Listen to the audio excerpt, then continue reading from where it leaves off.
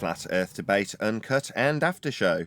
I'm your host Nathan Oakley, and if you are new to this channel, or you've not done so already, then be sure to subscribe. Hit the bell notification icon and join button if you'd like to become a Nathan Oakley 1980 channel member and keep up to date with the Flat Earth Debate. If you would like to support the channel, there is a super chat that runs alongside each of these shows while they premiere, and there's also a Ko-Fi, Patreon, crypto and thanks button in the info box below the video. Speaking of Patrons, I'm going to do a quick shout out to all of you who do support me on Patreon. So, a massive shout of thanks and appreciation to Kenna Bear, Gary Hughes, Measured Flat, Chris Wouters, Mr. Amish, Sensual Goat, Mitch Kennedy, Rod Twadswazzle, Jason Hornsby, Christoph Fournier, Flat Earth Travolta, J Melds 24, Unimento, Iron 26, Endless, Golden McKinnon, Retro Bill, Level Playing Poem, Michael Kahn, John Kays, Patrick Gunnels, Banter, Mel B Styles, Hairy Blade, Mobile Max 777, Rob W, Del West Watson, Unbelievable Productions, Blue Ridge Ranger, Abraham Mohammed, Skeptic 936, Life is Short, Texas Mike, Chow Young Cat, David Wayne Foster, and Dank. So another massive thank you to all of you for supporting me on Patreon.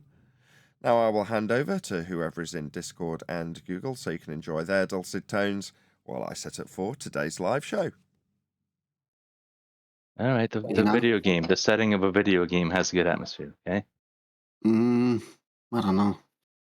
Like it's anyway, like I said, if I was in my room, dude, and I explained that, like in that context, that would be okay. But if you're on a Flat Earth conference and talking about using the word atmosphere, and you're a Flat Earther for 10 years already, it just doesn't go. No. You're.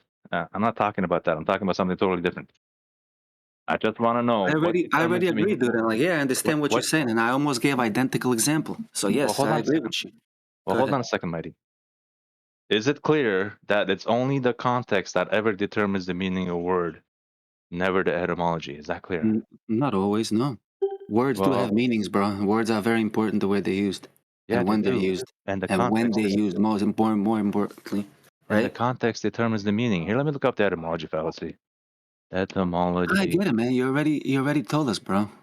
Yeah, but you guys, why are you guys still committing it then? Because when you're Dave Weiss and when you're making a conference and when you use the word atmosphere 100 times in a presentation, it just doesn't. It's wrong. There is no atmosphere, dude. It's an oxymoron. It's not. To say it's wrong would be to commit the etymology fallacy. You guys are missing it. We can disagree on this one. I'm just saying I would never use that word, especially anymore. Especially not on a Flat Earth conference, dude. When you're talking globe versus flat, you don't use that word when you're a Flat Earther, bro. Or at least you say it's an oxymoron when you do use it. Let me see. That's all I'm saying, bro. I'm not saying. I know you're saying that, but if you're committing the etymology fallacy, that's the thing. Let me see, where is it? Right. For example, the etymology fallacy assumes that a word can be defined on the basis of its etymology. Right. Right. So here, let me post it from here. Good morning, Mr. B. Good morning, Nathan, and the panel. Morning. People showed Hello, up. Nathan. I think my sound's a bit messed up. Yeah, what happened yesterday and so forth? I think just the computer crashed. I don't know, totally out of the blue. Just crashed out for no reason. It's been very, very reliable up until that point. So I just fiddled. Do you think that also has to do with the sound? Like sometimes your sound goes crashing the garbly? computer has lost some of the sound settings, that's all. It did it last time. Oh, well then you're going to have to do some setting fixing because it's still coming garbly sometimes. What now? I'm coming through rough now. Yeah. Okay, well, No, sounds good for me. Wait, does it? Yeah. Maybe I gotta fix. Sometimes my internet I need to fix when I first turn it on. Is it me? Because I don't want to mess with it if I don't need to. Right. If Mighty says it's okay, I gotta do an internet check. I'll be right back. Okay. Yeah. Okay. How's everyone else anyway? Good, man. Good. So we're just talking about the Dave Weiss new video, Acapulco 2024. He was on some festival or I don't know, some type of gathering. He spoke for people. And the fella named Measured Flat shared this video with me on Sunday. He wanted you to cover it. So if you want, I can post it on Skype if you're interested. Yeah, definitely. Yes, please. So you say, am I coming through clearly to Discord? Me, yeah. Okay, fine.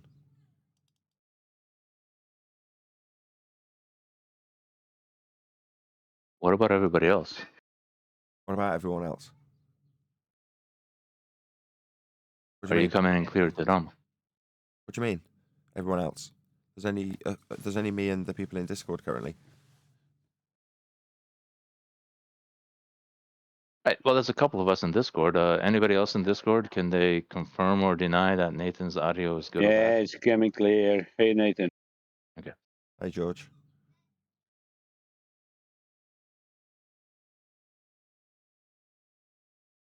Right, you want me to cover? This is Flat Earth Dave, right? That's what you want me to cover? Yeah, that's Flutter Fine. Dave speaking on a conference. And yeah, fella who shared the video was called Measured Flat. He's from this server. Yeah, formerly network dude. I wouldn't know.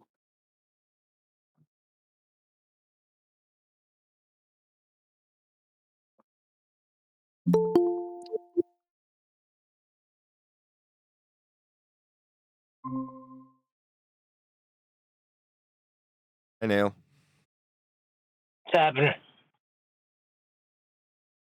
No, like we're covering a Dave Weiss video today, though, apparently. Oh dear, one of my favorites. Yeah, you just missed a bit of a back and forth between Mush and Righteous. Pertaining to? And I only caught the end of it. I mean, the atmosphere in it is terrible. Right? The atmosphere. Yeah, Rajesh didn't like us to point out it's an oxymoron. He says it's etymology fallacy. That's why he muted me. Same old, same old. The word atmos on its own means exactly the same thing as atmosphere without the word sphere. It's not etymology fallacy, no. I disagree with that. Yeah, well, they say it's just the word. I mean, society uses the word now, so it's okay.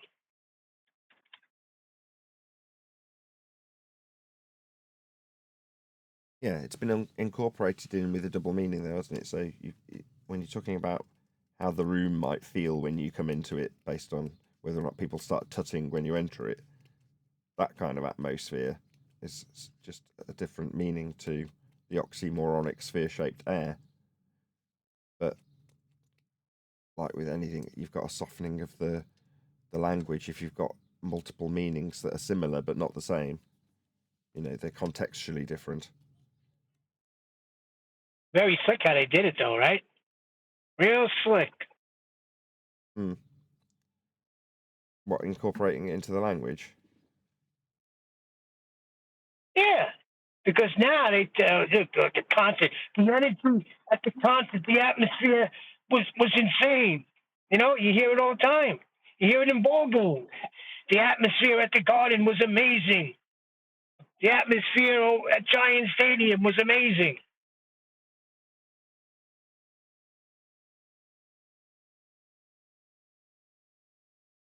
Yeah, like I say, it softens people up to the use in the actual sphere-shaped air context if it's being used for the feeling of a room or the feeling of a venue.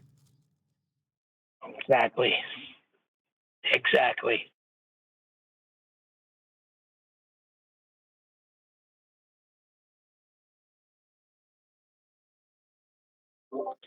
Yeah, but we just posted a get definition, and the first explanation is the gaseous envelope of a celestial body, such as a planet.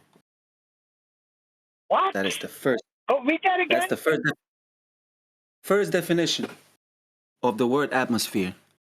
The gaseous envelope of a celestial body, such as planet. That's why we don't use that word. That's why Dave Weiss shouldn't use that word 100 times in his presentation if he's a flat earther.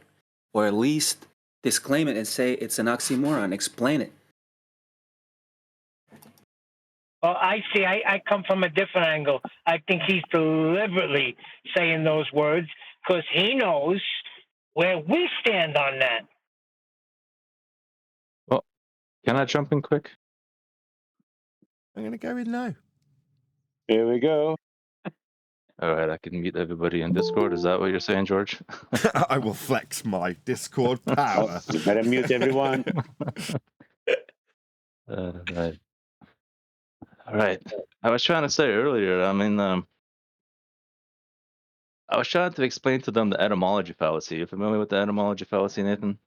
Yes, an etymological fallacy is where you take the meaning that it meant 50, 100 years ago, before the meaning changed. And as you well know, the dictionary meaning of things changes over time. And if you take the old meaning and use it in a current context, that would be an etymological fallacy. Right, but it can also mean like the composition of the word, like lighthouse and teapot. They're right. You're saying light and house and tea and pot, and in those cases, that's also the etymology of a word, right? And in those cases, the etymology matches 1-for-1 with the meaning. But there's other cases where it don't match, like honeymoon and bulldozer and so forth, right? But at the end of the day, the etymology never determines the meaning of a word, as in never. To say atmosphere is an oxymoron would be to commit the etymology fallacy, right? No, Negative. you're not using the etymological Well, you're saying the definition. composition of the word determines its meaning. Then that's the etymology fallacy. Yeah, the word and its meaning is what it is. But if you were to use a different word, like if you start giving someone the definition of gravitas, yeah, that's an etymological fallacy. If you start saying, well, gravity is this, and it isn't, because the etymology of the word is such that you can assign a different meaning to it because of a different meaning in its etymology, that's an etymological fallacy. Just stating what a word means currently and breaking it down into what the word's comprised of, that's just defining the word's meaning. That's not defining its etymology. I don't know why I can't say that word today. All right, and well, how about this? If I'm talking about, I might be on righteous's side on this one, guys. let me put it like this: if I say the atmosphere of this movie is ace, does the etymology determine the meaning of that word? Atmo and the sphere, definition does, or but that's if you look up it's any the definition context, of not the any word, definition. it's It's the obviously got context that determines. different contextual meanings in different circumstances. Yeah, if you're talking about sphere, Earth, and planets, then atmosphere's got a very specific meaning. If you're talking about a party, then it's got a different meaning. No, it doesn't, because if you look it up, right, it's just talking about like how do I put it?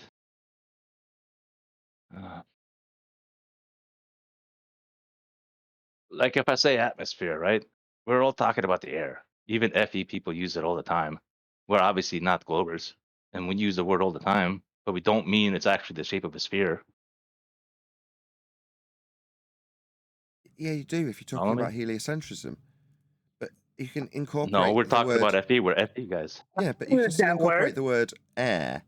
So if I say, as I enter a room, whoa, harsh atmosphere, there's an air of disdain in the room. Yeah, these are all alluding to me getting a vibe, there's another word, when you walk into a room based on how people are looking at you. Sod all to do with air in a sphere shape, in a sky vacuum. These are different contexts for the same word. Atmosphere, when you look it up in the dictionary, will have various meanings, not just the one. Now, so long as you don't use both in the same context with the same word in one argument, you're fine. Right, but you use the term context over and over again. You see, it's the context that determines the meaning. Yeah. That's what I'm trying to say. Pardon me, though. Righteous, I'm agreeing with you up to a point, but when I look up the definition of atmosphere and it talks about the layer of gas that extends up thousands of miles from the surface,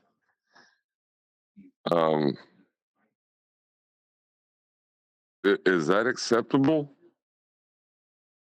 Yeah, there's no mention of sphere or anything in there. Surface level. Yeah. Right. Well, there's thousands of miles from the surface. Do you think that we've got that measurement? Oh, okay, thousands. Well, I don't know what the distance is. That they have a distance, right? But Right. Right. Maybe. yeah, I don't know the Maybe. distance. Maybe it is thousands of It miles for all we depends. know, right? You don't Yeah, know I'm if gonna it have to is, go. obviously. Hold on, let me step away for a minute. Well, it says the whole mass of air surrounding the Earth. And if you use the word atmosphere and the sphere is in there, that implies that the Earth is a sphere. All right. Well, how about this? I'm an FE guy, and I use the Exactly. term atmosphere. Hold on a sec. I'm an FE guy, and I use the term atmosphere. What do I mean by it? Why do you use the word? That's what I want to know. I'll be the first one to point that it's oxymoron and tell you how. It doesn't like it. Just Right, and I'll be the If you- first one to tell you that's an etymology fallacy. No, if it you isn't. didn't Okay. hear. No, it isn't. And you're wrong. Just because the way we are led into a certain way of thinking is done almost in every example with one of two things, either visual or linguistic input. That's what programs us, trains us, tricks us. If you want to call this magic, being on a ball, the language is part of how we've become to be on that. And re-educating people in their use of language that's led them to be under the misapprehension of being on a ball is part of this word, atmosphere. The fact that it's common in your vocabulary doesn't mean that it's incorrect for someone like Mush to come along and say, why are you using that word? It's a magic word. Well, how about this? If I use the term atmos plane, I'll be making up a word. Say atmo. Or just say That's air. ridiculous. Just say air. Air. That's why I did it. Oh, there's an air of disdain in the room, as opposed to there's a rough atmosphere in here. It's just, you can use whatever word you like. All right, I'll use atmosphere. Why do you do this? But that Why do you do literally this all the means. time, Righteous? But that literally means air in a sphere shape. Nope, that's the etymology fallacy. Yeah, not in that example. It didn't. No, because I'm an FE guy. No, you're not. Oh, no. You're a rebel. No, hold on. When you're talking about the air that surrounds Earth, you're kind of running into trouble. If you're talking about the air in a room, I don't know. Then it's wrong. Hold on. If you're talking about the air in a room, then that's the wrong word to use unless you're in a sphere-shaped room. No. You see, that by definition can be ascribed to the word. So linguistically, it would be acceptable to describe, that's what I came in with, the atmosphere of a room, if you're not referring to the air around Earth. Contextually, you're talking about the feeling you get when you enter a room. Or, as you gave as an example, Neil, how it feels when you're at a stadium. The atmosphere of the stadium. Now, that could remain, but it doesn't apply in our debate. We're not discussing the feeling and sensation you get when you enter a stadium. We're talking about the nature of Earth. So contextually for us, it's a no-no, always. All right, I what agree. about if I just say atmosphere as an air in my room? The atmosphere, meaning air in my room, Why don't you just say air? is hold on a second. So what if I say atmosphere in my room? Do you mean the feeling you get because you've got a few guests in your room? No. I'm talking about the air. I said. Well, then it just doesn't make much sense because, the only other context from my knowledge or within this discussion that we're talking about is the feeling you get, the vibe you get from a venue, the feeling you get from a guest when you enter someone else's house as a guest. That's the atmosphere that contextually, yeah, no worries. Because socially, we accept that to mean the vibe you get, as opposed to the stale fart smell in your room when you're on your own. That's not the atmosphere of your room.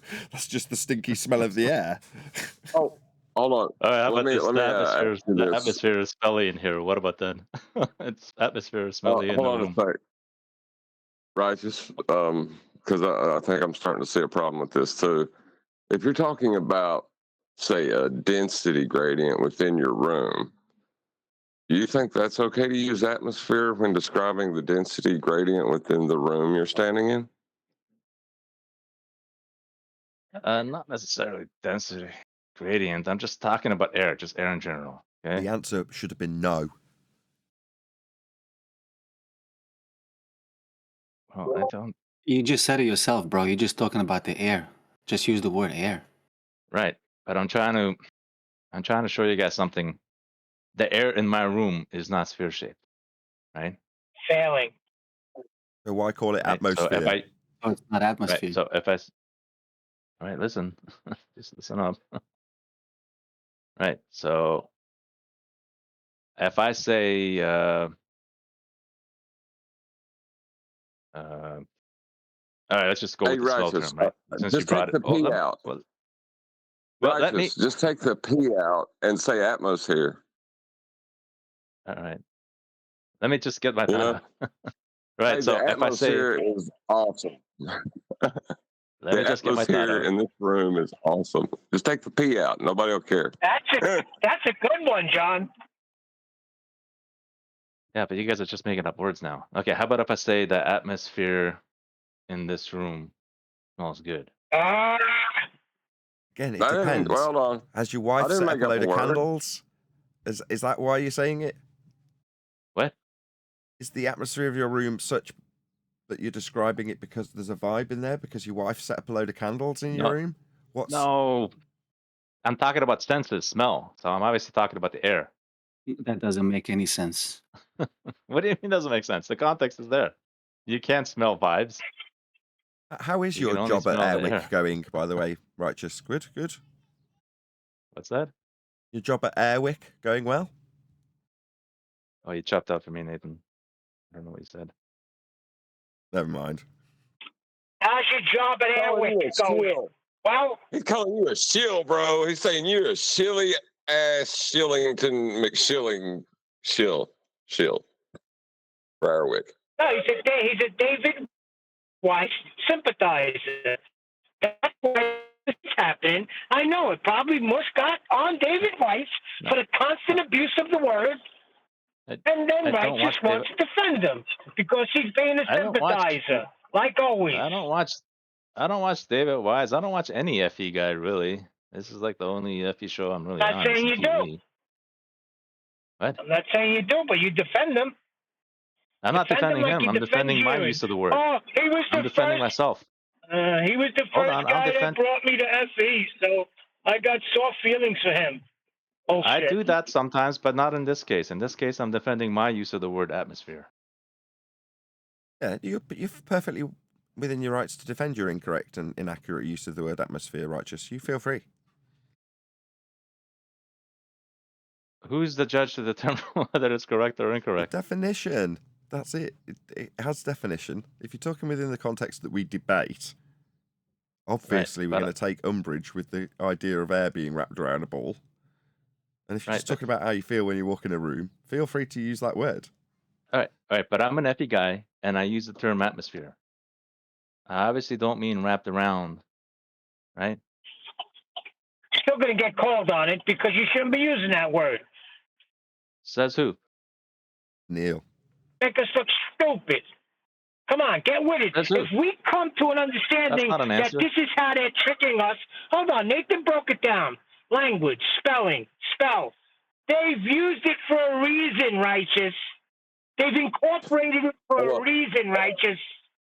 Hold on. So when I'm talking about a worldwide phenomenon and I say global, while in the context of this discussion with you guys, you don't think it would be necessary to point out to me that I just used global? Perfectly acceptable. Socially, global means worldwide. So, no, you defend that use of the word global. It's not a programming word or anything.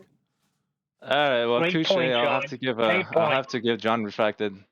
He does make a good point. Unlike you, Neil, you made no point whatsoever. I'll give you no points. I'll give you John 1 point. A good juxtaposition. Oh, I made no points. I made a good point that sometimes you just said you're wrong. And I don't You're wrong, understand you're wrong, why. you're wrong, you're wrong. That's all you said. Yeah, righteous. You and your firmament. I remember that. You know, there's a long history of you coming up with these outlandish Oh, things. so now you're bringing history into this. Where it's Okay, I got you. You're bringing history into this, Neil. Very, very humble of you, Righteous. I like on. Righteous's Righteous. I like when you try to think outside the box, even if it does draw the ire of Neil? some of us. Oh, you guys too? I thought you guys were all good.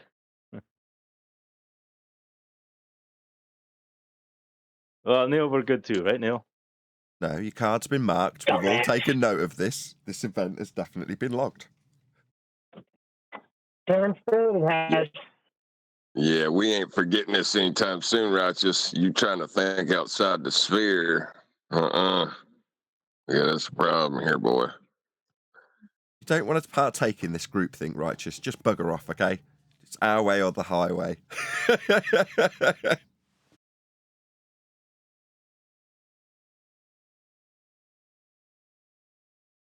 Well, I got I it need too. to hear from Don't make me Neil. laugh. Neil, It's not. Neil. You heard the use words, maybe- the to distorted educate words you. of Neil. You heard him. Maybe we don't need to hear from Neil now. I just wanted to make sure you're okay, Neil. Everything is good, okay? Don't make him say it again, Righteous. Don't make him. Well, this is a fun start to the day, gotta be honest. Well, fun's good. Fun start is good. But the righteous being a schmuck, that's a good beginning. I agree. There's what? No need. Like, we're talking about common words, commonly used language. So I totally understand. I'm now going to defend his position. Thanks for that, Neil. Yeah, I totally get it. If there's commonly used words that are used commonly, and you're like, well, do I have to stop using this word I use frequently just because it brainwashes you into thinking you're on a ball? Should I really stop using it just because it's a brainwashing word? In your mind, you think that's a reasonable question because it's such common language. Well, no, until we stop you and go, well, no, it's brainwashing you into thinking you've got sphere-shaped hair.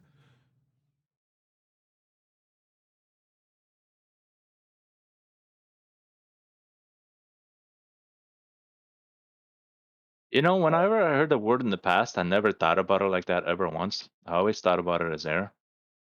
Can anybody else confirm or deny that? Yeah, absolutely. Of course. You don't give the general words that people use. This isn't strictly true for me. I do actually look into what words mean.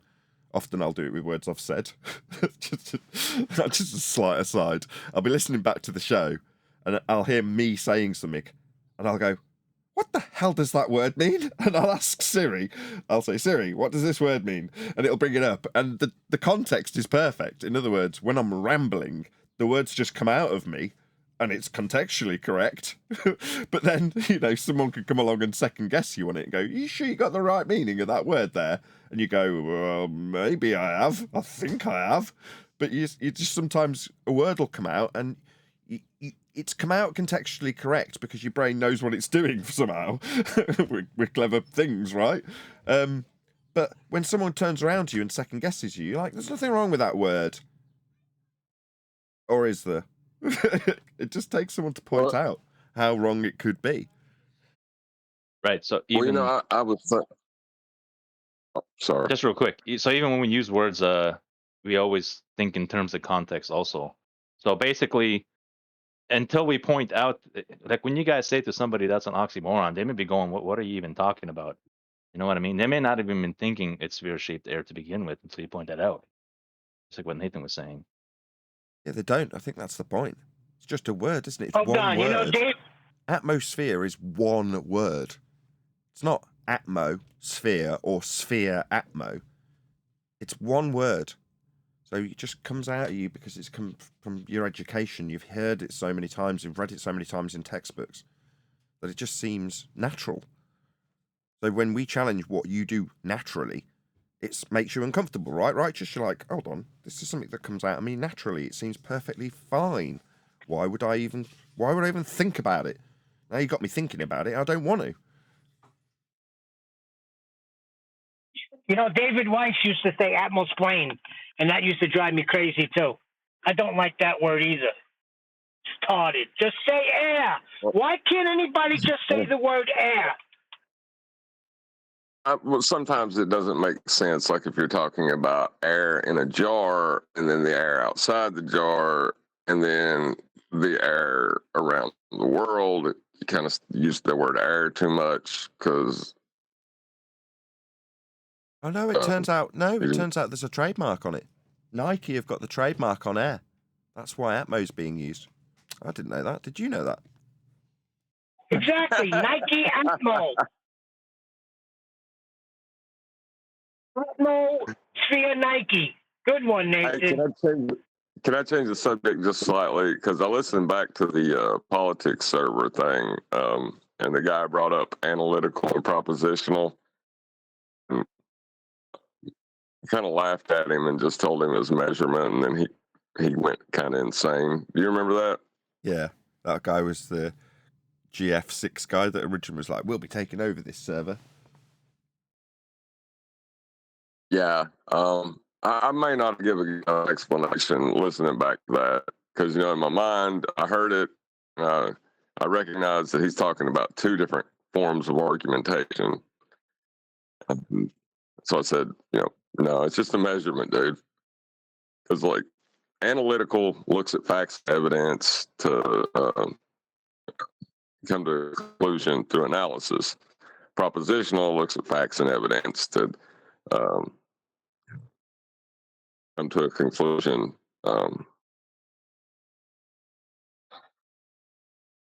Like through patterns, right? What are you saying? You take umbrage with what you originally responded to him with, or what? Well, no, I just don't think I expanded on it enough because we're talking about facts, when we say measurement.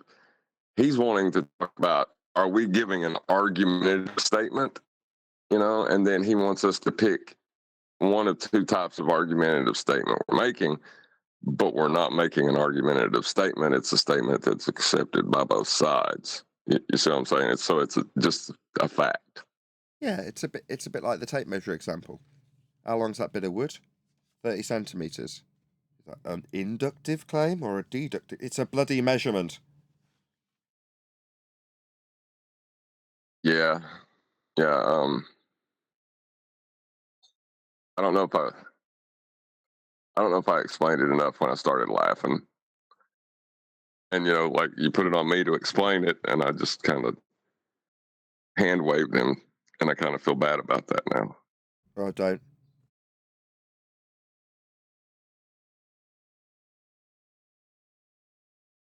I mean, not to say it wasn't still stupid, or it wasn't still a kind of a trap that he was trying to set, but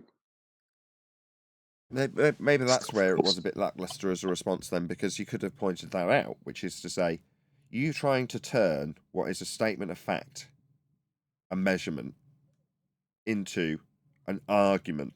What type of argument, with a two-choice proposition from him, leaves you in the position to say, yeah, me suggesting this measurement could be argued for as true because of these points. No, none of that's necessary. So you just mocking him and going, it's a measurement, which was pretty much the same thing I said, almost in synchronization with you. It's like, why are you asking me to give it you as an argument? It's not an argument. We're not having an argument when I tell you about how something's measured. That's how it's measured. I take it back to my. If I was to pull out on a job site when a foreman asked me to give him a measurement, I'd be fired. If you don't think I'm going to do that when I get back to work, and like we're talking about pressure differentials, you don't think I'm going to say, so is it an analytical or propositional measurement? You just don't know how. I'd like that recorded, please. Oh yeah, and try looking it up. You know what I mean? Like I can guarantee you could go anywhere and try to look up analytical measurement versus propositional measurement, and you will never find an answer because Google will either call you stupid or answer a different question completely.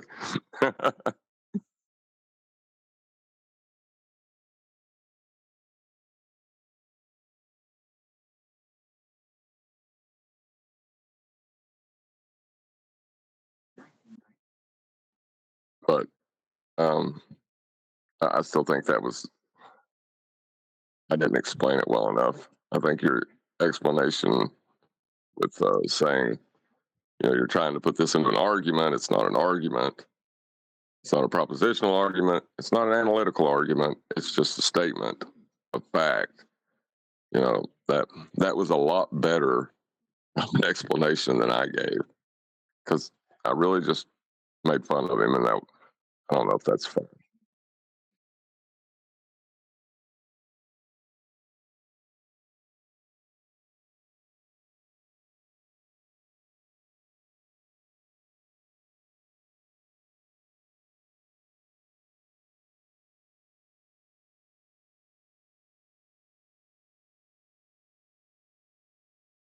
And that's my one time admitting I was wrong. I will never do that again. That felt so dirty. Dirty.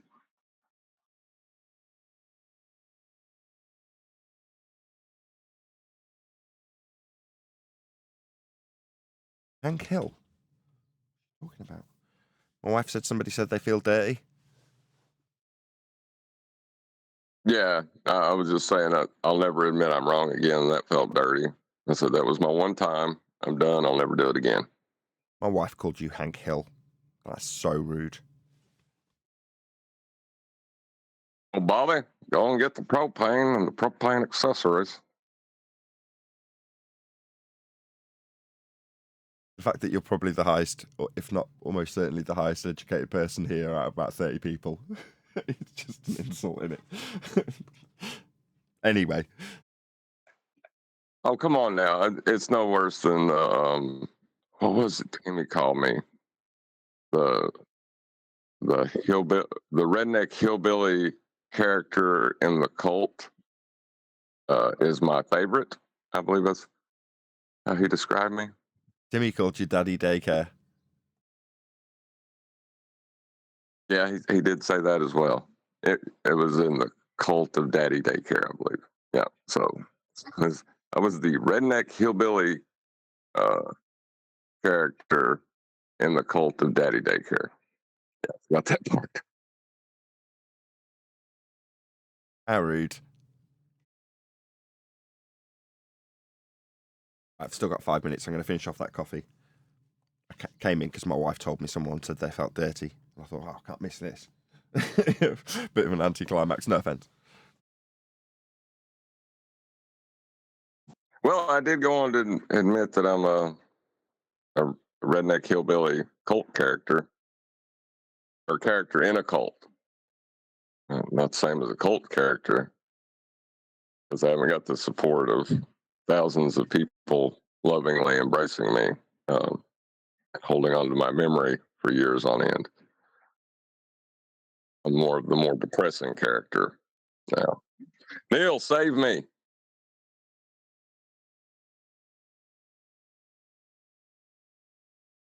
Or righteous. Please don't make me be the last one to speak.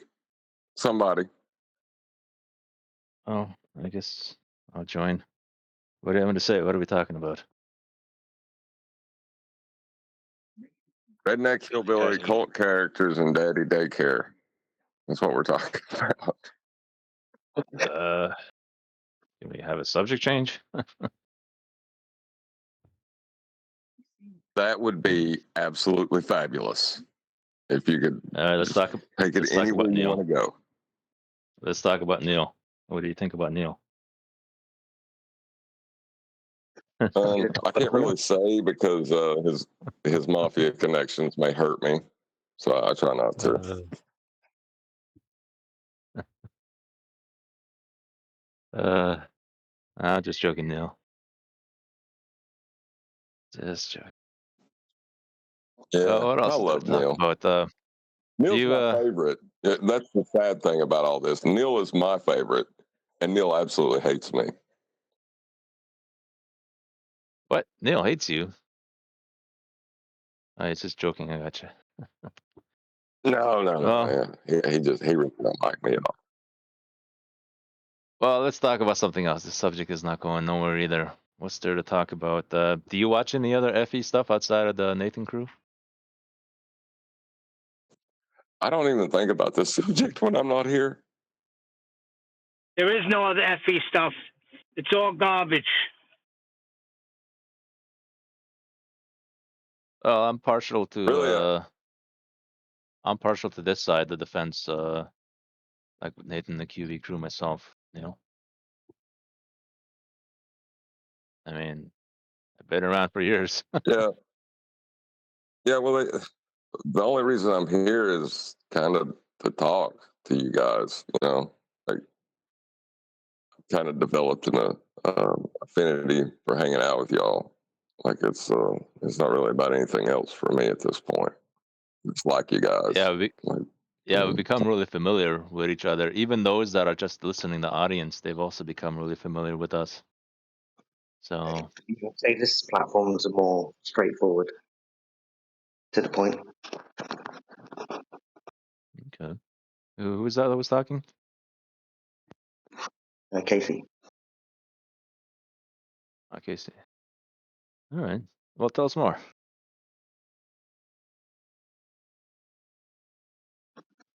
No, I was just saying out of the other platform that I've seen, I say this one's more on point. It gets to the straight to the point more quicker than the other ones I found. My opinion on that. Like QB would say, tighter shot group, right? Yeah. Yeah. Good morning. Dale, Good morning, everyone. I Good want you to morning. stop talking about the globe. Hey, good Yeah, we are, afternoon. yeah. Well, kind of. We've been talking about atmosphere and whether or not it's acceptable to use, which it absolutely is not under any circumstances. Even if you walk into a room with a terrible vibe, you're not allowed to say the atmosphere's poor. You can say it doesn't feel very good in here. Are we all clear?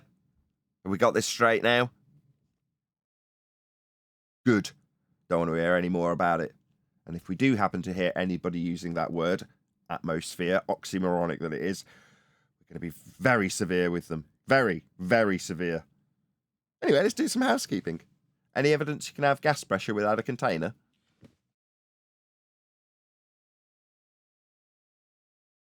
Why would you ask that?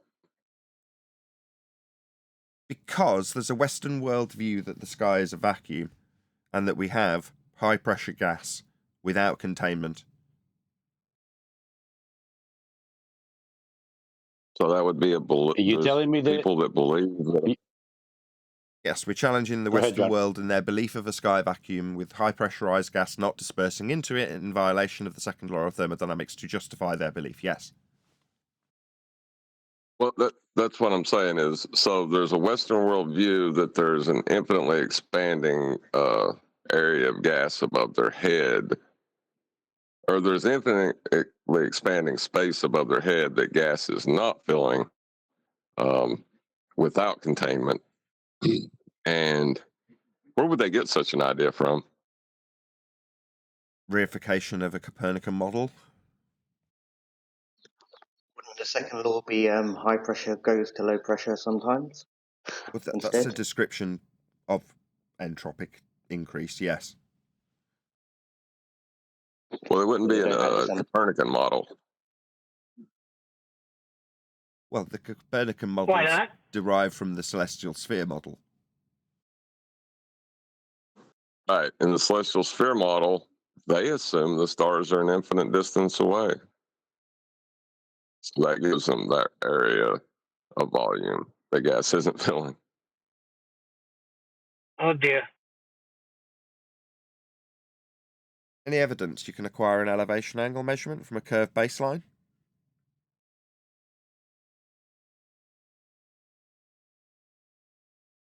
Do you mean can I perform celestial navigation on a globe? Is that what you're saying?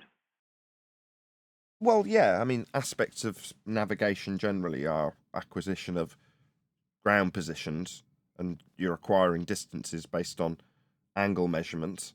to stars. So you're going to need a flat Earth for that. And there's an assertion that, Well, for no, instance, sextants the only work on a question globe. the question was, can I get an elevation angle from a curved surface?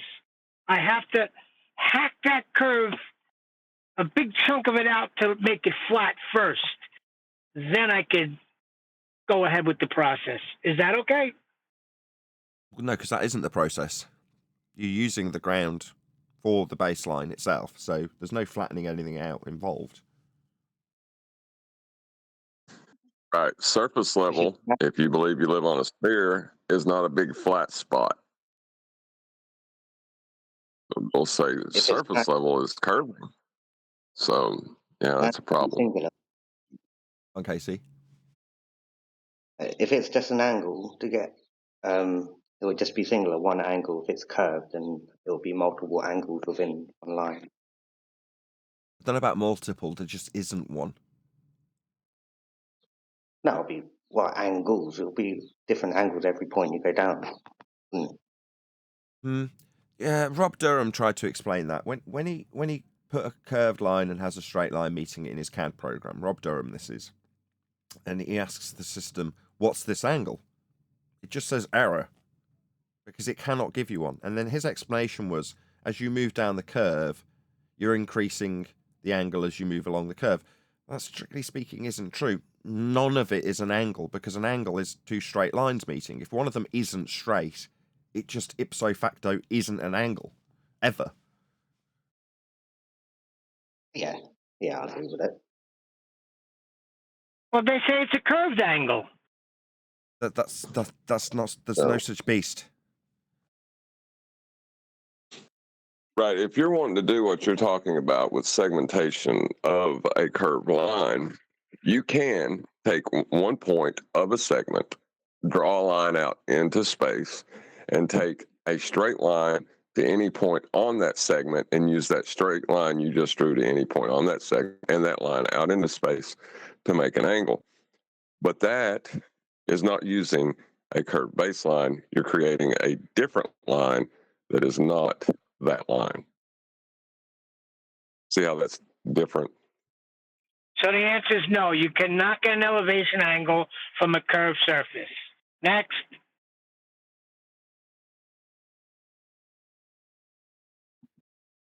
All right, Neil, how about this Something, one? by the way, Neil deGrasse Tyson never answered. I sent him various emails at all different times. I think the last one I sent was maybe a month ago.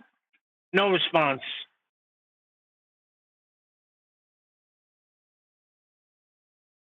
Obviously, he's scared.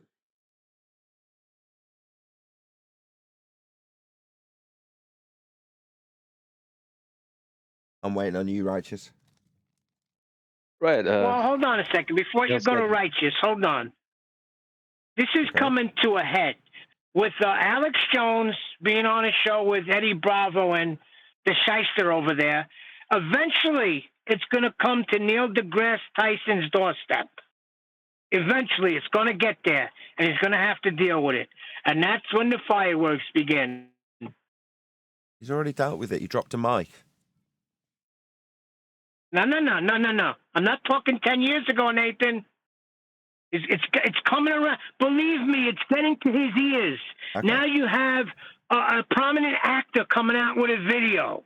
And he even sent him, in that video, if you listen, he sent the paper to Neil deGrasse Tyson, who is highly critical of it. It's reaching his doorstep.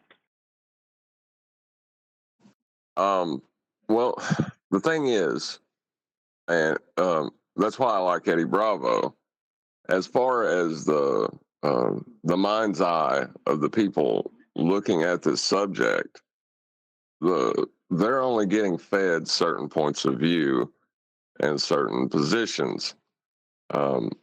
Eddie Bravo is the only person that I've been able to get behind who is what you would call a mainstream flat earther, I guess. Well, maybe Owen Benjamin. I've not really heard his positions. No, he's been ostracized from the mainstream.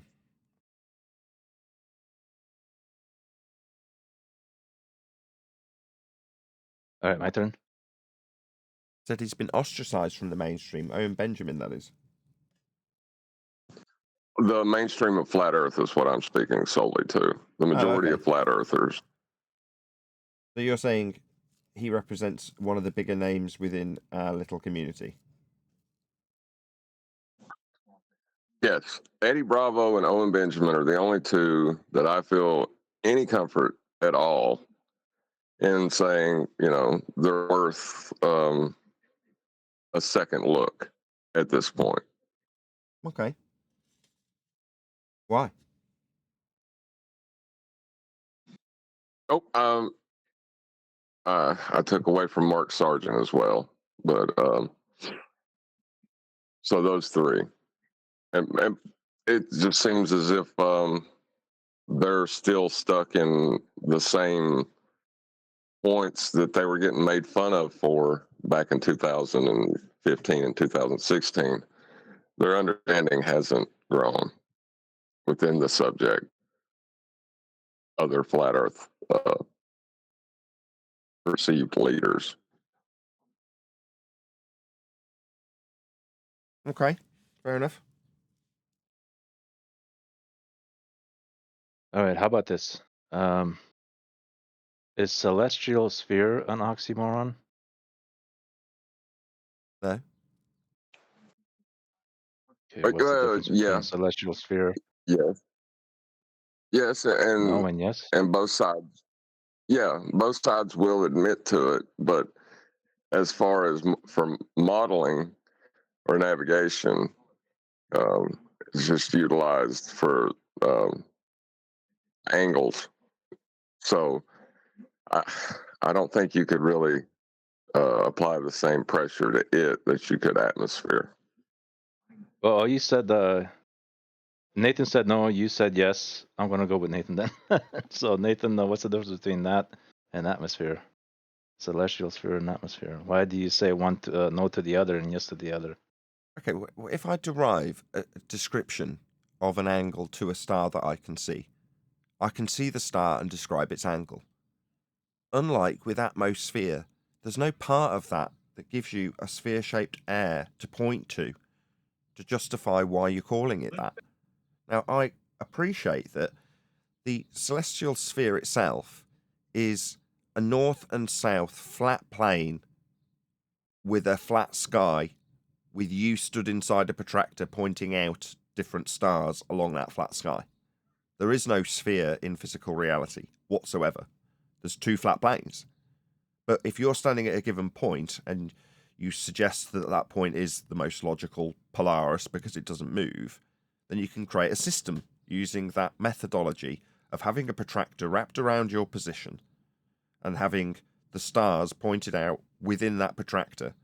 Now, the globe have taken it one step further and made your surface of the world that you just measured flat, the surface of the protractor. That's what they've done.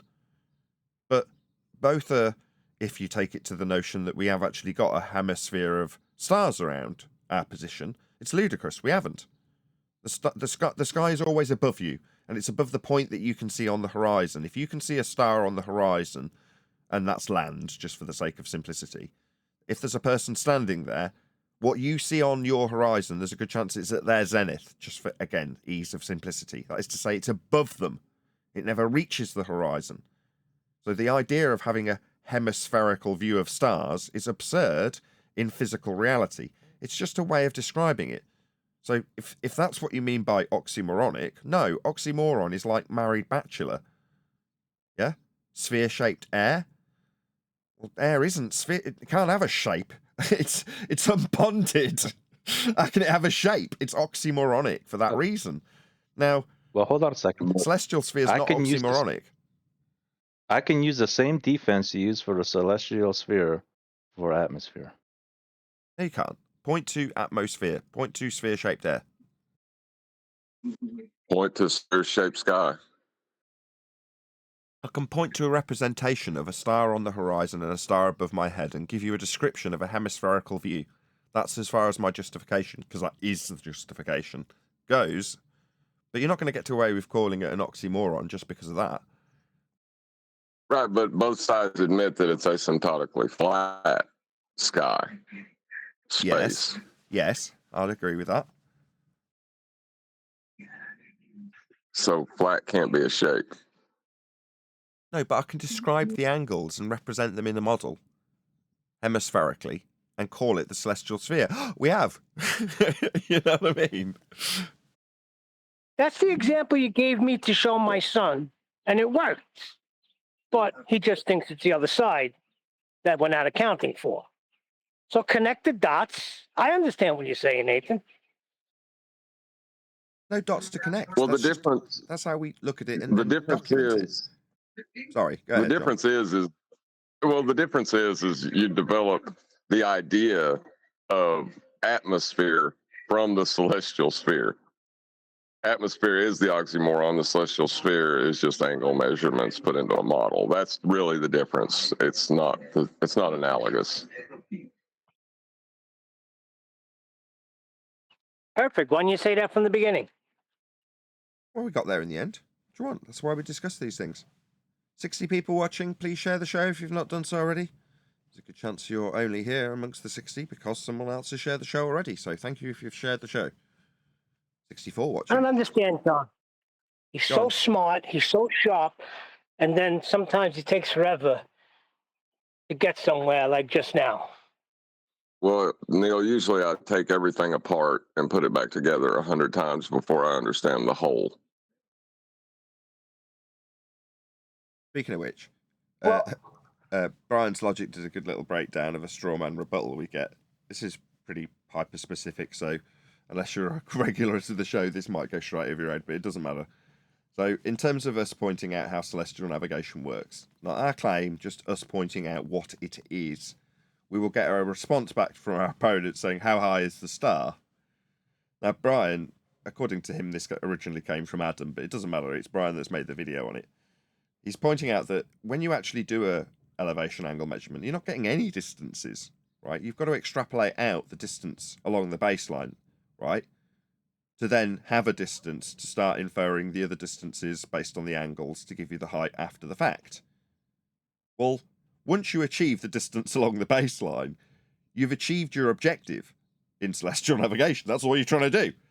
So Brian pointing out, when they ask us for height, it's like, well, at this stage, before you follow through with the process of celestial navigation and measure a flat Earth for one of the distances, there is no distances to start asking for height. So where do you get your distance along the baseline? Because as soon as you start giving us back in rebuttal a distance to start inferring height that will be wrong, you're accepting the methodology of measuring Earth flat for the distance to the GP with celestial navigation. So it's just a nice little response to them asking us for the height. Well, what distance have you got to work with to give you height? Oh, we haven't. Well, what would we do to get one of the distances? Oh, we'd measure Earth flat. Well, then this is the end of the argument in principle, isn't it? Because who cares after that? You've then measured Earth flat for the baseline distance to the GP, which is what you're actually trying to do with this process. In other words, this whole height nonsense is sort of, it's been destroyed already, but it's nice to see Brian, and he gave credit to him, so Adam, knocking this 6 ways from Sunday. It's not a rebuttal, but it's nice to have an overcome to the non-rebuttal. So, Brian into the weeds in a good way. Love it. Shout out to Brian's logic. Check out his video if you haven't seen it already. Well, Brian's not really into the weeds because perspective and geometry, they meet in celestial navigation. You are getting a point above a position on Earth that you can call a triangle to form a circle of equal altitude. The only thing is the star is only at that position to the observer who is navigating. So they're just, when people ask that question, they're not understanding that you're talking about, your optical plane and the actual plane, and the process is called celestial navigation. They're not connecting that in their minds at all. Okay, looks like we've got a choice of videos to actually cover today. I'll only give you a choice of 2, although there's several. We've got Joe Rogan and Billy Carson talking about how flat earthers need to wake up, or Flat Earth Dave discussing stuff at the conference. Now, Flat Earth Dave came in first, and I've actually already got that queued up. But if you want us to critique Flat Earth Dave, put 1 in the chat. And if you'd rather hear Joe Rogan and Billy Carson talking about how we need to wake up, put number 2. Just because it's already queued up, I'm more in favour of covering Flat Earth Dave. Just because, as I say, I've already got it loaded up. But I'll take my cue from the audience. So, number 1 for Flat Earth Dave in the live stream chat, or number 2 for Joe Rogan. And we'll cover whichever one seems more popular by demand of the audience. No, you got a sentimental weakness for shice, too. Me? And I will say, if you don't choose number 2, you need to wake up, flat earthers. Now, if you don't choose number 2, you got to deal with Neil. 2. So 2 votes for Rogan. My vote's for Dave. Anybody else want to put their vote in from the Discord server? Feel free. Most of the chat are saying Dave. Danny says Dave. Lee says Dave. INFE says Dave. Q-Lerek, if I'm saying your name right, says Dave. John. It's over. Dave. It's over. You flat earthers need to wake up. Let's watch Dave Weiss. They're rebelling against my authority right now. There's a few more 2s coming in. I like this. It's good fun. I like asking the audience what they want to cover. It's mostly 1s. Looks like the 1s have it. Okay, we'll cover Flat Earth Day, which is good. It saves me a job of queuing up Joe Rogan and worrying about pausing it every 10 seconds so it doesn't copyright strike me. Right, so this is Flat Earth Day. Well, Dave's on our side, right? So this should be a... Go on, John. I will just thank you, all flat earthers, for demonstrating Joe Rogan and whoever that other numpty was for being correct. You flat earthers need to wake up. I woke up this morning at 7:30. What are you talking about? Right, well, I guess their whole argument's down the tubes then. Let's go ahead and watch Dave Weiss. We are. Was there more 2s? Let's just double check. There was more 1s than 2s. Yeah, there was. Just. Okay, right, let's sound check this. And if I had sound, with Paul singing, but the fool on the hill sees the sun going down, but the eyes in his head see the world spinning round. Was there a particular point you wanted us to boats cut over the horizon. That's a big one. Everyone's like, boats go over the horizon. Different disappears from the bottom up. We were all shown that 3-masted ship in grade school. But if you watch that video again, that exact video, edit, and every time the ship went down, they lowered the camera. Anti-globe arguments straight off the bat. Was there a bit you wanted us to jump into? Was it you that suggested this mush? He's obviously not his mic. Sod's law. Okay, we'll just crack on with it, I guess. Camera. I could see your heads back there. What? I'm sorry. What'd you say, bro? I wasn't next to my desk. Was there a particular point you wanted us to jump in at? No, man. No, it's just a long video. If you feel like covering it.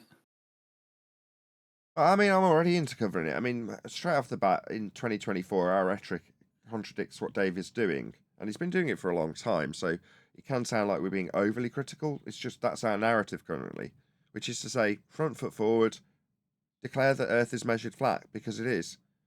And for the last 10 years, all we've done is come up with anti-globe arguments. So getting into how boats not going over Earth curve is a globe-focused argument. Go ahead. Yeah, pretty much. There, but now Pretty I can't. much, You're below the horizon of these heads over here. That's all.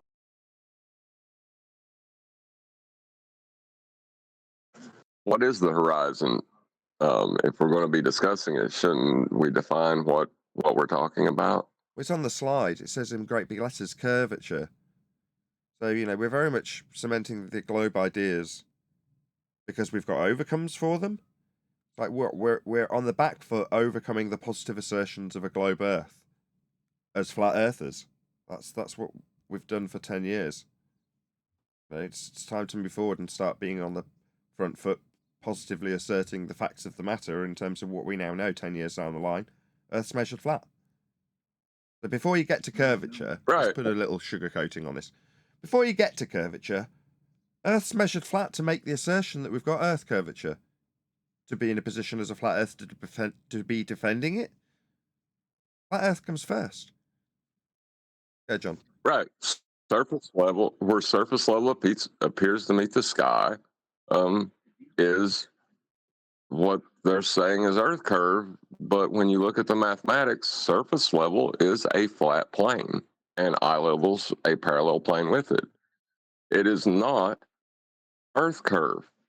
Why are we trying to debunk the horizon as Earth curve if they're not even making that claim themselves?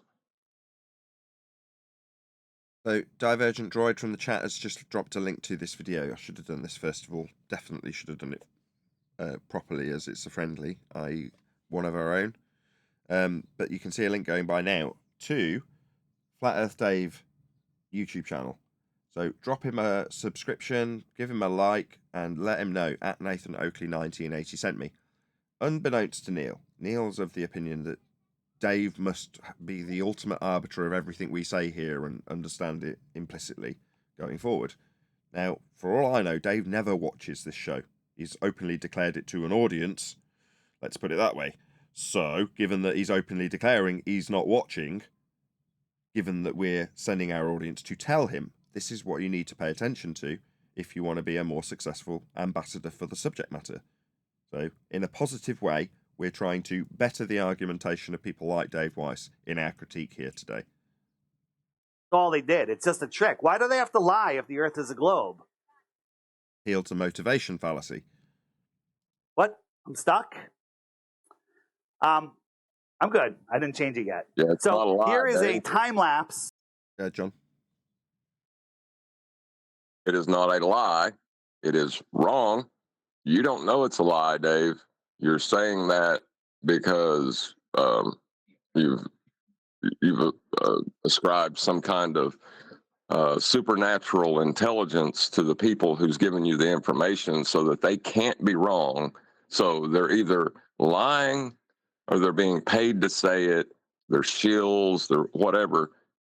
Instead of just accepting, people can be wrong.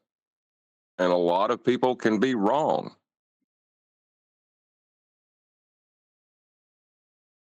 Of a bay, non-tidal bay, and watch the buildings. The buildings disappear. It's a little hard to see, but the beach is disappearing. The buildings disappear. The mountains. This is just atmosphere. Nothing's changing here. This is just sphere-shaped air causing this. The globe concept, an oxymoronic sphere-shaped air causing this effect that we don't have a positive claim about. So Dave is overcoming globe arguments. Very much on the back foot. This is a static camera. Look at those buildings. And then they're gone. And if you're watching this, normally, we don't normally stand there in time lapse and watch things for hours and hours. The glober will go, look, the building's gone. You can't see it. The Earth is a globe. Right? Right. So you're doing a great job of putting the globe Earth argument, cementing it in the mind's eye of the audience currently. Well done. That's sarcastic. Let's be a bit less sarcastic. It's not a good idea, if you're a flat earther, to reaffirm that which a globe believer will look at and just take the positive assertion with affirmation bias on their side for the globe. All you're doing is reaffirming with that which they believe. You coming up with an overcome, at best, will put them in cognitive dissonance. That's it. That's the best you can hope for. Nathan, this may have been okay maybe 7-8 years ago, maybe even 5 years ago, but not today. I'm sorry. That's just because it's just atmospheric conditions. Here we got. Yeah, atmosphere conditions are terrestrial refraction. That's an atmosphere condition or an atmospheric condition. Yeah, oxymoronic sphere-shaped air. In terms of what that can do to light, it's a rate of the sphere-shaped bit, an R-based refraction known as terrestrial refraction. If you're going to say atmosphere is causing this, the glober's response is, yeah, it is. 7/6 of the radius in standard form. It's called atmospheric refraction. Of course, that's the reason. Yeah? how would you measure this refraction to come up with the idea that it's atmospheric? He hasn't. Yeah, I'm just trying to help him out. I mean, if You you were know, to Andrew Thomas Young describe atmospheric explicitly says it. conditions, you're going to describe the gradiated pressure that we do experience from surface level. But why would you do that? We haven't got a positive claim about this. Yeah, that's what I'm saying. If you're going to do this at all, you should be pointing out the genesis of their understanding comes from, refraction studies done from a flat plane, as Andrew Thomas Young states in the first paragraph of his study. That's true if you're into the tete-a-tete wrangle-dangle of being in a debate. But as a presentation, why affirm their position? Why give the rebuttal to their position in terms of atmosphere? It just seems nonsensical. If you're going to be... It is. I'm sorry. You're right. I thought he was debating someone. I apologize. No, this is a presentation. This is just him with free reign to say whatever he likes to an audience of the converted. It's at a flat earth convention, right? So you can say whatever he likes. Horizon here, super clear day. We take a drone, we raise it up. Now, if we're on a ball, the higher up you are, the farther you can see, the lower the Earth would be. You're always at the top. The Earth farther away, it goes lower and lower. But when we raise it up, we can see the horizon farther. That can only happen on a flat Earth. But for the fact that they've got mathematics that describe it at 1.2 times the square root of the observer's height in feet. So as a glober, if you're in the audience listening to Dave, you're like, oh, wow, this can only happen on a flat Earth. Then you come across somebody who's got the vaguest idea of how to overcome basic flat Earth arguments. And they go, only happen on a flat Earth? Here's the maths for Earth curve. Look, Earth curve's at 1.2 times the square root of the observer's height in feet. So what are you talking about? It's flat out wrong. They've got an overcome for this. We would point out that their maths, not that we should be starting with their bloody claim and their bloody maths, but as we are, we're here now, aren't we? Not exactly how I would tackle this if it was my presentation. Earth's measured flat. First words out your mouth. And then show a few examples. Meanwhile, here we are talking about Earth curve maths and horizons that are Earth curve and how they aren't really Earth curve and that. Well, the Earth curve assertion has got a flat plane in it. John described it earlier. It's a differential calculation between surface level and eye level. That's what Earth curve is. The Earth curve bit's below surface level that's flat. If you're going to talk about Earth curve, talk about how the flat Earth origins are as part of that maths. Not about how it doesn't work in physical reality. The maths isn't physical reality. It's an orthographic view. None of this makes sense. And your overcome is that it only works on a flat Earth if you raise in altitude. You see further? Now, they've got that wrapped up. They've reverse engineered stuff from the 1800s that mariners were using to calculate where the horizon would be. They just stuck the tidal Earth curve on it. Now, we know the origins of where they've come up with this calculation, but that's all it is, and it works. Gives you an accurate representation of where the horizon will be based on a differential calculation from surface level to your height, with eye level, parallel with it. That's how this functions. You need quite a lot of flat Earth proof to actually explain how this maths works, rather than completely ignoring it and saying it only works on a flat Earth. Right up until a glober comes and shoves Earth curve maths under your nose, you don't realise that just because it's got the title Earth curve maths doesn't mean that the horizon's Earth curve. And when you look into how it actually functions, it needs a flat Earth to work. Now, these are the advanced arguments that you should be putting forth to people, not telling them that raising in altitude only works on a flat Earth when you're seeing further. That's garbage. They've got an entire mathematical calculation to decry that claim. But their claim doesn't overcome anything because it needs a flat Earth for it. Go ahead. If anything, if you want to be discussing this with a large group of people, you would be talking about a resolution loss calculator that mariners used to call the offing, that describes that differential between eye level and surface level, and go through the steps that they used to come up with this understanding, right? And then you can point out at the end of it, just to tease the people and maybe get a giggle as an afterthought or a joke that, you notice this is the Earth curve mass they claim. They just interpret it wrong. You know, you could do that. That would probably be, you know, but you would use that as a punchline to a joke to antagonize. You know, you wouldn't be basing your argument on it. Yeah, I just see it as another wasted opportunity, even though he's in the process of bringing up our globe Earth doesn't work. You know, I wouldn't go forward on the front foot showing how a flat Earth's used in globe Earth maths. You just say Earth's measured flat and show how it is.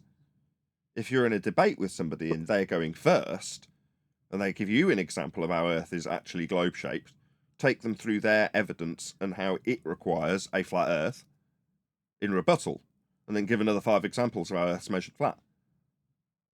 But right, and that's what I'm saying too. Yeah, go ahead. I'm saying that too. I'm saying there's nothing wrong with you describing a differential calculation and how that differential calculation utilizes a flat plane, right? And at the end of it, as a joke, say, and this is what they think is Earth curve maths after you've sufficiently explained it. That would be, you know, kind of putting a joke at the end of it after you've explained how it needs a flat Earth and what you're actually measuring and what you're actually calculating and how that describes resolution loss from the bottom up with ships. That would be one thing. But to interject a globe at any point in that time is non sequitur to what you're actually doing. Right.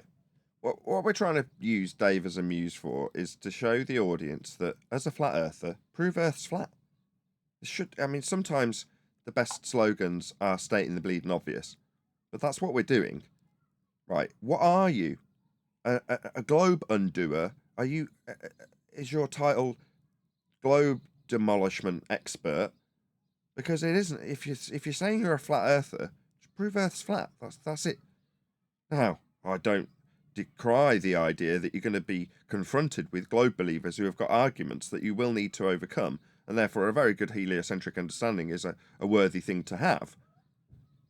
But in a presentation to the converted in this instance, just tell them how Earth is. Give them some actual relief. Let them know that their belief, as it currently stands, based on how the globe doesn't work, that's what the audience have got already. They already understand how the globe doesn't work to be stood in front of you. Now tell them how it does work, how it is measured. Only happen on a flat Earth, right? And talk about atmospheric refraction. I got a lens here, and I have atmospheric refraction's terrestrial refraction, based on an R derivation, also measured with a flat Earth with Polaris inferred minimum. That's what they call the equator. That's where they get the R value from, for the 7/6 R in what he's calling atmosphere. No, that's terrestrial refraction at 7/6 of a radius derived from a flat Earth measurement. Again, a missed opportunity for a flat Earth proof contained within his argument for a globe that uses a flat Earth to make it, and his overcome for that globe claim that used a flat Earth to make the claim. So garbage convolution. Right. At 10 years, we should be able to dilute this right down to the bare minimum of what's actually happening here.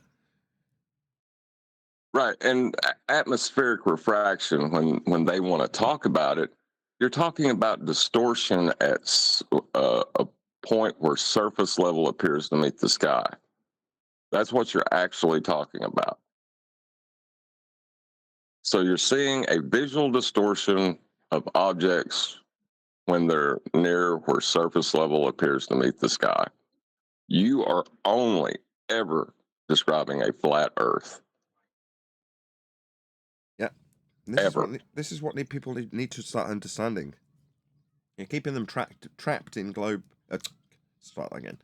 Keeping them trapped in flat Earth belief isn't a healthy place to be. In the same way we say to our opponents, share your pain. I've been in that flat Earth pain, stuck with a good, strong, firm belief in flat Earth. It's not a good place to be. You know, I don't know if you a couple of days ago heard Wandek and I discussing the relief, the feeling of ease when you know you're right because of the measurements being behind you. That's a very good place to be. And I don't see a lot of our compadres in this subject being in the same place. Have Right. this boat There was on a doubt. flat. What it is we all know. They know, we know. We measure it that way. We all know it. But because of how we were raised, because of the rhetoric, we have come to doubt that which we know. And you shouldn't ever, ever doubt what you know. It's like the Oracle said to Neo in the Matrix, if you know it, you just know it, balls to bone. Don't let nobody tell you what you don't know when you do know. Yeah, and I think using our opponents to show flat earthers, look, they know they're measuring it flat, and using those flat earth measurements to claim a globe with. Now, given that they are so steadfast in their understanding of the measurement of Earth, which is flat, and yes, they've got their cognitive dissonance on display for you, an audience member, when they give you their excuses for why it isn't measured ball-shaped. Yeah? You, as a flat earther, need to understand balls to bones, like Neo, that their understanding, the globe head's understanding of how Earth is measured flat for their globe claim, can be shortened for you, the flat earther, to Earth is measured flat. You just don't need the caveats and excuses afterwards for why it isn't measured ball-shaped.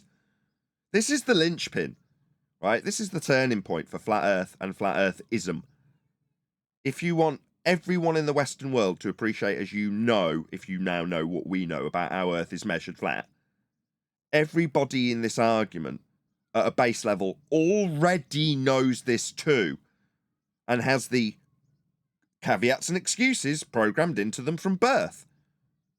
Sea level is a perfect example. It's something that fundamentally everybody understands, with how water behaves and how we must and do measure and deal with Earth. Now, once you understand that implicitly, and you see someone like that Karen that came on in the politics server, well, measuring elevations works for globe and flat. No. The globe uses flat Earth measurements to make its global assertions. It doesn't alter the fact that it isn't a global measurement when you get heights of things from sea level. They just use the reality of a flat Earth measurement to claim a globe for you to believe in. Now, given that everybody must understand that, it's how the world actually operates, there's no denying that's why we're frustrating the globers so much in the politics server currently. There's no getting around it. What are they going to do when they tell us how they measure Earth flat? Because Earth's so big and that. And we point out, so Earth's measured flat then. And they go, oh, well, no, you're just thick and don't understand how ball-shaped it doesn't need to be measured when I measure it flat, you dumbo. Now, when that resonates with people, that generally anyone with a base understanding or research into what Earth is and how it's dealt with, they'll find out it's measured and dealt with flat too. And that's the whys and wherefores and justification that people will eventually have to go, yeah, I always knew. Yeah, I understand that it's just a belief, a model to understand how the stars move better. I don't actually think I'm on a ball. I understand it's a model and that we measure Earth flat. I've always known. This is that turning point where you go from, ridiculed, laughed at, violently opposed, and then accepted as always being understood by everyone. Well, that step, accepted as always having been understood by everyone, is the basis of what we're arguing in 2024 on Flat Earth Debate. Understand that Earth is measured flat, and you no longer have a belief in this subject. And everyone around you, globe earther or otherwise, will also reference these measurements. Maybe they reference these flat Earth measurements to believe in a globe. But that doesn't mean that it, as that Karen said, works on a globe when we get flat Earth elevation angle measurements from sea level for a globe. Au contraire. No, you can have your excuses, we can just have our flat Earth measurement. You can justify your belief with your excuses after measuring Earth flat. I have no need for such justification. I just look at the measurement and draw a line afterwards. The more we can keep banging this drum, which is why we're covering Dave Weiss, and saying there's a better way, a way that will relieve any of your flat earth compadres in the audience of any pain that they may have stuck in a flat earth belief. And why would they be stuck in a flat earth belief? Well, because this is the standard of evidence.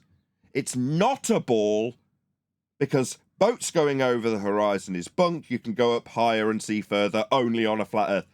It's not relieving any pain, not helping anyone. It might have just about woken a few conspiratards up 10 years ago.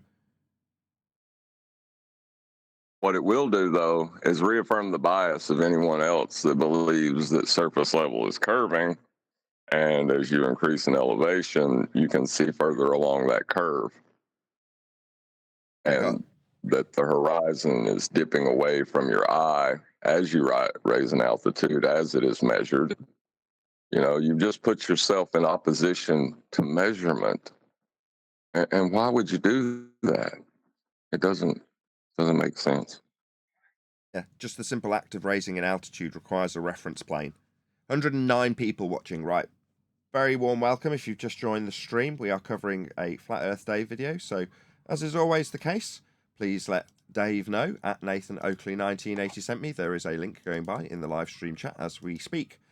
And the idea, as always, is that if Dave were to respond to our video, he would put a link to my video and share in the YouTube algorithmic love that we so desperately desire but definitely do not receive from YouTube. So hopefully if Dave were to make a response, he'd put a link to our video. And in the meantime, with the meager audience that we have, although on this channel, Dave's not actually got a great deal of subscribers. Yeah, go and share the love. Go and subscribe to Dave. I'll do that right now. And give him a like. Leave him a comment. Let him know at Nathan Oakley 1980 sent me. Hopefully, if I say it a couple more times, it gives enough people in the audience to actually go and do this live. I am actually literally suggesting that you go and do this right now as we are live. And I'll babble my way through to my call to action a few more times so people do actually go and leave a comment from the live stream audience. That'll definitely be Eli Rumpusing my call to action. May I say as an olive branch to Dave, Say again. that this is just an olive branch to Dave. It's not that we don't like you. You know, there's things that's happened in the past that are not that are not good things.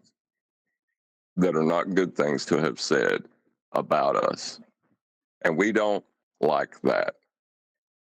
But if you're going to be a representative of the people in this subject, we would really appreciate it if you would listen to us and hear what we're saying and understand it. Please. Or break your legs. Whatever. Table, and we're just dragging it away. There's the sun.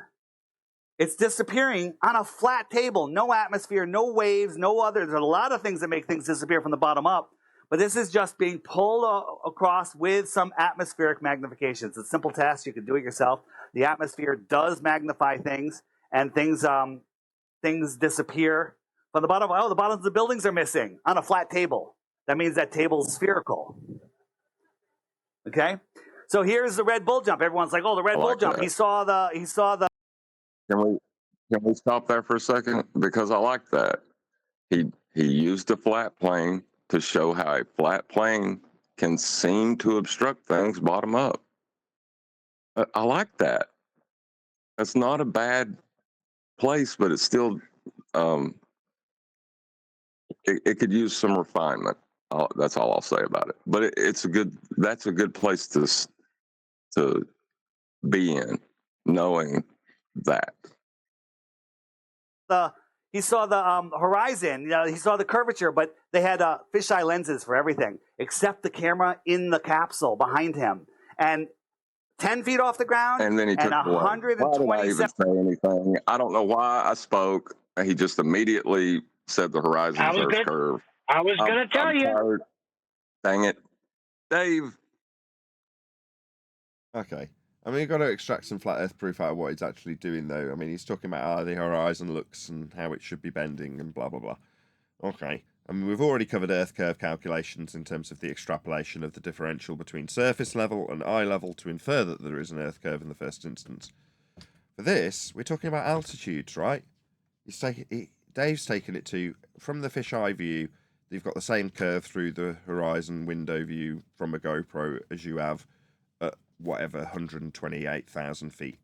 Well, what is 0 feet and what is 128,000 feet? Well, they're describing the height above surface level. That's how this works. So there's a very quick and easy flat earth proof right in the description of this guy just raising an elevation. Because elevation is a flat earth description. It's height above surface level. 7,000 feet, is it? The horizon is the same.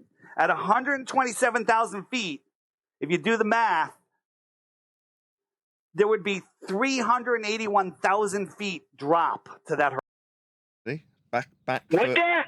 overcoming a globe argument and proposing the extrapolation of flat earth differential between eye level and surface level into an earth curve reification below the surface level and flat earth that's been measured to infer it, and how he overcomes that assertion based on the amount of drop there should be.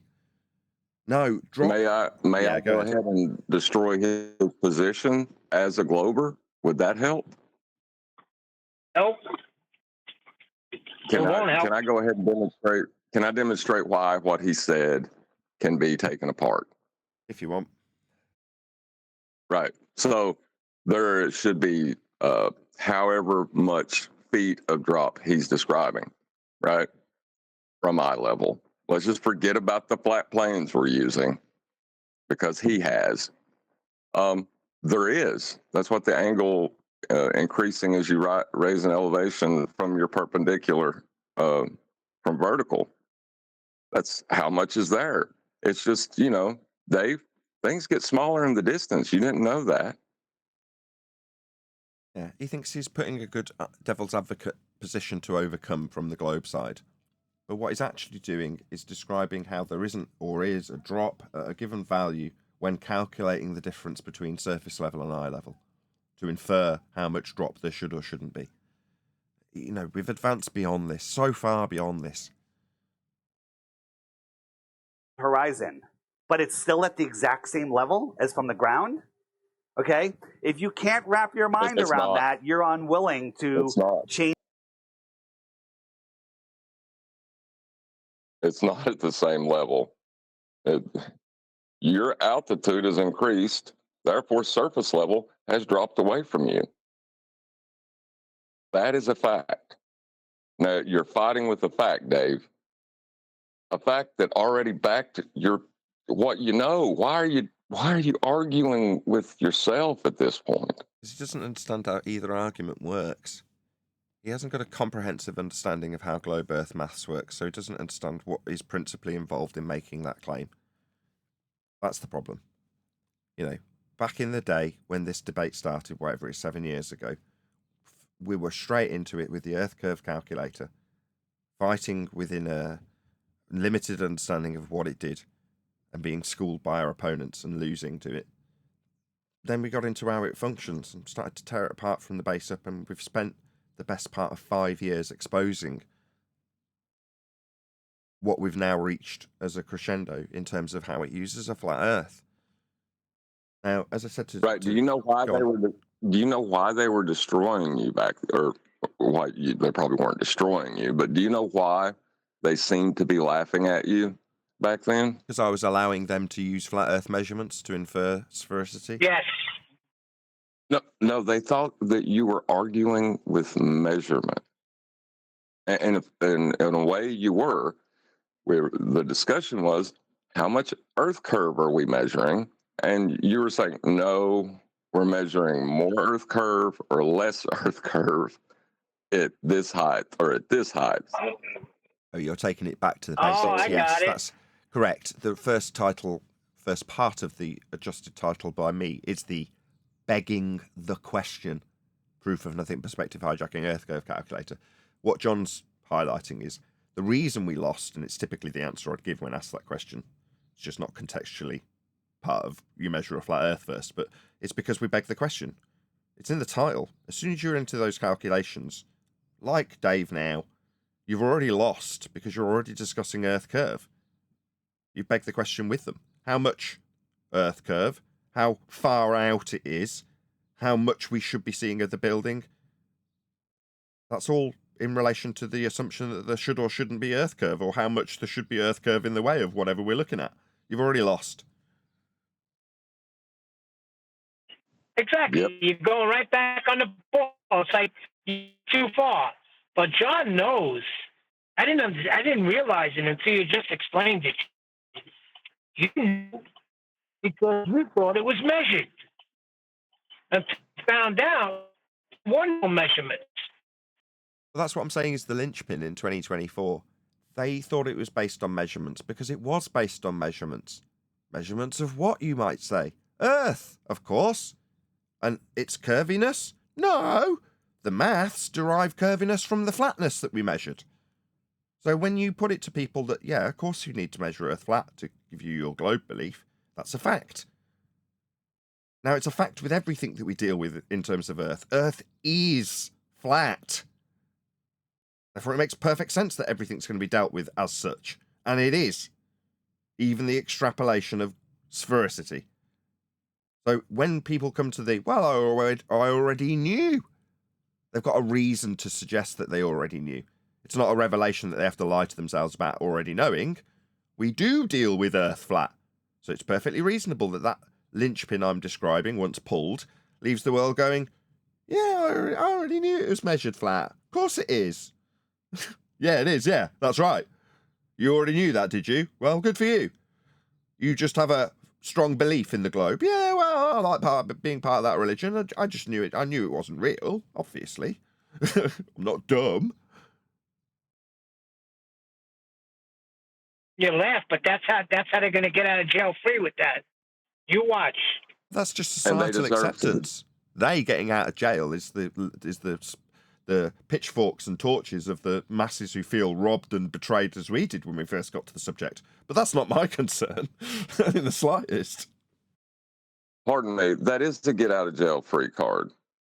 And I will offer it to anyone who understands it, because they basically doubted what they know, and in that doubt they built a belief. But that is just a flaw of humans, and I'm not going to grab a pitchfork and a torch and burn their house down because of them being human. I just won't do it. Change your paradigm based on factual information. Coincidence? Coincidence. Thank you.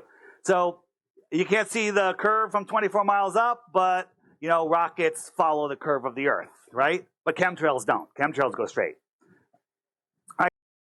It's all about how they claim it's a curve and how that isn't correct. Yeah? It's the not ball Earth argument. You know what I mean? Like, this is on a channel called Flat Earth Dave. All right. So this is the Red Bull rocket launch. Is it Red Bull? Whatever. Pound says his next example includes a comparison to how curvature should be involved or shouldn't be involved. Let's see if I'm right. Whatever it's called. It's sponsored by Red Bull. Unedited, NASA and SpaceX edit before it clears the friggin' tower. You see like 7 edits, right? This thing went up. I wish we had sound, but don't screw with it. And it all of a sudden it goes kerplunk. It went into some other medium. It stopped spinning. And that was interesting. We see this flat horizon, but this is the moon. That's interesting. This took off in Arizona, right? Arizona is right here. So it's new. Good. Dave just claimed there was another medium. Why did he do that? I don't know. Certainly did. Here, wherever the sun is, it's noon. It's about 11 a.m. in Arizona, and the moon was over here. So if the Earth was a basketball, that rocket is a millimeter. It's pound. A fraction of a millimeter above the basketball, and the moon is on the floor. Meanwhile, we're looking at this on a transverse Mercator projection. Transverse Mercator projection is a square grid representation of a globe when projected onto a cylinder and then rolled out flat. That globe has a latitude system that has come from elevation angle measurements, both north and south, of the equator also derive from flat Earth measurements. So you've got a flat, plane, grid system transposed onto a globe, projected onto a cylinder, and then rolled out flat to give you this square grid system-based latitude and longitude transverse Mercator map. This is a flat map with flat Earth angle measurements to Polaris as its origin. It's got a globe in between, and they used to lean on that as, well, it's a globe projection that's come from latitude measurements off a flat Earth. So now we're at the end. We're 10 years in. We used to just get the response, oh no, it doesn't matter that this map's flat and functionally working flat and dealing with angles to everything in the sky. It came from a globe. It's a globe projection. Yeah, where did that globe projection come from? Flat Earth angle measurements to the stars? Go ahead, John. Right. Also, he used the term above while trying to describe the paradigm of the globe. That above and below are only descriptions relative to a horizontal plane of reference. You just can't get that with a sphere. Floor. How did it see the moon? Okay. Refraction, gravity, anybody? Okay. If the Why is he throwing in all these words that so far have only been connected to global assertions in atmosphere with terrestrial refraction at a rate of r derived from a flat Earth measurement? And gravity, not yet mentioned. Only. Flat Earth Yeah. Go on, Neil. Straight through the top of me. Sorry, yeah, he thinks he's a Flat Earth Dave ambassador, but I don't hear anything pertaining to Flat Earth. All I hear is trying to debunk a globe. I mean, what year is it? 118 people watching. Very warm welcome to all of you who've just joined us. Please share the show if you've not done so already. It's dead easy. It's like 2 clicks to share the show. Well, go ahead. I don't want to sound like I don't want to sound like I'm insulting to someone when they're trying to debunk a globe, right? Like if you look at Brian attacking their claims, you know, it's entertaining, it can be eloquent, and it can build upon understanding, right? But that Brian is in debates with people all the time. He's dealing with claims that he's been given in those debates. I don't think Brian would get up in front of a room full of flat earthers who already understand the earth is flat, or, well, for the sake of this argument, they already believe the earth is flat, and start talking about how the globe doesn't work. Yeah, Brian's not going to offer it up. Yeah, and like I say, we have only taken this attitude in the last 6 months. So there's been a couple of years of build-up to that, with us learning how Earth's measured flat, and prior to that, quite a few years of build-up to how we've been deceived into believing with the claim of science we're on a ball. So, you know, the progression that we've had has been slow, little baby steps with some of the opposing side audience saying, oh, nothing ever happens on flat Earth debates, same show every time. Well, it can be perceived that way if you just pop in for 10 minutes and say, what's going on here? Oh, they're asking housekeeping again. Yeah, we are. But drip, drip, drip, the information has come in over the course of the last 2 or 3 years, and this is where we end up. Now, in the past, I've attempted with all of the subjects that we have expanded our flat Earth understanding with to approach people like Dave, people like Bob, people like Jaron, and pass on this information. Now, in almost every single respect, I've been shot down. Now, in this instance, we're putting the information out and saying, go and tell Dave in the same way as I'd put it out to an opposing person, somebody who's decrying our subject matter. But I feel like I have to take the same exact attitude with people on our own side through past experience, which is to say, they're unwilling, that is the people I've just listed. I can't speak for Eric Debay because I've never had any direct contact with him. You know, maybe a comment response is the best I've ever had out of Eric Debay. So he can get left off that list just through being a bit more scarce in his appearances or his communication. But in terms of the other main protagonists in this subject, I've approached all of them, and none of them have been willing. In fact, quite the contrary. When I've put science to them, they've turned around and told me I'm a scammer. So I don't know how beneficial this is going to be, but we're doing the same thing. It's history repeating itself. We're now coming and turning around to the biggest ambassadors in our community and saying, Earth is measured flat. Here's how it's measured flat in the globe's claim. Here's how it's measured flat in celestial navigation. Here's how it's measured flat in surveying. Here's how Earth is actually dealt with. That's what we should be arguing as flat earthers, as opposed to, here's what the globe says and here's how it doesn't work. We've been doing it for 10 years. No doubt this will end in me being called a scammer or something. Who knows? Right, but why would you want to go to a contentious point beyond what, you already have a firm acceptance by everybody in the room. Earth's measured flat. They measure it flat. They'll tell you over and over how, yeah, we measure it flat. Why would you want to go on to argue without them making the claim? Now, once they make the claim, all bets are off. Like I said, you got to know the subject if you're going to argue it. But just stick to what you agree on, and you can't go wrong. You know what I mean?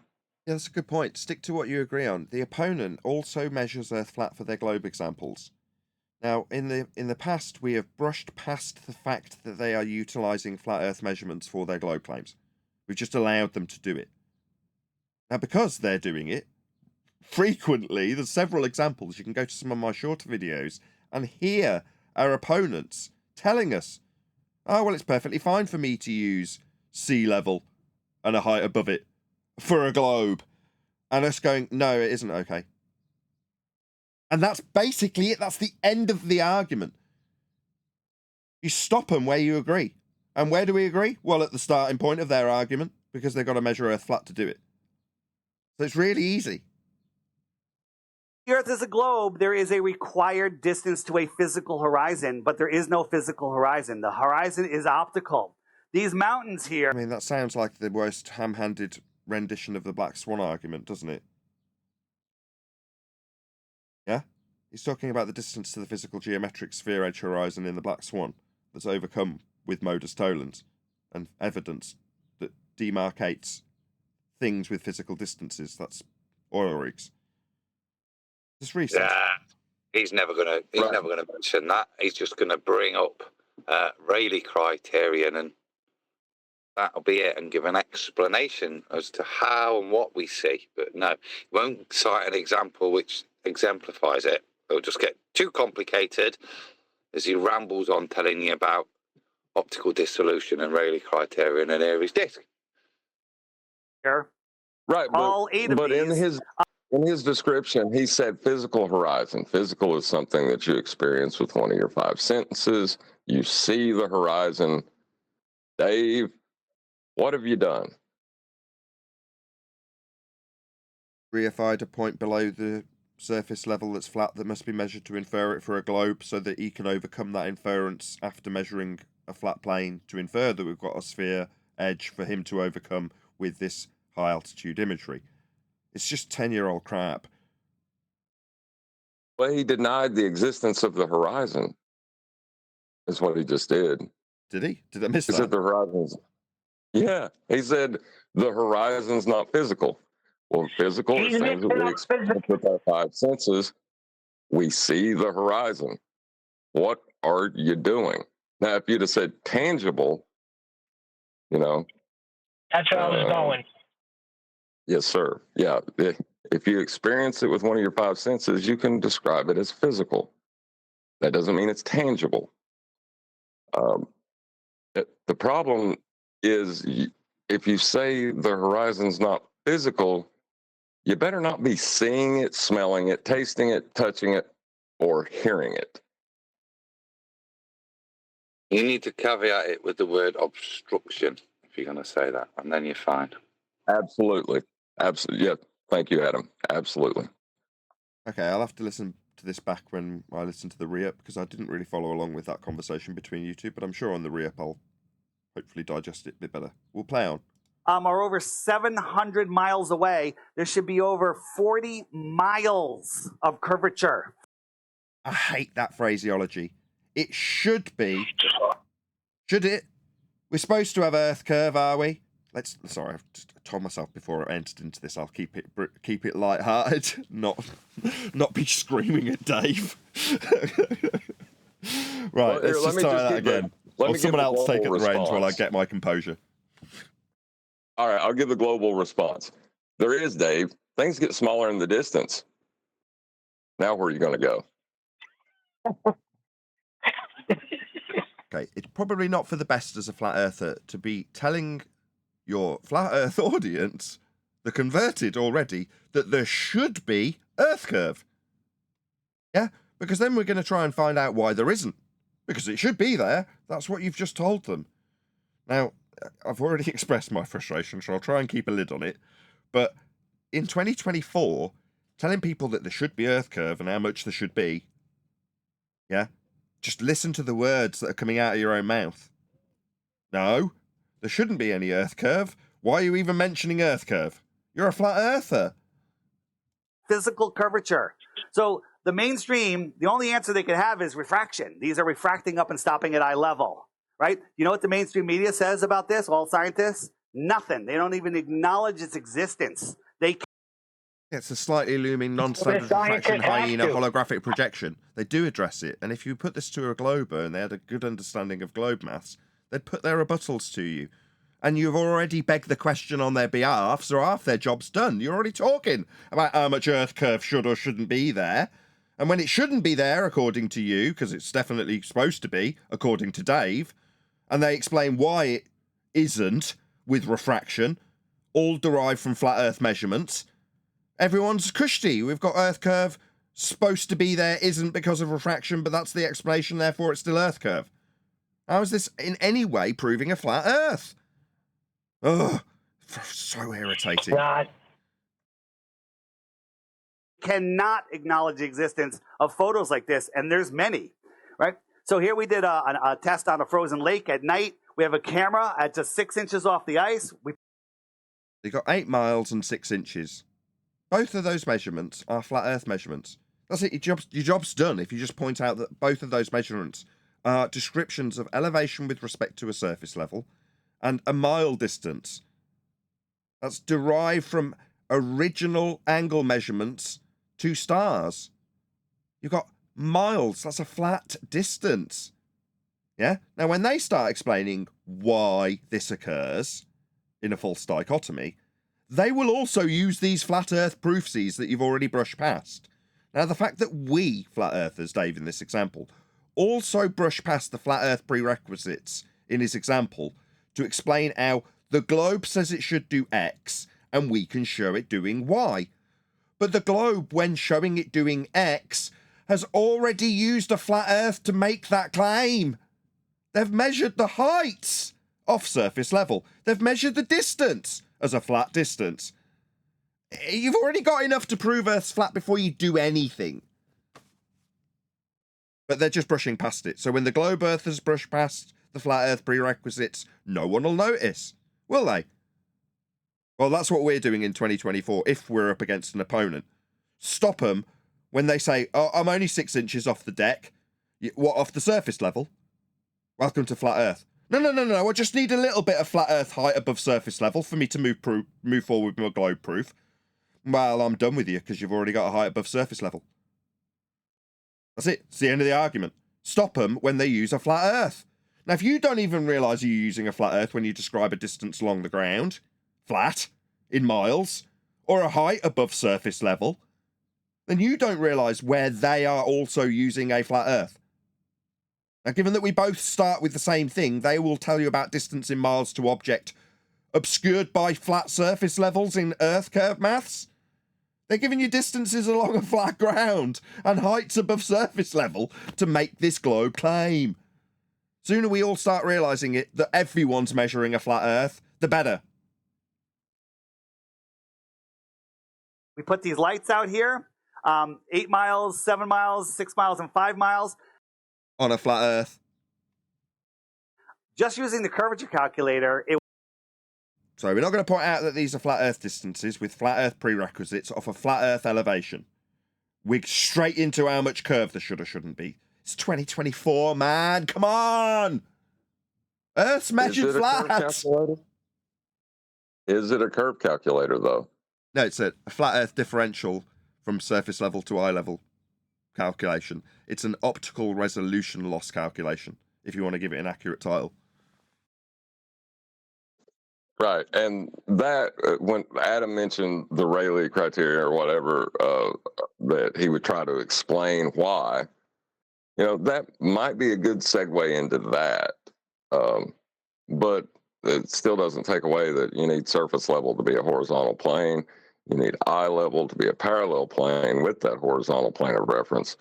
And that point at which the horizontal plane of reference appears to touch the sky is what you're calculating for. Has nothing to do with Earth curve. No, but we're having to take the long route around with Dave Weiss's anti-globe rhetoric. It's like this is his substitute for flat Earth evidence, his anti-globe rhetoric. And we're taking his anti-globe rhetoric and saying within your anti-globe rhetoric, you've got flat Earth measurements just hiding in there. They're being ignored. They're being hijacked. So you're using flat Earth measurements and not realizing it, brushing straight past them and showing how the globe Earth claims we've got a sphere edge horizon below surface level when using heights above surface level and distances along surface level to claim we've got a point below surface level called Earth curve. It's like, why are we having to go this far around the reeking? Oh, because we've got flat earthers who don't do a good job of talking about flat Earth. They talk about how the globe isn't true, non-stop.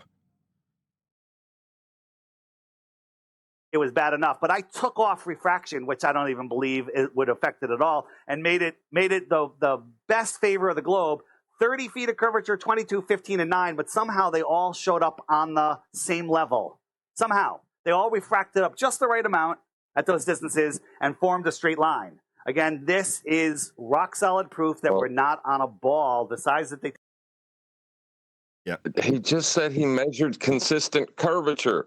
What are you doing, Dave? What are you doing? You measured consistent curvature between these points is what you just said. What? And then he followed it up.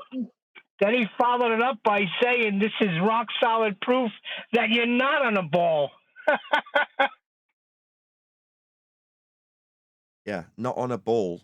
Is it not on a ball, Earth, Dave? You know what I mean? He's called Flat Earth Dave, isn't he? Tell us at least. It would have to be thousands of times bigger. This is Mount Canigou. This is a shot from Alusia, France. We're looking out. Mount Canigou is over the ocean, 275 miles away. We can't see it because Google. I don't know what to say. Satellites. That's a big one. How do satellites work? Well, NASA's the largest consumer of helium. They own all the helium in the world, pretty much, and they leave just enough for party balloons and maybe an occasional Goodyear blimp. But they put up thousands and thousands of these satelloons. One of my American Airlines pilots called me and said, we received a message that 2 NASA balloons are descending from 55,000 feet in our airspace. 55,000 feet? What would that be? Height above sea level? I've got a picture of balloons and aeroplanes with an Earth curve edge horizon in this picture. I don't understand. I really don't understand. Right. Right, but what does NASA's consumption of helium matter to whether they are putting things in orbit? What's orbit? Sounds very much like a Keplerian derivation of angle measurements to the stars. Am I right? Oh, dear. Yes, you'll need apogee and perigee to describe it. It's off a flat plane. But the thing is, because Dave isn't going to go into what orbits are, he's just described satellites, satelloons, and then said because satelloons exist, satellites don't exist. That's just a non sequitur.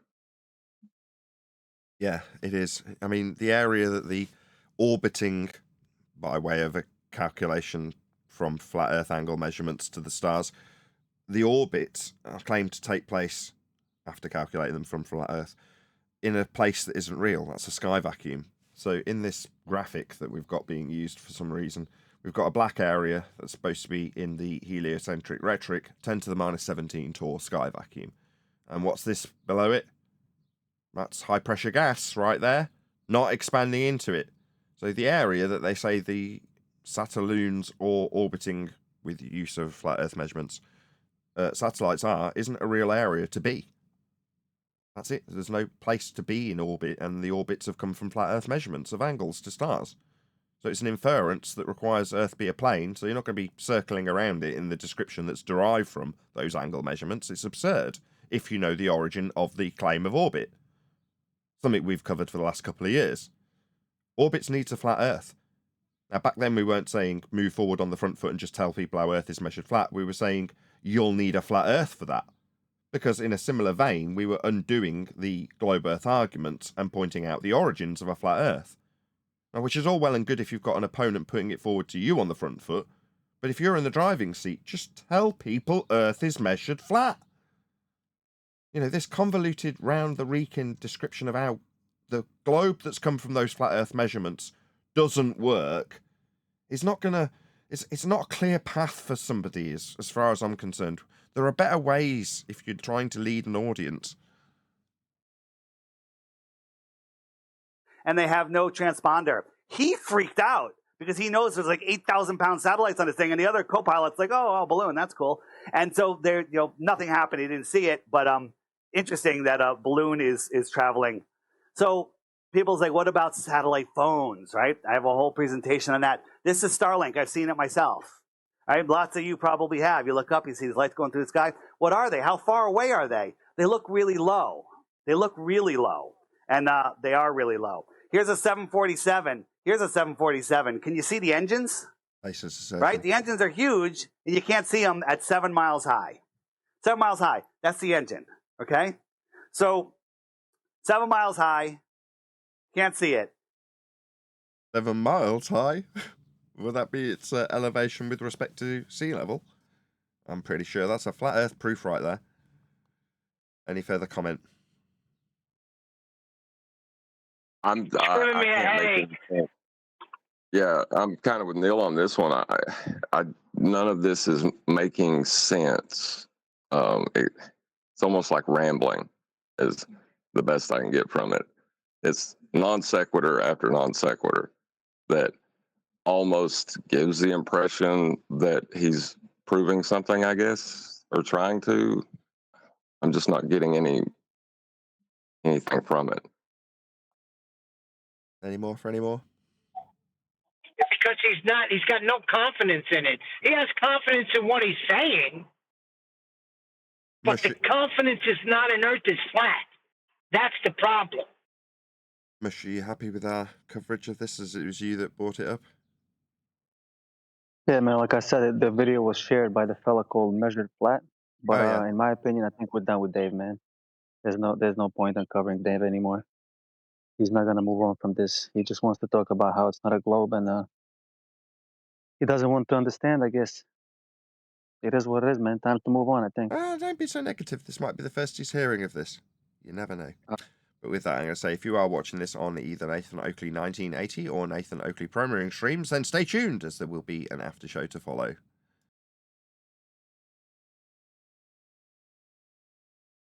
At the end of yesterday's show, it abruptly ended because the computer crashed. I'm sure I told you guys in the Hangout after the fact. So what I ended up doing was assuming that it was because of a graphics card update, because it had also crashed previously when I'd had a graphics card update. So with that in mind, I slowly lowered the graphics card speed down and down and down, and it made no difference. So I called Craig and I'm like, I can't figure this out. And he's like, update the driver to the previous version. I thought, nah, that doesn't seem right. Maybe if I just by chance try the CPU, I'll try turning the voltage up as opposed to the speed down. And I did, and immediately it solved the problem. I'm like, oh, okay, one tweak. It was like 10 millivolts, next to nothing. And it just solved the problem. It stopped crashing. So that was yesterday. Today I'm going to do the same thing, which is just all I'm doing now is recording.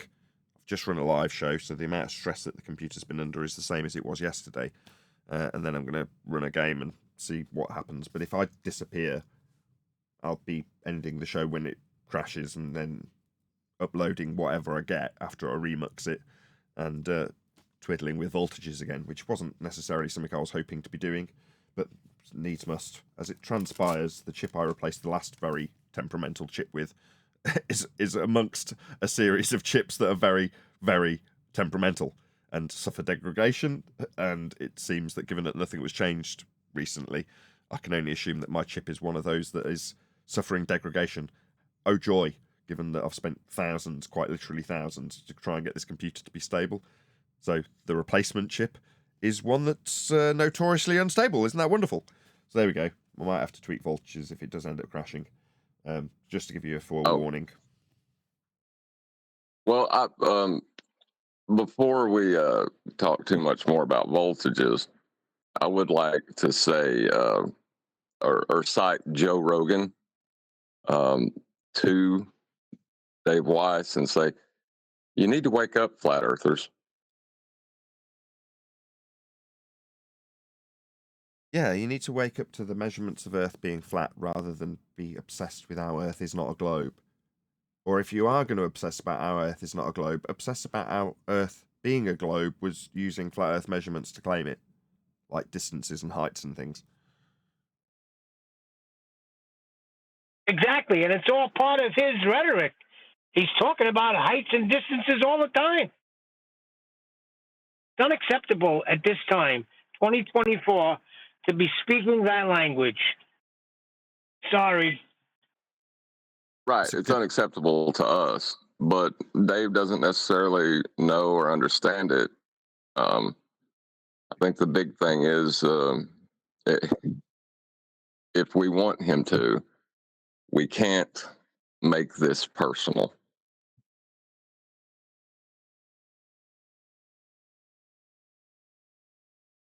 Well, it's never been personal, strictly business. Always about business, the business of flat Earth that he's not using. It's like he's running from it. What do you guys in the Discord but server when- think? Have you guys got an opinion on this?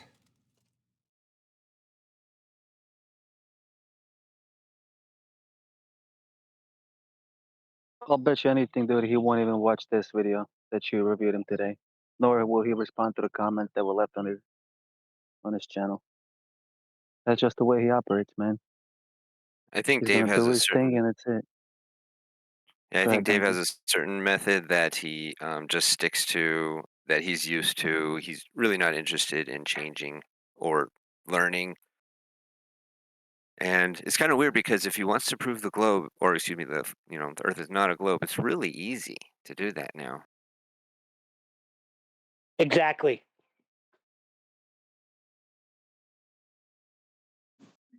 Yeah, but So, well, half of me it thinks would be it's more- conspiratard, right? Like maybe he is getting a paycheck. Like half of me kind of thinks that.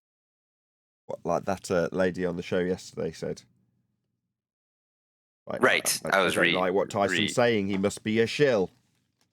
Yeah. No, not necessarily. It's a complete right. It's a completely understandable position to take. Is you perceive an authority figure who's not understanding or listening to what you're telling them. It can be it is natural to think that there's a reason they're doing this, but that's not necessarily the case. It's very simple. He's just not keeping up to date with the flat Earth debate. And if you're not up to date with the flat Earth debate, you're going to sound like David Weiss.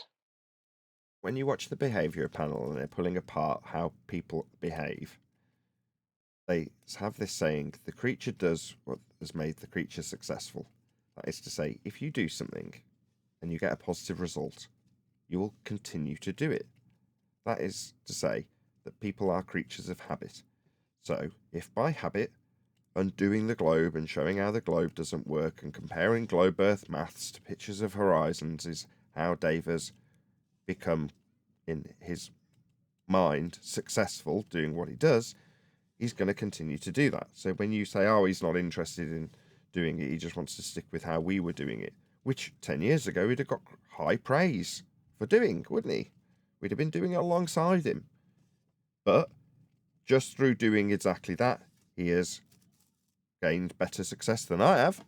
So in his mind, he's like, well, I gauge popularity in terms of my success rate, and what I'm doing has garnered more, therefore better. So who are you to tell me that what I'm doing is garbage, which is what we are doing, right? So he's going to do what he perceives to be successful. And in his mind, well, if I start changing my rhetoric to Earth is measured flat and pointing out how that's the case, that might not afford me the success I've had by pointing out how the globe doesn't work. That's bad for business. So why would I value what you're telling me if it might be negative for business? Hold on a second. I brought this up last week, and I asked, would this interfere with his finances as far as what he's making? And I was shot down. And you're bringing up the same thing. I told you that's what it is. But I don't see how it interferes if he just incorporates something that's a fact. I just It's explained dangerous why like to 30 the seconds ago. Ethereum.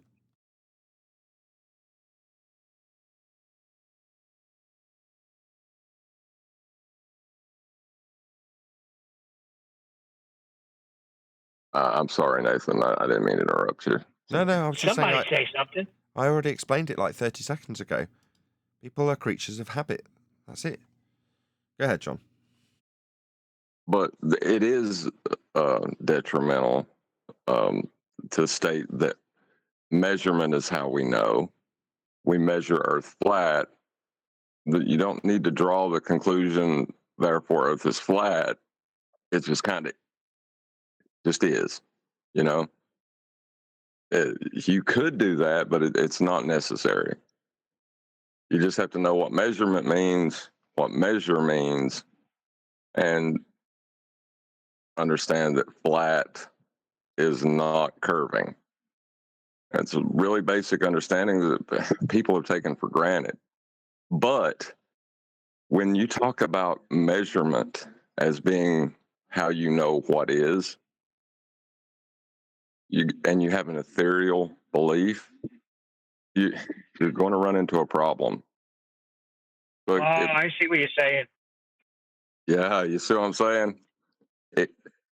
The idea that measurement is what you know, and then you start measuring discrete points of interaction on a photographic plate, how are you going to assert lights of wave?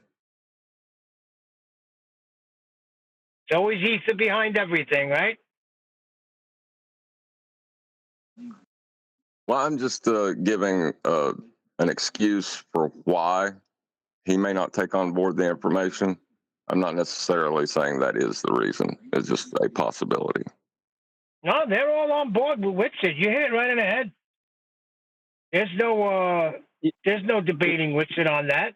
It's the ether, and ether is real, and that's it. It could be a pride thing too, you know, because he didn't figure it out. And measured flat is something that's being peddled on this server.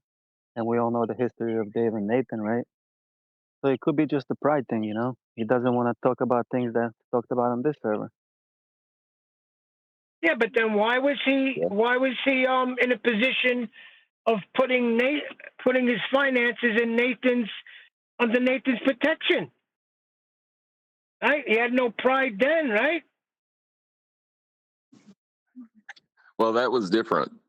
Because at that point in time, we hadn't, or Nathan wasn't being called out by his boy, which he chose a side in. So I think Mighty Mush has got a point with the pride thing. It could just be pride.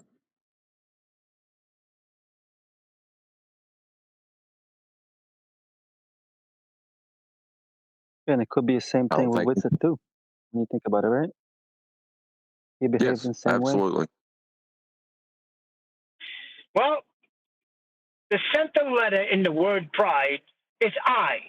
The center letter in the word sin is I.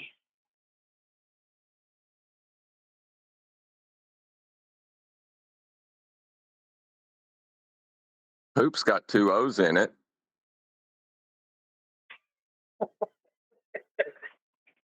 I can't take it. I don't want to hear another video from this guy again. You should have played the Rogan one. I want to hear how we all got to wake up. I mean, he kind of does have a point in that. He just doesn't realize that he's a flat earther too. Yeah, I want to hear it because that's who he's talking to. I know he ain't talking about flat earth debate. That video would have been great because I guarantee he's talking about all the people in the feast of nonsense swimming around in that pond, never getting out. Right, but the globe that's where it's it's based is in the feast of nonsense. Of all nonsense, the globe is the turd in the punch bowl, and flat earthers, flat earth believers kind of swim around the edges of that. And we're at the party like freaked out that they're all doing this and definitely not drinking the punch. You know what I'm saying? Exactly. I mean, we come to an understanding a long time ago that the globe was just paper mache. So why is this still happening today? These people getting on in front of large audiences telling the world how we're not living on a globe and how much curvature there should be. You're telling people we're not living on a globe, then you're putting people on the globe. I don't get it.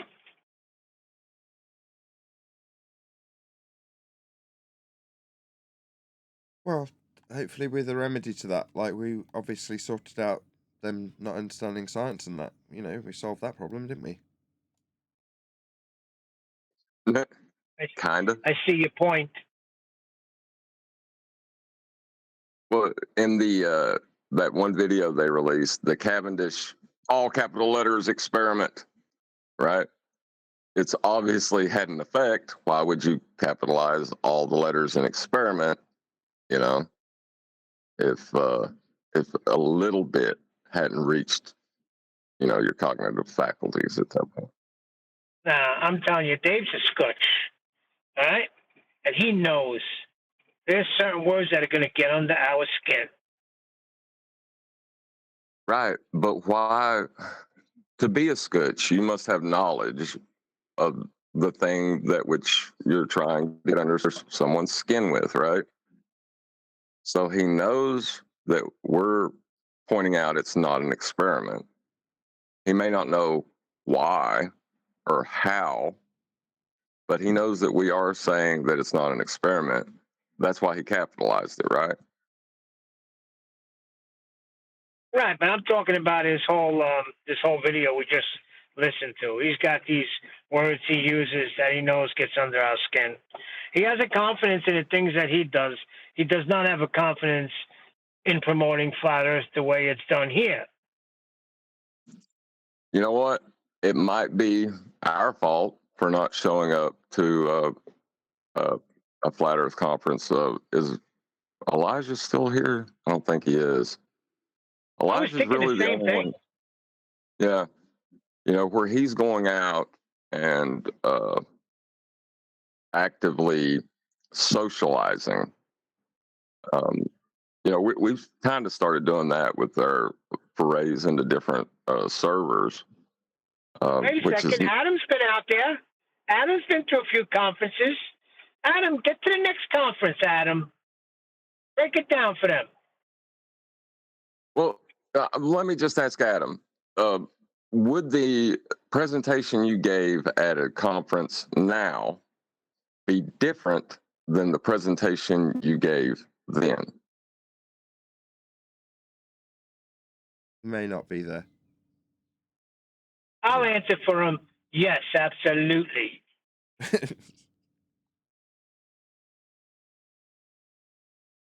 That was pretty good. That was. But Yeah. So I ain't saying it's our fault. I'm just saying that, you know, information, when it's passed along the grapevine, can get distorted. And only through repetition of that information will people understand it and then be able to convey it without the distortion over time. So, Right, so I agree. Next conference, Nathan Oakley should be there, breaking down when he gets the microphone how Earth is measured flat, and there is no doubt in that. So all you other morons promoting this Earth not a globe, sit down, pay attention. well, there's something that I don't want to talk about, but Nathan will here soon have to go on a promotional tour. So, or not necessarily a promotional tour as in physically show up places, but he will need to interview, which will be interesting. People like Eddie Bravo. Which, as a matter of opinion, Nathan, you need someone who is better connected than I that can reach out and talk to other people in this subject or topic that would be willing to interview you. That you need a manager, pretty much. I hate to say it that way. Is there anybody that we know of or anyone here who has those kind of connections or motivation to form those connections?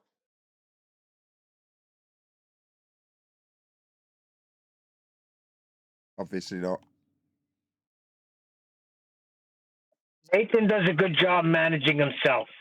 Just get out there, Nathan, and promote yourself. You can't do that. You can't do that. It is almost irritating when you're promoting yourself. You know what I'm saying? No. Muhammad Ali changed the face of boxing when he started promoting himself. Changed boxing all the way around. People started getting more money because he promoted himself, that he was the greatest. No, he started making public statements that he was the greatest, but as far as a promoter goes, he wasn't going out and establishing the venue, selling tickets, doing all the other aspects that matter, which is the promotional part. He wasn't doing that, and if he was, it would seem what's the word I'm looking for? It's not a good word. Listen, you need to self-promote. I'm not saying that Nathan shouldn't. Right. I'm not saying Nathan shouldn't promote himself, but I'm saying that there is another aspect to promotion which requires management, because there is that, like when Nathan wants to approach Eddie Bravo about being on Eddie Bravo's show, it just comes off as Nathan being a jerk when he's trying to push for Nathan a time slot. Do you not see that?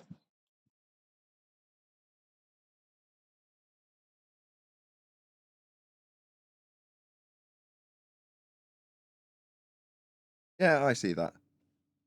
It just seems a bit grandiose to want a manager. But I do appreciate the sentiment of what you're saying, and it is correct. Right. So there's two ways this could happen. One is everybody that watches your show go out and start banging the drums and screaming at the people in this topic and saying, why are you not talking to this cat? What is wrong with you? Until everybody is curious enough to start asking. Right. That's one way it could happen. I see your point there. Or there could be someone who already has these existing contacts in place that Apocryphon, I think from, he set that up with Jaron.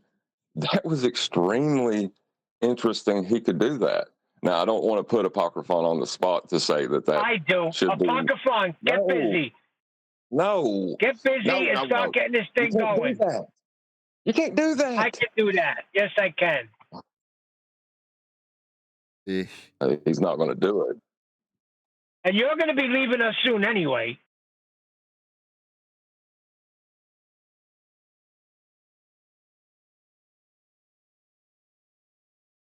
All righty. Well, maybe that's what I'll do. I'll do that in the afternoon after work. I won't be on the show anymore. I'll just be constantly contacting jerk-offs in this arena There you go. and bitching at them because they ain't got Nathan on their show and telling them how stupid they are for not doing it. But doing it in a really nice way where I kiss their butt and they appreciate that I'm not saying any of the things I just said. Well, it's not even that. It's just that, listen, this topic is hot. Why are you not talking to this guy? He's getting around all the nonsense that people are talking about, and he's demonstrating how Earth is measured flat. That's it. That's the pitch right there.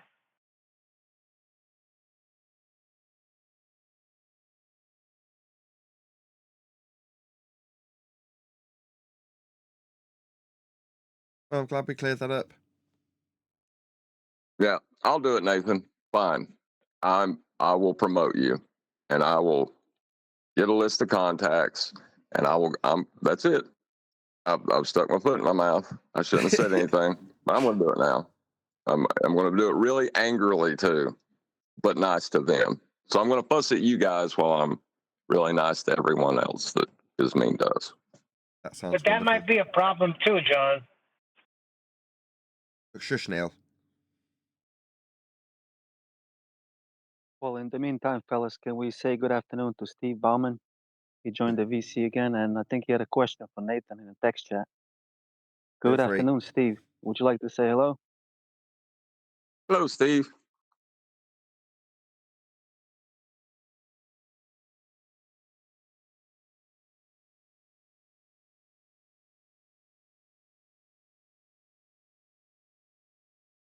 It's all right, Steve. What's We your won't bite. excuse now, Steve? No, Sorry, I deal with people. I meant to unmute. Can you hear me? I did not unmute myself correctly. Can you hear me now? Yes. Yes. Okay. Just listening in. I was just saying to Neil, yes, I do have a voice. I know we've talked before, or actually chatted before. But yeah, I was just listening in.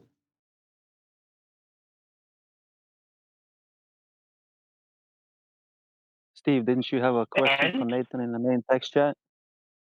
Oh, I just made a comment in the main text chat. Oh, you were just trying to be snarky, right?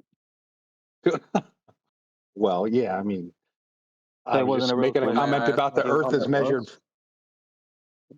Yeah, I was just talking about elevation angles to Polaris somehow being a measurement of the Earth being flat.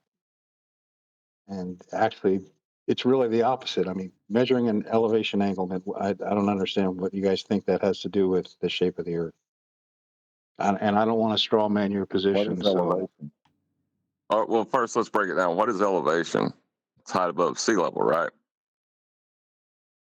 Well, first off, before we do that, what's your definition of level? I mean, I could say the sentence, I did my level best to make sure my picture was level. When I hung it on the second level of my floor, I did that on the level by using a spirit level.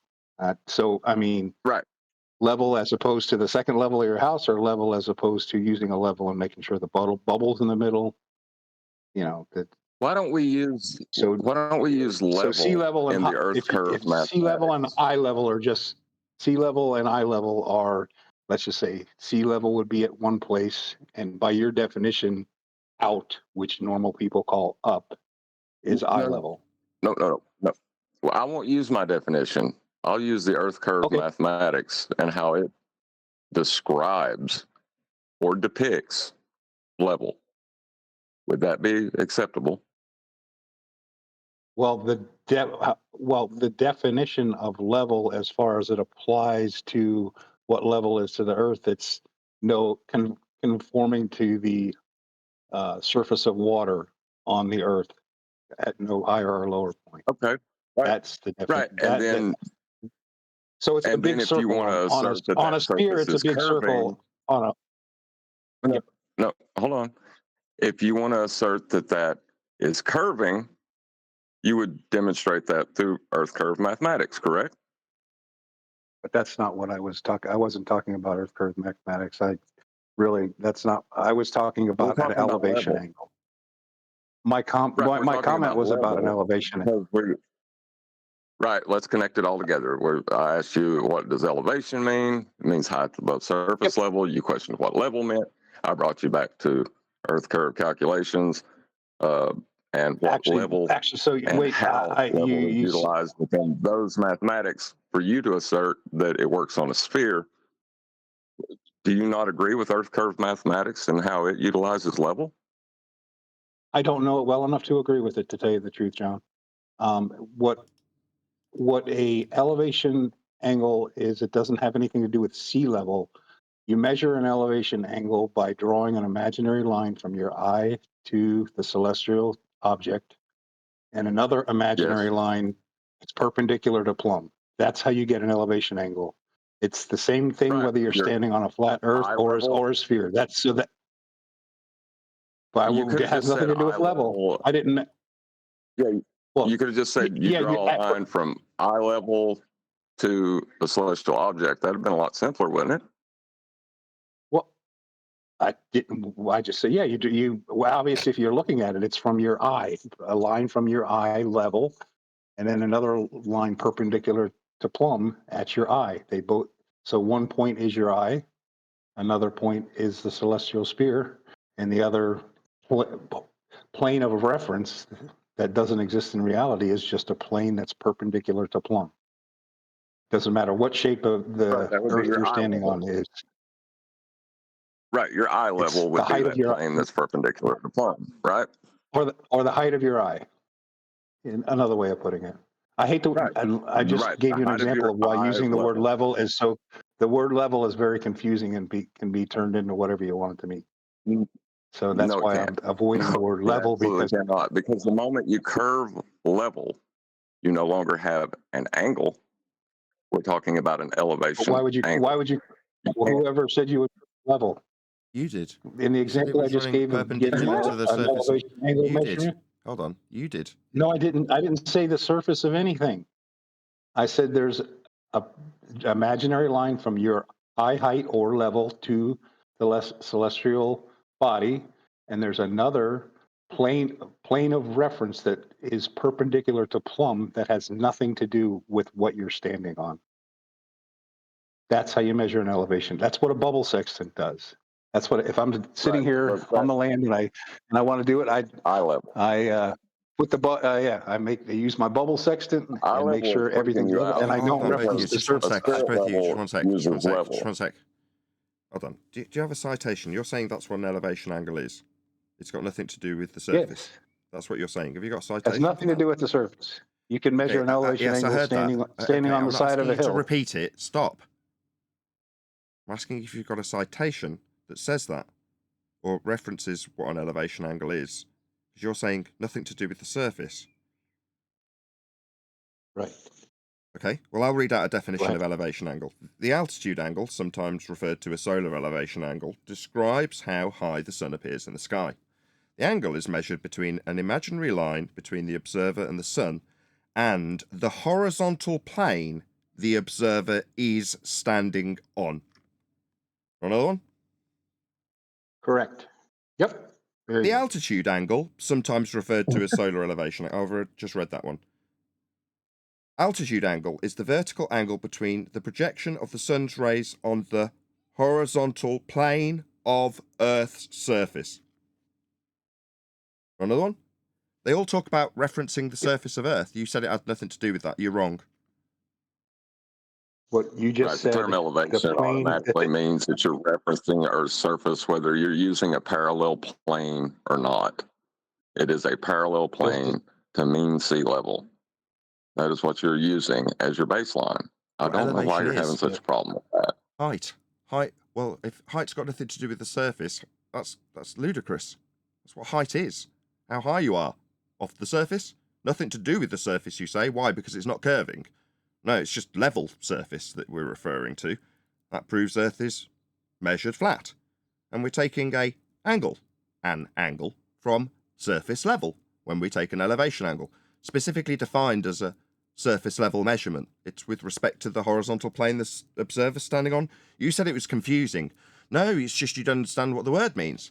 You thought it didn't have anything to do with surface of Earth. It absolutely unequivocally has everything to do with the surface of Earth that you're standing on for the angle measurement. So it's not confusing, you just didn't understand. Do you understand now that it's referencing a flat Earth that you're standing on? It's part of the definition. I understand that that's exactly wrong. Right, So you say the definitions are wrong. The way you interpret the it's not plane interpreted. On which There's no interpretation. Horizontal plane the observer is standing on, that requires no interpretation. You say it's got nothing to do with the surface of Earth. Definition says surface you're standing on. It's not my interpretation. Are you suggesting that the other, I've got 20 of them, by the way, that they're all wrong? Because they're not. It's got everything to do with the surface of Earth. It must be flat for an angle to come from it. It's a straight line that you'll need. And you're referencing a plane. You said reference plane. It's just that referenceable plane, the surface, we're talking about height, is Earth that we're standing on, and it must be flat for it to be referenceable for an angle. So where your confusion lies is how that could be curved, perhaps. It isn't. It's forming an angle. I'm not confused at all. So you understand that to get this angle, Earth must be flat then? So you understand that, so you understand. Now you are confused. You told me you didn't think it had anything to do with the surface of Earth. Let's get that wrapped up straight away then. You're not confused anymore. That's what I was trying to do. You're not confused anymore. You're not confused anymore now. I've corrected you with definitions. Because you said it had nothing to do with the surface of Earth, and now you're talking through me. We're just going to get this squared away before we move on. You're not confused anymore. We are? It's absolutely with respect to the surface. It's your height. Elevation. That's what it is. Height. Off the surface. You thought it had nothing to do with. So we'll just get that squared away first. You are confused about it having something to do with the flat Earth you're standing on. Do you understand now? It's got everything to do with it. It's elevation. With respect to surface. That's what elevation is. Is that clear now? You seemed confused. We're making that confusion go away. We just need to understand, if you understand, that that's been corrected now. Yeah? I understand that you misinterpreted the plane on which you're standing. Are you implying that you're actually standing on a plane? That's what the definition said. That's what all 20 is. That's what the definition said. A plane is a two-dimensional geometric construct. It doesn't even exist in reality. You think that even if the Earth is flat, that it could be two-dimensional? So we can't measure these angles then in reality. We don't measure them in reality. We don't get angles to start. I'm talking. So according to you, these conceptual planes don't exist. Therefore, we can't measure elevation angles then, can we? You can use things that don't exist as you can use a plane as a plane of reference. You can use a line as a reference. A line is a one-dimensional geometric thing. A plane is a two-dimensional geometric thing. We use them in as planes of reference. It's a concept. It's not a real thing in life. A plane does not exist in reality. No, the definition says it's the plane you're standing on. You say it doesn't exist, but we're navigating Earth. We're using it for GPS, ground positions. Yeah, taking it literally. I mean, if you think you can stand on a two-dimensional object, then I can't help you out. We're navigating it. We're navigating. We're measuring ground positions on it. Ground positions. That's what we're doing. We're navigating it. You say doesn't exist. I say navigating it. You say nothing to do with the ground. Correct? Wrong. Measuring an elevation. Excuse me. Excuse me. It was rhetorical. Excuse not let me me. answer. Rhetorical. Let me know when it's okay for me. Hello. You say nothing to do with the ground. End quote. You. I say it's navigating the ground that you deny it's got anything to do with. Yeah. We're at odds because where we fundamentally measure the ground flat for angles and navigate the ground with distances extrapolated from these flat Earth angle measurements off the ground we're standing on by definition. You say nothing to do with the ground we're navigating. It's got everything to do with the ground and it is flat. It's not conceptually being referenced. It's not imaginarily being referenced. We're navigating it. Do you understand now? Not imaginary. It's not conceptual. You're totally misrepresenting what I said. Oh, wait, are you gonna like let me answer questions when you say, "Do I understand?" Or are you just gonna keep talking? Do you want me to play the little violins? Do you want me to get the sympathy violins out because you're so hard done by? I don't need your sympathy. I'm just telling you. I said when you measure an elevation angle, you are not referencing the ground you're standing on. Whether it's flat, okay, for the audience's benefit, this dickhead doesn't realise that I've got an elevation angle measurement picture on screen with the word GP along the ground that's being referenced for the angle measurement I'm displaying on screen for my audience. It absolutely is the ground. This is from a navigation book. It's a demonstration of an elevation angle on the ground. It's labelled with this GP. Oh, what does that stand for? Oh, yeah. Ground position. You say I'm misinterpreting what you say when they describe a reference plane. No, it's the ground. It's in this here navigation manual with the words GP on it. I already covered this a minute ago. Also, when you use the term reference, it must be referenceable. So if it doesn't exist, you're not referencing it. That your logic has led you into a conundrum. The conundrum of navigating conceptual, navigating conceptual planes, imaginary planes that we're measuring. We're measuring conceptualness to navigate, are we? No, mate. We're actually measuring the ground to navigate the ground that you don't think has anything to do with this. Yeah, you told me explicitly it had nothing to do with the ground. This process of navigating the ground, it's got nothing to do with your globe ground. But we are measuring the ground and referencing the ground, and it is flat, just so we're absolutely clear. When I said it doesn't exist, John, what I meant is it's used as a plane of reference. It's not a physical object that exists. It exists. It's physically on screen for my audience as a plane of reference with a GP on it. It's what we're navigating. Yeah. You say doesn't exist. I say part of navigating the ground. Do you understand this problem you're having with it not existing, it not existing in your mind versus it being a navigation process for the ground? Do you see how it's just not your globe ground, mate? It's a flat ground. In this navigation manual, it is the ground. It's got GP on it. It's the third time I've put that to you. You keep coming back with the same thing. It's not the ground, it's conceptual. It is the ground. It's on screen for my audience with GP, standing for ground. Not conceptual position, not imaginary position, not non-referenceable imaginary plane position. It's ground position. Do you understand it's 4 times you've had it put to you and you keep telling me, rinse and repeat styly, that it's imaginary? No, it's the ground, mate. We're doing navigation on the ground. Just flat, not globe-shaped. Yep, and I described exactly, all I described was how you measure the elevation angle to a celestial body. That's it. That's as far as I went. I didn't go into celestial navigation. And how'd you do that? I went into measuring an angle. How'd you do measure an angle between 2 imaginary lines. Sorry, that's not how it was defined. Sorry, no. Do you have a definition that says it's 2 imaginary lines? Because I've got 20 that say it's to do with the horizontal plane you're standing on. A plane Excuse me. Stop. You asked me a question. I asked if you got a citation. I asked you earlier. You haven't given me one. Can answer. Stop. I asked you for a citation. Stop. When I can talk. Stop. Okay? Chanting Fundy. I asked you for a citation. You've just said specifically 2 imaginary lines. Do you have a citation for that, please?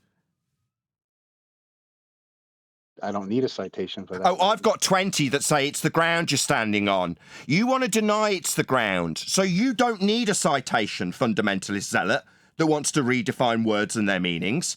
No, it's not imaginary lines, it's the ground you're standing on, as per the definition I already read out to you. I gave you 2 different ones. I've got 20. You don't have jack. You've got your fundy belief that it's not the ground. Your zealot belief that it's an imaginary plane. It's not. It's real. It's the ground. It's got ground positions on it. So you put your sextant on the ground to measure your angle? Yeah, we're standing on the surface when we use mariner sextants. Yeah, we're on a boat attached to the bleeding ground. So is this the best rebuttal you've got? We measure the angle on screen for my audience with respect to ground positions. It is the ground, and you are referencing a horizontal plane for this angle and the ground positions it has on it. He says, because he's a globe believer, it's not got anything to do with the ground. Wrong! He says you don't need the ground, it's imaginary lines. Citation, hasn't got one. I've got 20 that say it's the ground, and here's a navigation manual example. It's the ground. It's labelled with ground positions, and I've put that to you 5 times.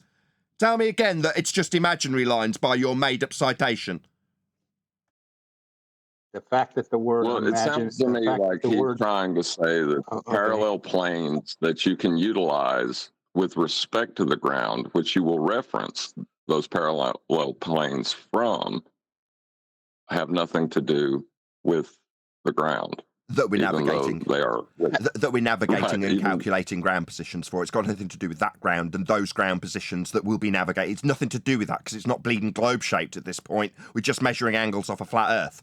Therefore, not the ground at this point. Purely a conceptual flat earth that we must measure. So when it's then been measured and we can forget all about how it's been measured off a flat earth, we can start using these angles to prove how spherical the earth is. Right? Because it'll be the ground after we've measured it flat and got these angles that can only be got from a flat earth. Then we'll be proving how the ground's spherical with them. Yeah? No, we're not letting you move past the fact that it is the ground. You say it doesn't exist and is conceptual at this point. It's the only measurement that's taking place. It's with respect to the ground. It's on my diagram with ground positions. You just have to deny it because you, for a globe belief, need a little bit of flat earth measurement that you'll later then deny. Yeah? And now you're denying it because you say it's an imaginary plane. No, it isn't. It's the ground. When you're going to concede this 6 times you've had it put to you.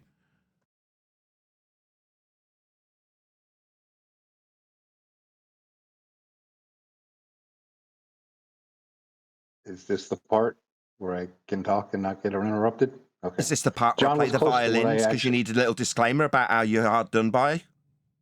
Well, not the ground. okay. It is. It is the ground. All right. John was very close when he described what I was saying. Because you are using a conceptual horizontal plane of reference that is perpendicular to plumb. It doesn't have to reference the ground. So why is it in the definition? Sorry, why? You haven't cited anything. You say it doesn't have anything to do with the ground. I cite 2 references so far. I've got 20 that say it's very specifically the ground. You just saying it's not isn't gonna wash.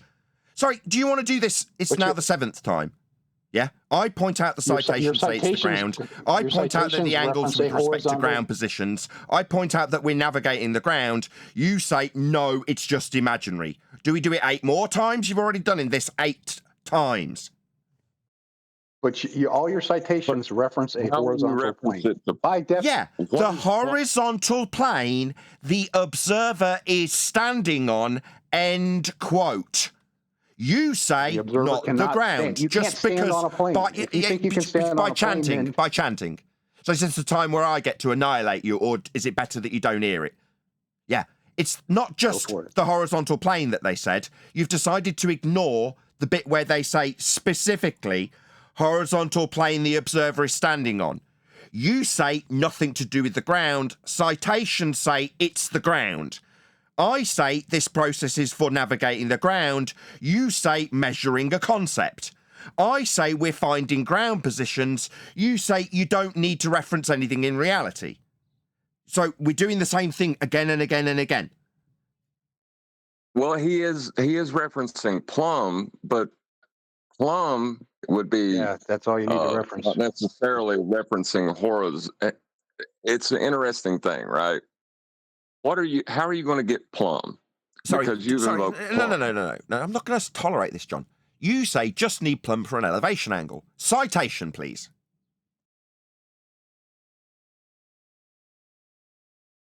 What, stony silence followed by you telling me you don't need one? We won't accept your Dumbo word for it when I've got 20 citations that say it's the ground. I need a citation that says that it's not the ground, that it's just an imaginary line meeting another imaginary line that we're going to be navigating. Yeah, you need a citation to back your garbage, and you chanting through me affirming that won't help your cause.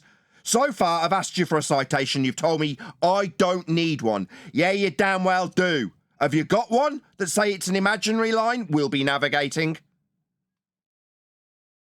Right, but he's invoked you gave it to me. which is 90 degrees to level. You referenced the horizontal plane that the observer is standing on. That you're misinterpreting that to mean standing on the earth. You can't stand. A horizontal plane is a plane of reference. Yeah, and sorry, when they say standing on, I'm misinterpreting what it means to be standing on something. No, I don't think so. I'm pretty sure both citations I gave you had the exact same thing. The second one specifically referenced Earth. Altitude angle is the vertical angle between the projection of sun's rays on the horizontal plane of Earth's surface. It's like you're deaf. It is absolutely, without question, Earth's surface that is being measured because we're describing elevation.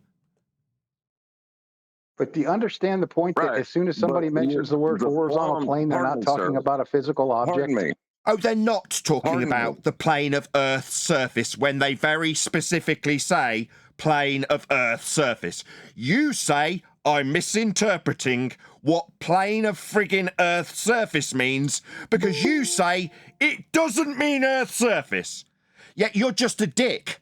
What you say is meaningless. I've got 20 citations that very specifically reference Earth for this angle measurement. You say nuh-uh. Yep, and you don't form your triangle either when you do that. Sorry, you say nuh-uh. I say 20 citations say it's Earth's surface. You say it's imaginary. The citations say it's Earth's surface. You say it's not anything to do with what we're actually standing on. My citation says it's the bit we're standing on that we reference. The flat bit that we're getting the angle from. Earth's surface specifically, that you deny it being. I'm denying the fact that a horizontal plane is something that exists in reality. It's a plane of reference. Oh, so we can't measure elevation angles then because it doesn't exist at all in reality. We can use them as reference. So we can't measure elevation angles in reality then, according to that. You got a plumb bob and you've got a... So is this to measure an elevation angle measurement that doesn't exist by citation with a plumb bob that you didn't give us? Rinse and repeat much? Your plumb bob crap isn't backed by citation. And now you're going to give us a plumb bob to measure the elevation angle that you say can't be measured and doesn't exist in reality. It's easier to just use a bubble sextant. That way you can skip the plumb bob so you don't... Why? Because we've got a parallel plane with Earth's surface. Parallel to the plane that's established with the bubble. Yeah, it's parallel to Earth's surface. It's a plane. Parallel to Earth's surface. Yeah, I'm going to get chanted through when I point out that it's parallel to Earth's surface, aren't I? That means it's his turn to chant through me. No, parallel with the plane of Earth's surface. If Earth was flat, then that would be absolutely correct. Yep. That's not I would agree with that. Why are you putting it in the if statement? Stop that. Stop saying if. Plumb is 90 degrees to level. You know that, don't you? Plumb is 90 degrees to parallel. Yep, absolutely. To level. Plumb is 90 degrees to level. Here we go again. Level is 90 degrees to plumb. That is what a square of the instrument, the tool, that's how you create one. That is correct. Yes. Yeah. Plumb is 90 degrees to level at that particular location. Correct. No. If you hang a bubble level at the bottom of a plumb bob. No, you can't be level to a point. Yeah. Well, when you use a bubble level, that bubble is in the center at that point on the Earth. So, if the Earth was flat, then to establish a plane. Sorry, I had to ignore a call there. Hold on. That's all right. So yes, if the Earth were flat, then that plane of reference Stop would with be the parallel if. to Earth as it went on. Okay, so assuming that it is, then It's not assuming it. You're measuring an angle with it. The reference plane is part of the angle. right, you are So it's not an if statement. It's part of the angle. okay. It's part. Yeah, and that's Earth's surface by definition. Yeah, the thing you've ignored 8 times to now rumpus past it. Yeah, that's Earth's surface. So Earth's surface, so it would go all the way to the G. Yeah, Earth's surface, flat, part of the angle. Yeah, so we're measuring Earth flat. This is the conclusion that you're rumpusing. That's right. So your assertion is that there's a. It's not my assertion, it's part of the definition. Don't turn this into a claim I'm making. It's part of the 2 definitions you just got given. You had Jack. It's not my assertion. Your assertion is it's imaginary lines that you didn't cite anything for. I've given you 2 citations. Don't turn it into my claim. If I take a pencil and I draw a tiny little dot on my wall, is that tiny little dot level? You can't get level from a single point. No, Right, but he just said you could. Is that single point?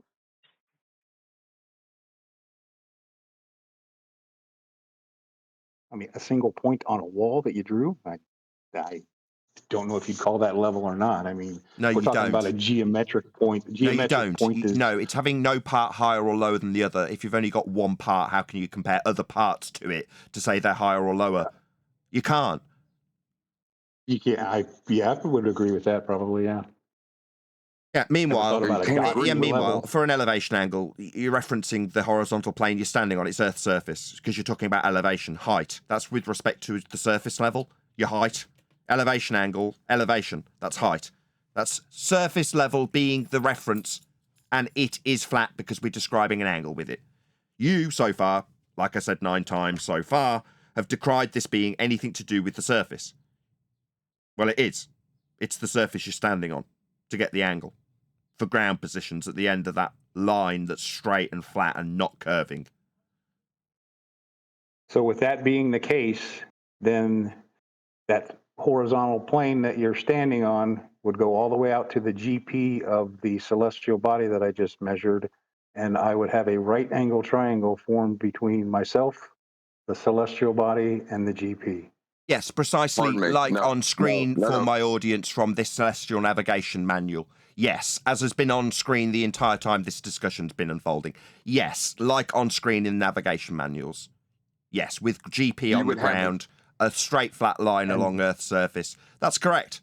Like depicted for my audience And now, that's what I, and that's why it falsifies. It is correct. It falsifies the flat Earth. It's only an angle at that position. You are talking about an apparent position of the star. Do you understand that? Correct. I am. So yes, you're not going to get the actual height of the star from this. Do you understand that? I understand that you can't because the Earth isn't flat. Correct. Yes. No, we're not trying to get the height of the star. We're trying to get the distance of the baseline. And yeah, we have the. Yes, that's the adjacent. That's the surface of Earth that we want the distance for. We don't want the height. This is just a straw man from a crap globe faith failure. We're talking about the distance along the ground. Yeah, I never said we wanted to get the height. I'm saying that You're saying it didn't. That proves Earth's not flat. That's what you said. You used this shitty straw man to assert that Earth isn't flat because we can't get the height of the star. I heard what you said. Yeah. And I pointed out that that's what a failure in a globe claim that needs a flat surface level for GPs and angle measurements would do. We'll say, oh, you can't get the height, therefore Earth's not flat. That's what you did. Absolutely pathetic. Meanwhile, part of the definition of this angle measurement on screen now for my audience with a right angle triangle depiction of GP, baseline that's flat, and angle measurement to star is a flat Earth prerequisite. It's surface level. It's got ground positions on it. You've ignored it 10 times. And now what? We're going to move over to the height of the star that won't be proving a flat Earth according to you because of your failure in 10 attempts to accept that what you decried in the first instance, that's imaginary lines according to you, no citation provided, and imaginary planes of reference. How are they going to be referenced if they're imaginary? That aren't the ground according to you because it's not globe-shaped when we measure these angles. Well, all three counts are wrong. It is the ground. We are referencing it, and it is flat. So if it's the ground, then you should be able to calculate the height above the GP to Why? the celestial body. Sorry, why were we Like you trying do with the to? rainbow? Are we navigating to the stars? Is that why we'd be calculating their height? We're not. We don't need to. But So why would we be doing it? So you can use this shitty straw man for a second time. So me rebutting this shitty straw man and calling it an abject failure based on the fact that we've got to get flat Earth angle measurements to get the distance on the ground for navigation purposes. You say you can't get the height of the star. I say we're not traveling to the star. You say it's not relevant. So why would you use it as a straw man to burn like it somehow disproves flat Earth? Second time you've tried this crappy little straw man that fails miserably. And what is a nice little segue while you rumpus me away from the line on screen for my audience that is flat with a ground position at the end of it, underneath the star. I can't see your flat screen. Earth. I think It's a straight line that you described in the right angle triangle when you tried to attach an if statement to Earth being flat with this measurement. And we pointed out there's no if. This is how it's done. Flat. It's the surface level of Earth that we're referencing. You decried it and said it was imaginary. You said it was nothing to do with Earth. We've overcome these arguments 11 times. You now want to segue on not being able to get the height because you failed miserably in your concession of Earth being measured flat. You started off with a question about elevation angle measurements. Earth's measured flat with this angle. He tried to slip it in a while ago, Nathan. He tried to slip it in before. I think he's being honest. I just don't think he's understanding. When you're I'm not talking making about a a rainbow, okay? Let me, pardon me, sir. When you're talking about a rainbow and you measure an angle to the rainbow, you don't then calculate where the pot of gold is, right? Because that's an apparent I'd be there if I could. Yeah, rainbow, right. Yeah. Right. So why are you trying to figure out the height of the star? I'm not trying to figure it out, and I'm not making a claim about it. I'm making the observation. Then why'd you bring it up? Well, if you're He needs to burn this straw man. He's just about to stutter his way to, on a flat Earth, we'd get the heights, right? No, this is celestial navigation and how it's performed. You need to take it to a La La Land example that it's not being used for to claim that because it doesn't work for that La La Land example of height measurement, which we're not doing, we're not getting the height of the star, we're taking an elevation angle measurement of the star to calculate distance to GP on a flat Earth. But you don't want to talk about the distance to GP on a flat Earth bit. You don't want to talk about that being the ground. In fact, you'll say it's not the ground 11 times. But you still haven't actually conceded that. 11 attempts from me. It was the thing you originally came in with. How is this a flat Earth measurement? I've put it to you 11 times. Is it what? Ignore it 11 times and the answer to the question, the very specific question you came in with, won't have been answered because you haven't conceded the flat Earth you denied it being, because you say it's an imaginary tangent plane that we're not measuring when we're measuring the ground for ground positions. 12 times. I'm saying the plane of reference is not parallel to the ground on a globe Earth. Oh, really? It's not parallel on a globe Earth? Yeah, but it is still the measurement we make, so it's just not a globe Earth. Yeah, it doesn't work on a globe Earth. That doesn't mean it's not the ground. It means it's not your globe ground. No, you won't get angles to a globe ground. That's right. It fails for you. You won't be able to acquire these measurements. That doesn't mean in your La La Land explanation, it means it's an imaginary plane we're measuring. No, we're measuring the ground. It's just not your globe ground, is it? Because it won't be parallel to it. No shit.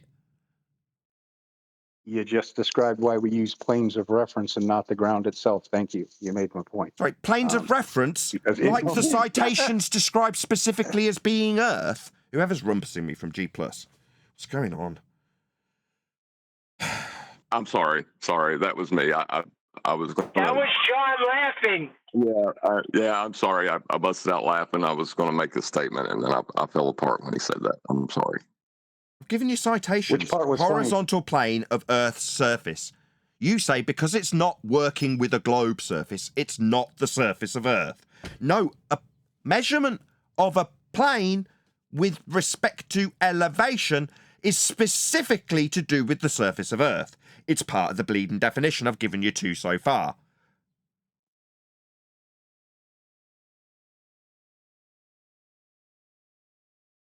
Right. And if that were the case, then you'd have a right angle triangle and you'd know 3 of the angles and 1 of the side lengths.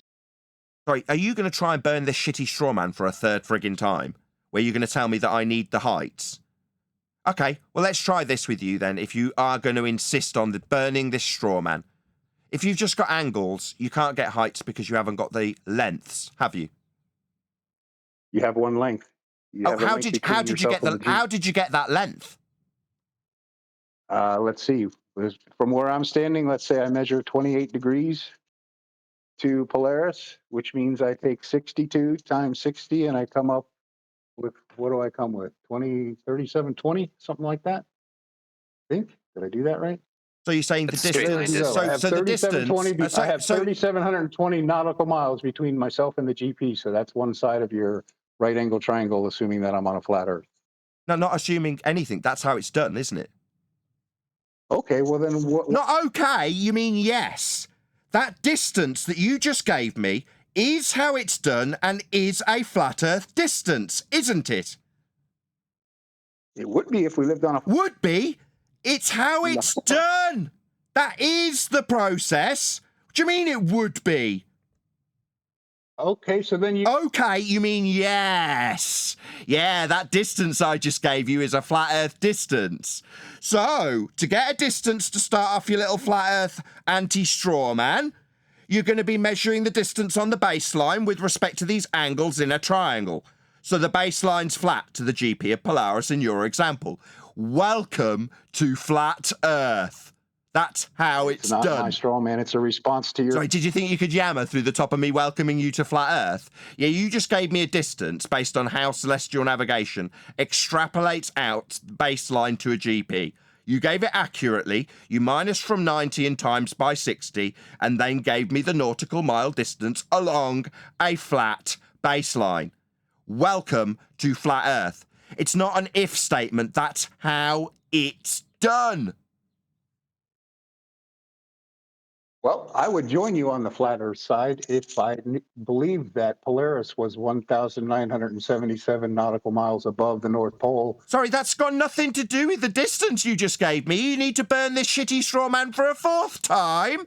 4th attempt. So because we haven't got the height of Polaris, the distance you just gave me along a flat baseline means that it's not working. That's how it's done.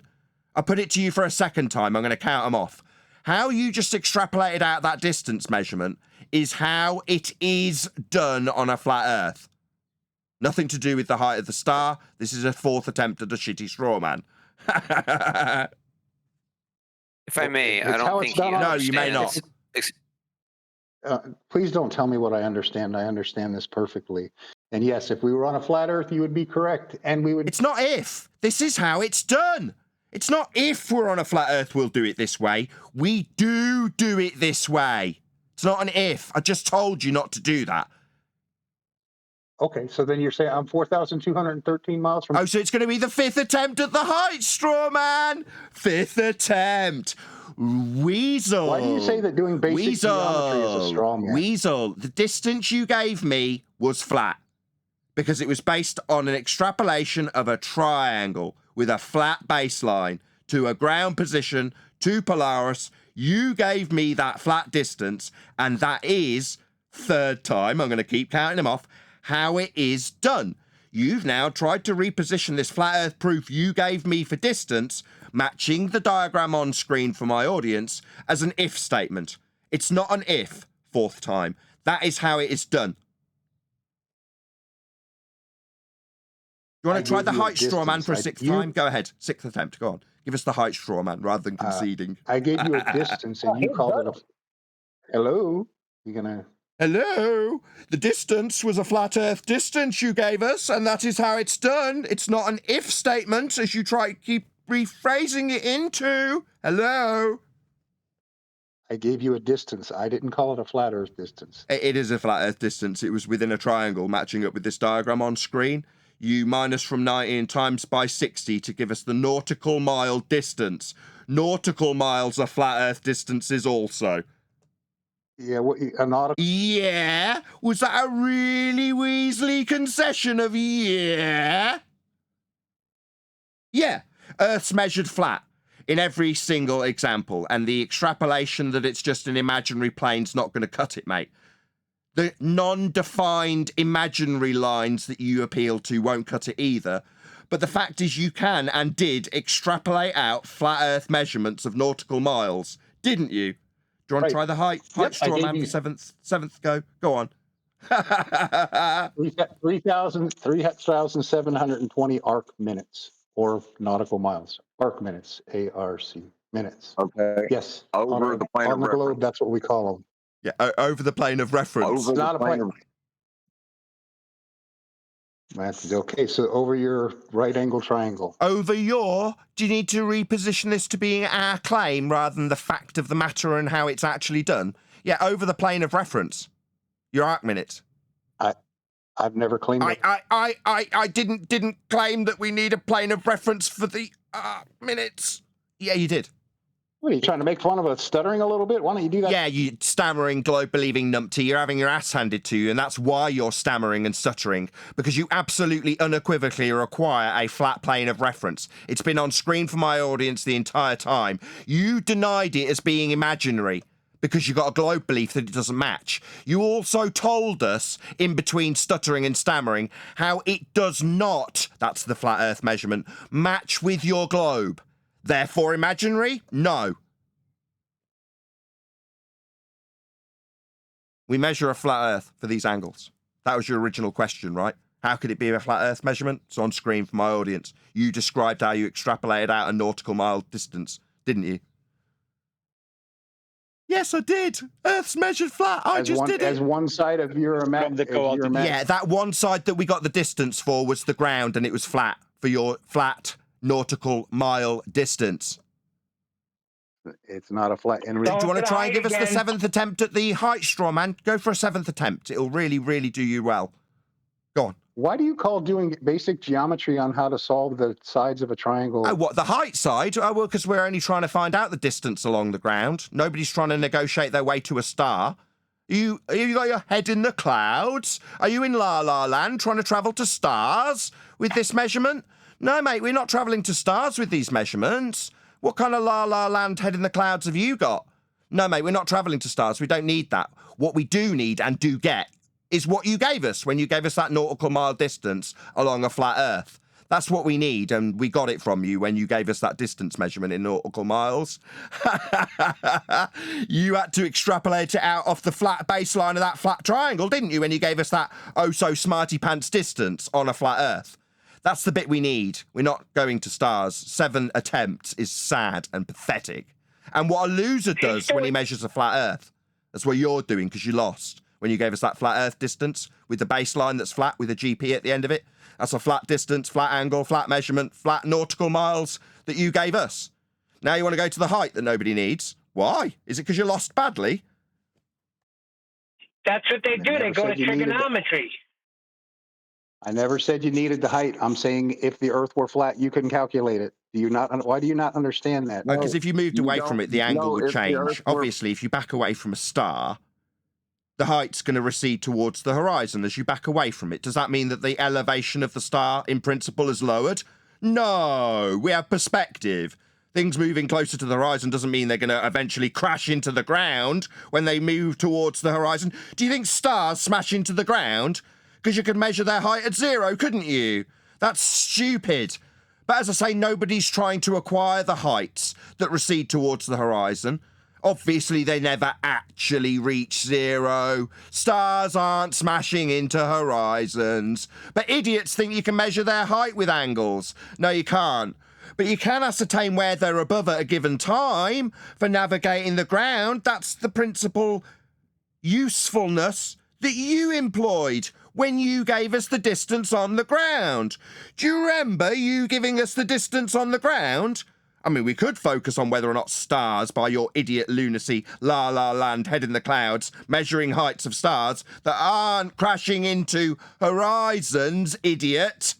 We can't get the height of them. The angle changes as you move away from them. What kind of numpty idiot are you? We don't need this. We need ground distances. That's based on ground positions. Where the star is above at a given time. That's useful for navigating the ground that you said was imaginary. Wow, a lot of straw men there. Stars crashing into the ground. I said the ground was imaginary. Boy, what else did I say that I didn't say there, Nathan? You said it was imaginary lines. You said elevation angle measurements were 2 imaginary lines. You said that the reference plane isn't referenceable and it could be an imaginary reference plane. So I'm pretty sure that they weren't straw men. They were actually verbatim quotes from you. That's what you told us when you said it wasn't the ground that we were referencing. It could be imaginary. That's what you said. You also said that we were measuring an imaginary line meeting another imaginary line. No, we're not. No, the line along the ground that you utilised to give us distance on the ground was on the ground that you said was imaginary.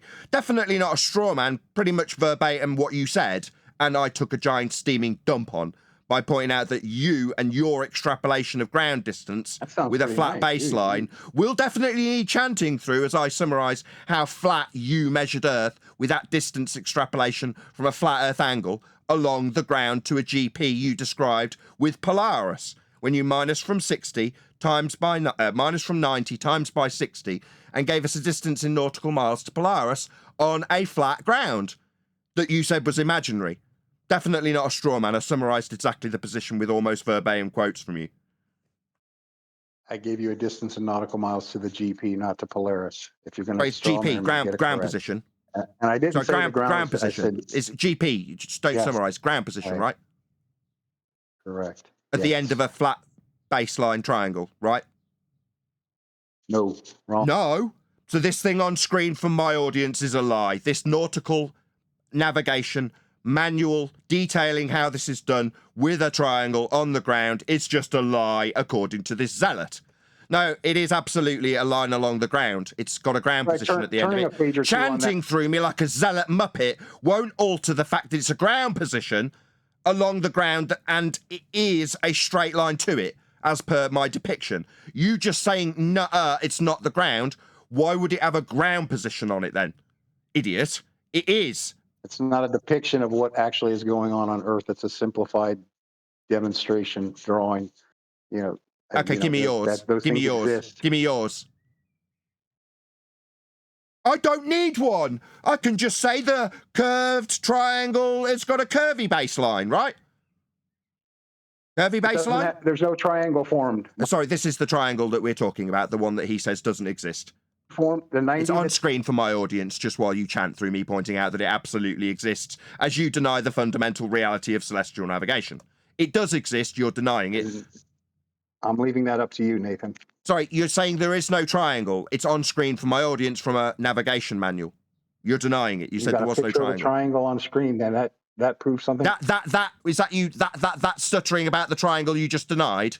Oh my you're God! A zealot. You're a stuttering, stammering zealot who is denying the base principles of that which you utilised to extrapolate a nautical mile distance to the GP of Polaris. You used a triangle that you are now denying. You say no triangle. It's on screen. You're denying it because you're a zealot. Straw man. And now you're chanting through me and calling it a straw man. You're claiming a triangle that can't exist. I'm not claiming, Jack. It's celestial navigation. Again, you need to turn it into my claim. No, that's the fact of the matter. That's what you use to extrapolate the distances. Claim there's a right angle. Sorry, you didn't use my right angle triangle to extrapolate out your distance when you gave it to Polaris. That wasn't my triangle. That's a triangle used in this process that you now need to ascribe to me. You're forming a triangle that defies. So why are you chanting through every word I say? Does it make it less painful if you're talking while I'm taking a dump on your claim? Does it make my claim not come? How high class of you. Excellent rebuttal. Meanwhile, the triangle he just denied is on screen for my audience. It is a triangle. He used that triangle to extrapolate out nautical mile distance to GP with a triangle he is now denying. Maybe you'd like to tell me it's a straw man. It's a straw man. Earth's flat. You need angles to the stars on a flat baseline. It's the surface of Earth. It's the horizontal plane the observer is standing on. All this Muppet can do is deny it. That's all he's got. No citations, no references, no diagrams that say it's not a triangle. Me, I've got plenty of them. They've been rolling by the whole time. He's saying that we're denying geometry. Could he please give us the height of the star using geometry? And Go ahead with it. I would. I would like to see that. Hey, John, that's a great question. I would do that for you if what we were forming when we took an elevation angle measurement was a right angle triangle between us, the GP, and the celestial body. I would be able to give you one. Oh, In that so case the that I stars just gave don't you, have where geometry. I'm at 28 degrees, then the Pardon me. distance from Polaris to me would be 4213 nautical miles or arc minutes, Pardon whatever me. you want to call them. Pardon me. Why are you claiming that the stars don't have geometry now? Or the heights of stars Because don't have geometry? Why would you do that? I'm not saying that. I'm saying that there is no right angle triangle formed. If there was, it's simple geometry would let you know the distance between you and the star. Right. I'm not saying that I there's don't want no to do this, geometry, that John. stars don't Stop. obey geometry. Stop. I'm saying that Stop. they don't form Stop. a We're web. not getting distance to stars. I've overcome that 4 times. But at the moment, he just needs somebody else from the panel to pick up the baton where he wants to take it to. We can't get the height of the star. Nobody's navigating to La La Land to the stars. I'm pretty sure I already covered this with you. Do you just need someone else who isn't me to pick that baton up for you? No. I don't. Nobody's calculating height of star. The star recedes towards the horizon as you back away from it. While I explain this for a 4th time for my audience, he's chanting through me, of course, because he doesn't like me overcoming this crap argument that he's used multiple times. Meanwhile, the triangle he denies is on screen from a navigation manual. A different triangle with a right angle at the bottom of it. And the angle with respect to a surface level. Earth surface, the horizontal plane the observer is standing on. Those are quotes from the citations that I used when describing this process. Yeah? He just says no triangle. Yeah, crap standard. He says can't get height, therefore no triangle. Crap standard, not trying to get the height. He's tried that straw man 5 times. Why? We're getting the distance on the ground, aren't we? You gave it us in nautical miles earlier. I've already said this multiple times. Is it just rinse and repeat over and over again? Because if you say it an 8th time, people won't think it's been overcome. We're not trying to get the height, we're getting the distance along the ground, the same distance you gave us in nautical miles to Polaris. That's flat, because it's a baseline distance to a ground position. Flat. You want to try the height again for a 9th time? I've taken it back off my panel member that you tried to put it on. Yeah, I agree. We're not trying to get the height to the star. Yeah, what we are getting is the distance, like you gave us to Polaris, flat, from the baseline. We're not trying to get the distance to Polaris either. Sorry, that's called latitude. So latitude is principally a base part of the system that we're using. You use that as an example. That's called latitude. Meanwhile, that's still an elevation angle off a flat baseline. Earth's measured flat for latitude also. Polaris-based measurements. Yeah, that's flat too.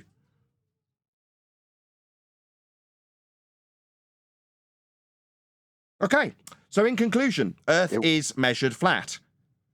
And no amount of denial without citation or chanting through the conclusion is going to save any globe-believing numpty who needs to deny the base principle of these angle measurements on screen now. You have to measure an angle. So it's with respect to a GP. And you have a right angle the chanting triangle Fundy, he had a stony silence earlier. Now I'm concluding. Because, of course, when I'm concluding, you need to talk, not in the stony silence you left. Right? No, mate. Earth's measured flat. That's what you were asking about. Here's the example. It's on screen now. You've done nothing but deny, deny, deny. It's not the ground. It's imaginary. It's not referenceable. It's not a line with respect to Earth's surface. It's an imaginary line. No, no, and no. It is real. It is the ground. We are measuring it. It is an angle with respect to the surface. It's elevation. Obviously, it's going to be to do with the surface. You're describing your height of something. In this case, angle of star. And you, as you adamantly did, or admirably did, extrapolated out a distance along a flat ground for the flat baseline distance you gave us. All you've done since you gave us that flat baseline distance you extrapolated out is talk about the height.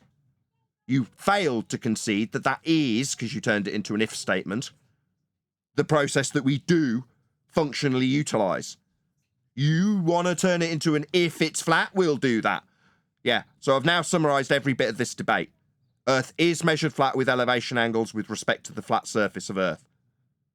That's it. End of debate. Actually, you proved it wasn't. Right. And by the fact hey, that Nathan, I apologize for interjecting. I was trying to educate him, and it was a debate that was happening. So I apologize. No, it's all right. I forgot where I was at. He wants to give his hand wave dismissal now, John. He wants to say, no. Does the same thing in chat. Welcome to my world. So did you want to and tell me we can't get the height again? Well, I mean, if you want to believe in a triangle that you know all the angles on and you know one side and you can't figure... Sorry, straw man. So we said we know all of the angles on this triangle. No, we're measuring an elevation angle and then minusing it from 90 like you did. You minused it from 90, didn't you? I know. You minused it from 90. You're now putting it on my door like it's a claim again. Hello? You minused it from 90 when you gave us the nautical mile distance, didn't you? Yes, I did. So when you say you pretend to know all the angles, no, you utilized that triangle, didn't you? When you extrapolated out a flat Earth distance, didn't you? Use a triangle. I claimed that flat Earth distance... Sorry, you did it. It's not I claimed a flat Earth. You did it. You functionally used the angle to extrapolate out the distance to the GP of Polaris based on the angle. Didn't you? Yes, I did. Yeah, you did. Welcome to Flat Earth. And you completely misunderstood what that meant. Oh, I just misinterpreted your flat Earth elevation angle measurement and distance on a flat Earth, did I? No, mate. Yep. You needed to utilize a flat Earth. You flexed your intellectual prowess when you minus from 90, that's the right angle triangle, to give you co-altitude, then times by 60, that's the nautical mile distance for your co-altitude, and then you gave it us in nautical miles on the flat baseline. You did that. You used that triangle. You gave us the distance on surface level. You measured Earth flat. And you just added in on a flat baseline to what I said. I heard what you said. I heard what you denied. I heard every bit of it. I had just summarized it in the last 30 seconds. Every bit of the debate. How many words do you need to add to my statements to make them fit to your narrative? But what, like you telling us that we know the heights of the stars, and if we can't get them, it's not going to work on a flat Earth? Like that kind of shitty straw man that you use 6 times? Projection much? The only one using shitty straw men here is you. When you tell us that, oh, it's not a flat Earth if I can't get the height. What a load of garbage. You rinsed and repeat that crap straw man 8 times. Absolutely pathetic. I'm not making a claim. Yeah, you're making a claim about a right angle triangle that I am just refuting. Say that? You did the distance on the plane of reference, didn't you? What's that? I'm sorry, I missed that. What would you say, John? You gave the distance on the plane of reference. You did that. I gave the distance from myself to the GP. I didn't call it a plane. That's not the distance on a plane. That's the distance over You took the elevation Earth angle on the plane of reference. You then subtracted from 90 and gave the distance on the plane of reference. Yeah, just went That's through what this you did. Yeah, I just went through this with him. He completely ignored me and then told me that it wasn't a plane of reference. You've gone through it, told him the exact same thing, and he said the exact same rinse and repeat response. What, the flat plane of reference isn't a plane of reference? No, I've had literally about a dozen different diagrams showing the plane of reference with the angle measured on it for navigation purposes from navigation manuals. All you do as a sad, pathetic globe-believing zealot is deny that which you have utilized.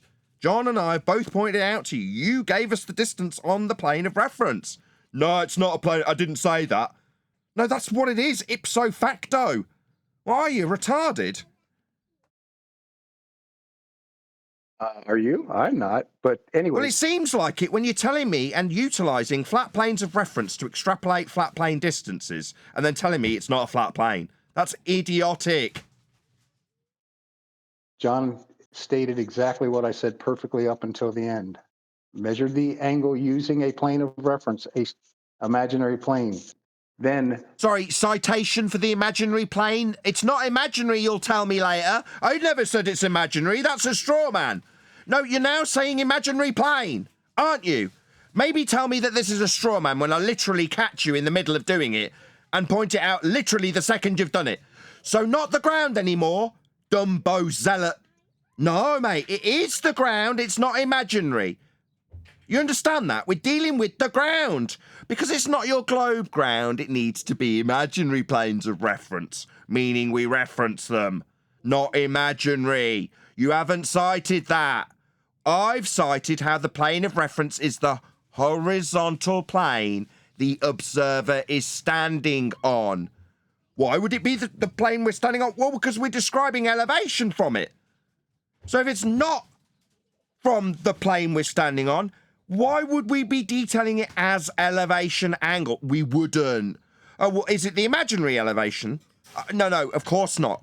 It's to do with the ground that you keep denying when you say it's imaginary. It is a plane of reference, or it wouldn't be an angle. Earth is flat. That's how you measure don't an have to angle. like Two it. straight lines. You know you need two straight lines to measure an angle. You establish the angle, you subtract from 90, you use what you called arc minutes, that's fine, and you got a distance along the plane of reference with those arc minutes. That's what you just did. Why would you deny that? Because you added along the plane of reference. And if that was true, if the Earth was flat, you would be absolutely correct, and I would agree with you 100%. The Earth is flat. Well, then you need to agree with us 100% because you gave us it in nautical miles. They are straight in their nature. They are not curving.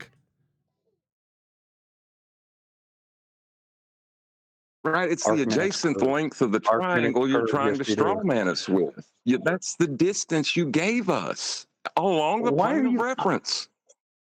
John, I don't know why you're calling me strawmanning you. I am not the one who claims that you form a right angle triangle when you take an elevation angle measurement. It's just in all of these diagrams that are on screen for my audience, constantly flashing by from navigation manuals. They are all showing triangles that you say are our claim. No, you're minusing from 90. Why? Well, that's because it's a right angle triangle. That's why you minus from 90. Can I ask? Can you ask a different question rather than acknowledge the fact that you minus from 90? What the 90 of a right angle triangle? Maybe if you ask a new question rather than acknowledging it. No. Maybe you chant through the fact I'm pointing out that you want to move away from the 90. Why would we be minusing from 90? I mean, this has got nothing to do with triangles after all. Because there's 90 degrees between the North Pole and the equator. That's why we minus from 90. So if there's 90 between the North Pole and the equator, then Earth is absolutely unequivocally flat. Thank you. Welcome to Flat Earth. Can I answer the guy where you got the answer? You've just told us there's 90 along the surface of Earth. That's a flat Earth you've just described. Welcome to Flat Earth. Right, and there's 90 degrees of latitude on the on Earth. Yes. Yeah. So welcome to Flat Earth. North pole to the equator. Welcome to Flat Earth. 90 degrees. 90 degrees on the Earth. Yeah. Degrees are measurements of arc. You know, and degrees are divided into arc minutes. They're spherical, for crying out loud. Yeah, then we're measuring them off the surface, aren't we? Yeah. The flat baseline is the 0 to 180. And the rest of it through that arc is measured from the surface. Yeah, you're starting to realise that your globe is nothing more than a glorified protractor. Because that's what the globe is. I'm starting to realise that you guys don't understand that. Oh, do I not understand that you turn the angle measurement off the flat surface into a protractor turning? No, I do understand how the globe Earth is nothing more than a glorified protractor turning, when in reality you're measuring angles through that protractor you call globe Earth. No, arc seconds of turn of Earth as a sphere isn't how we get angles. We get them from a flat surface. AKA plane of reference. I know what a plane of reference is, and you obviously can't stand on one because it's a two-dimensional object. Sorry, did you just say we can't stand on one? Because I've already covered this about 6 times with the definition from Sustainable by Design. The horizontal plane the observer is standing on is part of the definition. But this guy's going to nuh-uh his way around that definition about 7 or 8 times, right? More times. Do it 7 or 8 more times. It's not what we're standing on. Oh, right. Why would it be part of the definition then? Why would it have anything to do with elevation? What's elevation? Oh, height of something. Oh, well, maybe it's the height off an imaginary plane that we're detailing, right? It's our height in imagination land. Height in imagination. Elevation's height in imagination. No, it's off the plane we're standing on, you complete zealot. Stop saying it's not what we're standing on just because it's not globe-shaped. It is what we're standing on. It's just flat. It's a plane that we're standing on to describe elevation with. You're standing on a two-dimensional object, huh? That's a pretty good trick in a 3D It's part of the world. definition. If we're getting an angle from it, yeah, that's what we're doing when we are navigating Earth. We're getting angles from the surface, the plane we're standing on, yeah. The plane of reference. Yeah, the horizontal plane the observer is standing on as per the definition of an elevation angle. Yes. You don't have one of those from a globe. You can't get level surfaces from points. Hope that's clear. If somebody says that if I'm standing on a square, I'm not standing on an actual square. It's a two-dimensional thing. That's fascinating. Pardon me. You just described 90 degrees from the North Pole to the equator, and you're arguing with us? You should be on our side. No, what are you talking about? Yeah. 90 degrees of latitude. That's a whole different thing than a degree of elevation angle measurement. That's what latitude is, you bonehead. It's an elevation angle measurement, you complete clown. What do you think latitude is? Sorry, did you have the misapprehension that latitude was based on you being in the centre of hell and twisting Earth around you like it's a glorified protractor? Was that what you thought latitude was? No, it's an angle measurement to Polaris, mate, off a flat Earth. It's not you standing in hell twisting a globe Earth protractor around you. No, that's not what latitude is. I appreciate that you think the protractor we measure with is the surface of Earth. It isn't. An angle of measurement is just that, an angle of measurement. Yeah, so the surface of Earth being the line for the base, and then the angle up to Polaris is what gives you the angle measurement for latitude. On a flat Earth, the only way it's capable of being measured as an angle. In your description as well. You don't use the Earth. You don't use the Earth when you measure an angle to a celestial body. We don't. We're not doing navigation. It's back to we're not using the Earth for navigating the Earth. It's a zealot denial of navigation being for the Earth. Of course not. Yep. We're navigating Narnia when we make elevation angle measurements with respect to the surface of Earth to navigate Earth with them, with ground positions on the surface of Earth. Nothing to do with the Earth. Narnia, right? We're doing this to navigate Narnia, right? No, stony silence, man. No doubt going to follow up with interruption when I conclude that Earth is being measured flat and latitude is merely a measurement along Earth's surface. To a 90-degree point, and there it is, right on cue. The pain of a fundamentalist zealot straight through the conclusion. This is why people pay me. That's right. This is why I get ad revenue. Your pain straight through the top of the conclusion is what people pay me for, Fundy Zealot. Thank you for chanting through the conclusion of Earth being measured flat with an angle to Polaris along a base with an angle up to it that is the only way you can ever measure latitude. Because we're not standing in hell turning Earth as a giant protractor around us. We're measuring angles off the surface to the star we call Polaris. And that angle measurement is with respect to the surface. There's that painful chanting through the conclusion again. That's why people pay me, Zealot. All right. Well, that's right. You keep chanting through the top of me. Because chanting through me is me muting you. Maybe we need those violins while you chant through me and use your mute. But did you want the violins on top of me as well? Yeah, because you're so hard done by here, aren't you? What with me concluding after a stony silence, what we really need is you talking through the conclusion of Earth's flat measurement for Polaris along a flat baseline. That needs you talking through it, doesn't it, Zealot? You know he's referencing the center of Earth when he says hell. You listen to the show enough times to know that. I didn't reference the center of Earth once. I don't know why you're putting that What on me. Nathan says is that that's what you're doing. Oh, well, good. Nathan is the arbiter of what I'm doing. When did that happen? God forbid. Nobody gives a crap what you're doing. I'm telling you what Globe Earth does. I understand Globe Earth rhetoric. What you say is inconsequential. I understand how the Globe Earth rhetoric works. You think That's a two-way horizontal street. planes of That's a two-way reference. street. You think chanting through me while I conclude is what will win you this debate. You think talking It's through the only me way to will get a win, word in like you're edgewise doing with now, you, so why moaning not? about how you're not getting a word in while you mute me. I'm not getting a word in. I'll say that. I'll remember that little statement when you next talk, and I'll say it through every fucking word you say. Shut your bleeding No mouth, swearing. mate.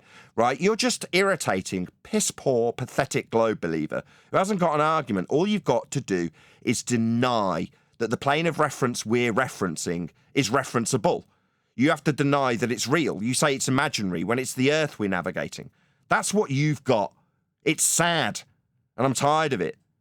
When I describe how the protractor is Earth when you stand in the centre of it, for your latitude system on a sphere Earth, that is an accurate description of how an angle measurement from the surface is transposed onto a globular surface. For it to function, you have to be twisting globe Earth when you describe the degrees. That's a protractor turning, as opposed to an angle measurement from a flat surface, which is the only way you can measure latitude. That's what I actually said.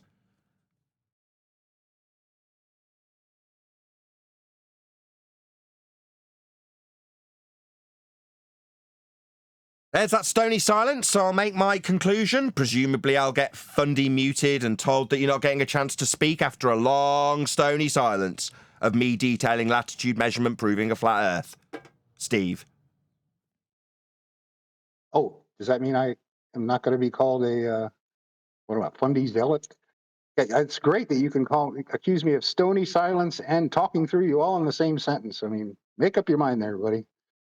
There was a long stony silence after I made the conclusion, and that was your rebuttal to that which I concluded with Earth is measured flat with latitude.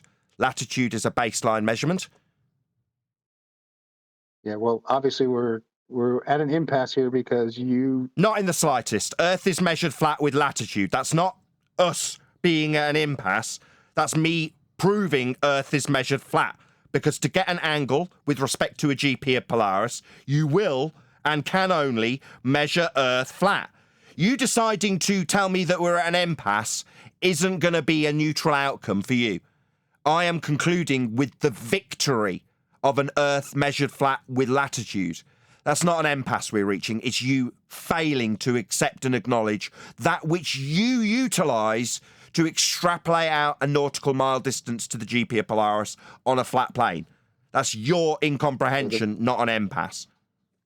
So the victory of your right angle triangle that defies geometry, right? Is that your victory? The right angle triangle that doesn't conform to geometry? Like, I really do. I'm going to pray for you tonight because you have not thought about anything you have said to Nathan today. You've not thought about its implications. I've thought about it all, and I can pray for myself, but I appreciate that. 90 degrees from the North Pole to the equator. You stated that, and you're arguing with him. I mean, I hope you do better. I do. Yeah, he done the work for us, and he's fighting against it. Yeah, this guy thinks that he wins by repeating the claim 18 times. That's how he thinks he wins. By denying the reality of the ground we're measuring and telling us it's imaginary, that's how he thinks he wins. At any stage, did we even mention globular nature of Earth in this discussion? No. There was just lots of denial of how we actually measure Earth.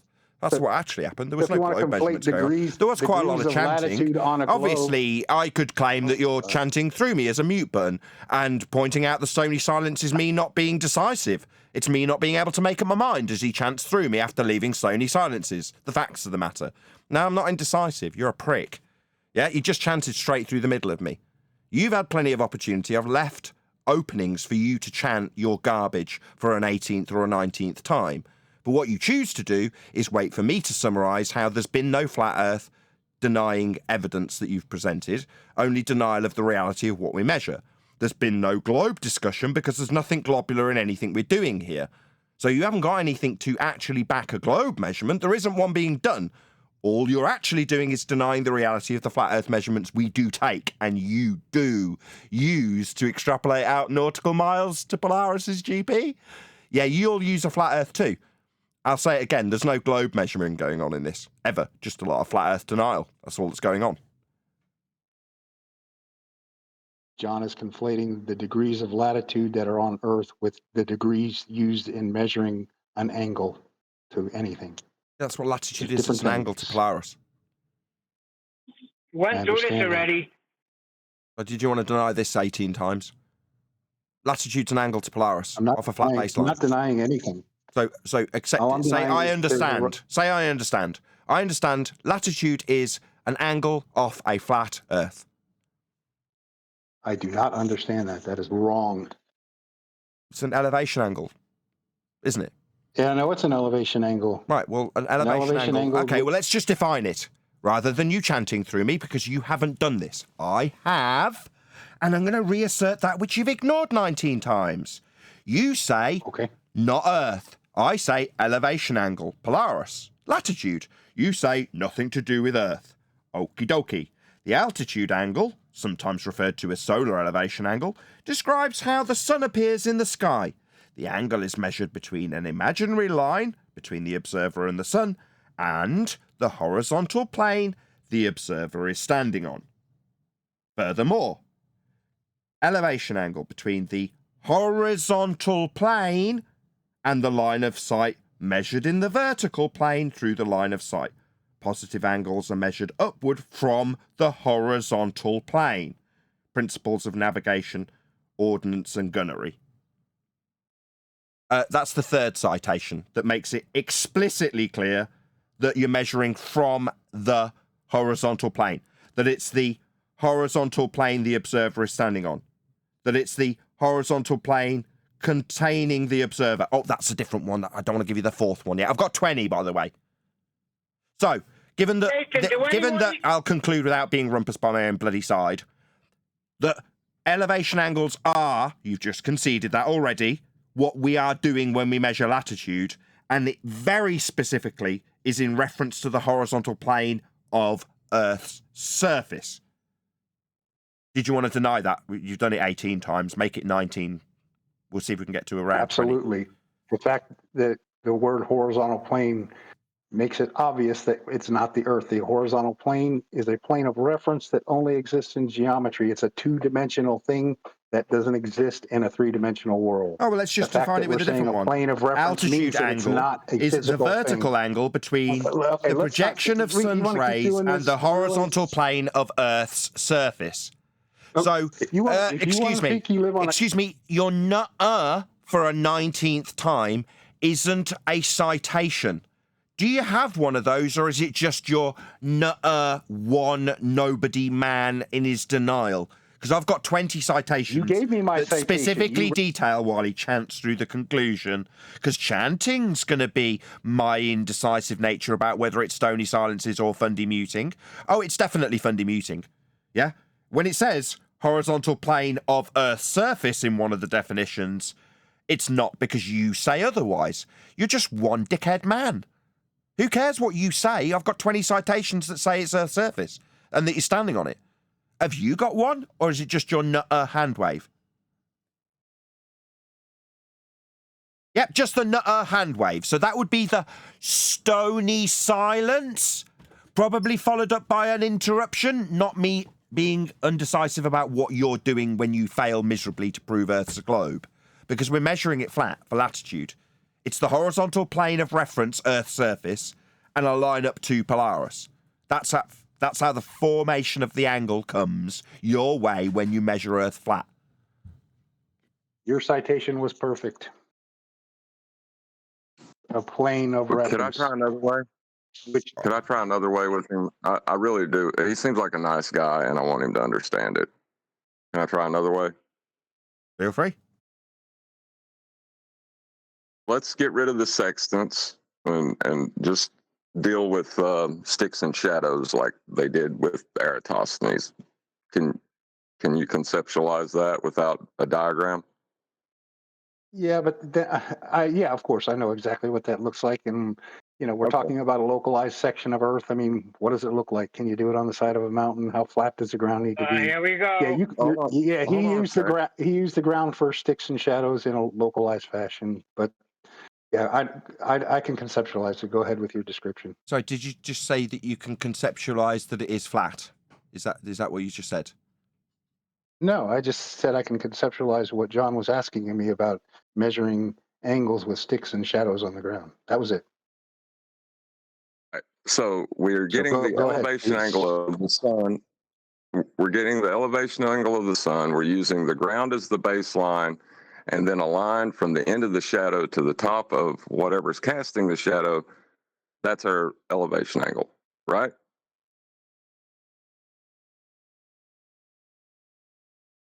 Yep, that's correct. Yep, in that particular example, that is absolutely right. And the plane of reference is the ground. Whatever shape that piece of ground may be, yes, it is. Flat. It's making an angle. Plane. It's the plane of reference, not the shape of reference. It's the plane of reference, right? I'll just let you know because you seem uncertain. I'll just clarify for you by giving you one of these definitions. It's it's the horizontal plane. You asked me a question. And maybe if you chant through it, will this win you the globe? Will this make it a globe? This chanting, this fundy muting that you do, will it make it a globe, Steve? I'll just try that again. I know it would be nice if you put a bit of distance between this clarification. How many people am I talking? I'll just pop that line on mute and I'll tell the audience. It's the horizontal plane the observer is standing on. Steve. Well done, John.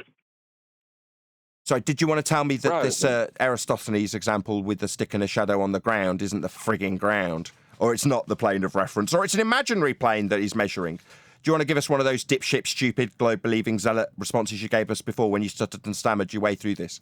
Steve, go ahead. Am I muted or not?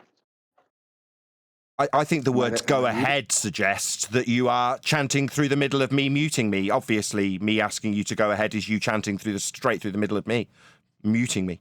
No, I was asking you to go ahead when pointing out that the horizontal plane of reference the observer is standing on would be the stick and shadow example that you wanted to deny when we were just talking about elevation angles to Polaris that you used for measurements on a flat Earth. Now we're talking about sticks and shadows, and you were sort of umming and ahhing about how flat it'd have to be before John got into examples that you couldn't deny being the ground. So we're all clear then. It's the horizontal plane Aristophanes is standing on. We all clear with that, right? You're not going to deny it's the ground in this example, are you now, Steve? The example that you're going to laugh right through my answer. Anyways, the example. Yeah, I am. Yeah, because it's the horizontal plane of reference Aristophanes is standing on. He's standing on it, mate. Deny it for me, and I'll laugh at you. Gonna say locally flat. Yeah, he's not standing on a horizontal plane of reference. Oh, is he not? Is he getting a curve angle from this shadow? It's a curvy angle, right? No, that would be a stony silence from a globe zealot. Yeah, I'm pretty sure he's measuring an angle. Are you dumb, retarded, stupid, idiotic? I gave an answer. Do you not know what an angle is, Steve? Do we need to take you through this rudimentary understanding with you using your chanty fundy mute button? Is that what we need to do? Grab you by your little short hairs and teach you what an angle is, Steve. It's not got a curved line, sunshine, and it is the ground that you were so keen to deny. Share your pain. Never said an angle had a curved line. So we're understanding that it's a straight line and it's the ground, right? Depending on the topography. Depending on what was that a little stuttery stammer there, Steve? It's not depending on anything, mate. It's just an angle that Aristophanes is measuring. It's not dependent on anything. I've got it up on screen. It's a very simple concept. Angle measurement on the ground, Steve. Definitely straight. Definitely the ground. And not a horizontal plane of reference. Not a what? Not a horizontal plane of reference? No, it is. We cited it literally only 30 seconds ago, Steve. It's the horizontal plane the observer is standing on, Steve. We got you to understand it 2 minutes ago, and now it seems you're using your fundy mute button. Why would you be using your fundy mute button at this point, Steve? Why would you be muting me right now? God. Is it because I'm pointing out we only defined this with you 2 minutes ago, and you conceded? It's the horizontal plane Aristophanes is standing on, but now it isn't, right? I never said that was a Well, ask me if I'm laughing at you, because I absolutely The ground am. can't be I'm a definitely horizontal laughing plane. at you. How many times do you have to be told that? Jeez Louise. Sorry, It's you not sound that very nervous, difficult. Steve. Do you want to go and have a glass of water, mate? I You sound do. very, very nervous. Oh, I do I? Oh, Yes, my you goodness. do. You sound The petrified. angle- I can hear it. I've got a really good sound quality. When someone's shitting in their pants, I can hear it in their voice. That's you. Exactly. So, in So the angle from the conclusion, horizontal- after quite a few prolonged stony silences, the horizontal plane of reference that the observer is standing on is what we'll be doing with these sticks and shadows, isn't it, Steve? Sure, you go ahead and stand on your... Sure. You go ahead and stand on Aristophanes' sticks and shadows with straight lines and flat baselines that are the ground. We will, Steve. We will prove Earth is measured flat with this example all day long, with a very nervous, stuttery, stammery globe zealot chanting through the top of us. That's what we do here, Steve. Right. Yeah, Is it easier in the comments? Is it easier in the comments where your chanting isn't really telling of how badly you're losing? Keep chanting, mate. It's the horizontal plane the observer is standing on for this stick and shadow example. Definitely. It's easier to get a word in edgewise in the comments because... I'll get the violins out for you. It's such a shame you're not getting to put your 8th rendition of Star Height through the top of me. That's such a shame for my audience. Obviously, it's you not getting a chance to get a word in edgeways. Make up your mind. There was me thinking you wanted to exercise your fundamentalist zealot mute button. It's actually just you not being given an opportunity when you leave protracted silences. Oh, no, that's me not making up my mind. Or is it your projection? Yep. I'm very confused about those long, protracted, stony silences when you can't concede a point. No, that's just you chanting through me, straight through the top of me, when I humiliate you in your embarrassing position that you find yourself in, Steve, losing badly to us. I know, it's terrible. Yeah, for you, it's awful because you've lost. You've got a stick and shadow example that you can't now deny and la land your way away from the ground, can you? Right, yeah. Right, yeah, so you're screwed. Earth is measured flat for this stick and shadow example. That'll be that protracted silence now, won't it, Steve? What's that? You're not getting a chance to speak? Well, why would there be long protracted silences then, Steve? It seems like you're getting plenty of chance. You're just leaving long silences, mate. I have to then pick up the reins. I don't want to get, people listening to dead air. All that dead air that you're leaving. Stick and shadow. Flat, Earth, measurement. Yeah, angle measurements to Polaris. Right, do you want to get a bit closer to your mic? Fading facts. Yeah. Excuse me? How far am I from my mic? Yeah, fading facts. Yeah. Flat Earth measurement, stick and shadow. That'll be that protracted silence there, Steve. Maybe you'd like to get the violins out for how you're not getting a chance to talk. I'm pretty sure you're leaving quite long, protracted silences and then sounding very nervous and trying to fundy mute in the middle of me pointing out how badly you're doing. I'm about at the end of my fun of this, I understand. You're at a really hard point in your understanding. I really do understand where you're at. I hope you can wrap your mind around this. Because latitude lines on a sphere and what about Eratosthenes? He didn't use a geometric plane. He used the ground. The ground can't be a plane. A plane is a two-dimensional object. It's basic geometry. So yes, his measurement might have been off by 0.00007%, because he didn't use a plane of reference, which only exists in the math, not in reality. We live in a 3D world, not a 2D world. So you're saying the definition of geometry is... Hold on. So you're saying you decry Aristophanes' measurements as being inaccurate then? I didn't bring up The minute they prove a flat Earth, you're more than happy to chuck them under the bus and tell us how inaccurate they are and that it's not using a plane of reference. Anybody under the bus? Well, according to you, he's not using a plane of reference. He didn't get a perfect. Sorry, maybe if you chant straight through the middle of me humiliating you, maybe that'll overcome the problem. I'll do some more stony. I'll do some more stony silence here for you in a bit to make up for it. Steve, do you not understand that? For you to describe it being 0.001 off from the plane of reference, it means that that is still a plane of reference that is off from your conceptualization of the plane of reference. So you're still using a plane of reference to describe the plane of reference being off by 0.00012 degrees. Do you understand how that's not helping you? I'm saying that if you use the ground itself, you're not using a plane of reference. No, he is. He's getting an angle measurement. It's a stick and shadow for an angle, you dumbo. So you want to deny what he's fundamentally doing because suddenly it's proving a flat Earth. Yeah, we get that, Steve. We get that. Okay. Sorry, was that you going and then leaving another protracted silence there, Steve? It did seem like that. Maybe that was your wonderful glow proof in that long protracted silence after you stumbling over your coughing words and dry throat.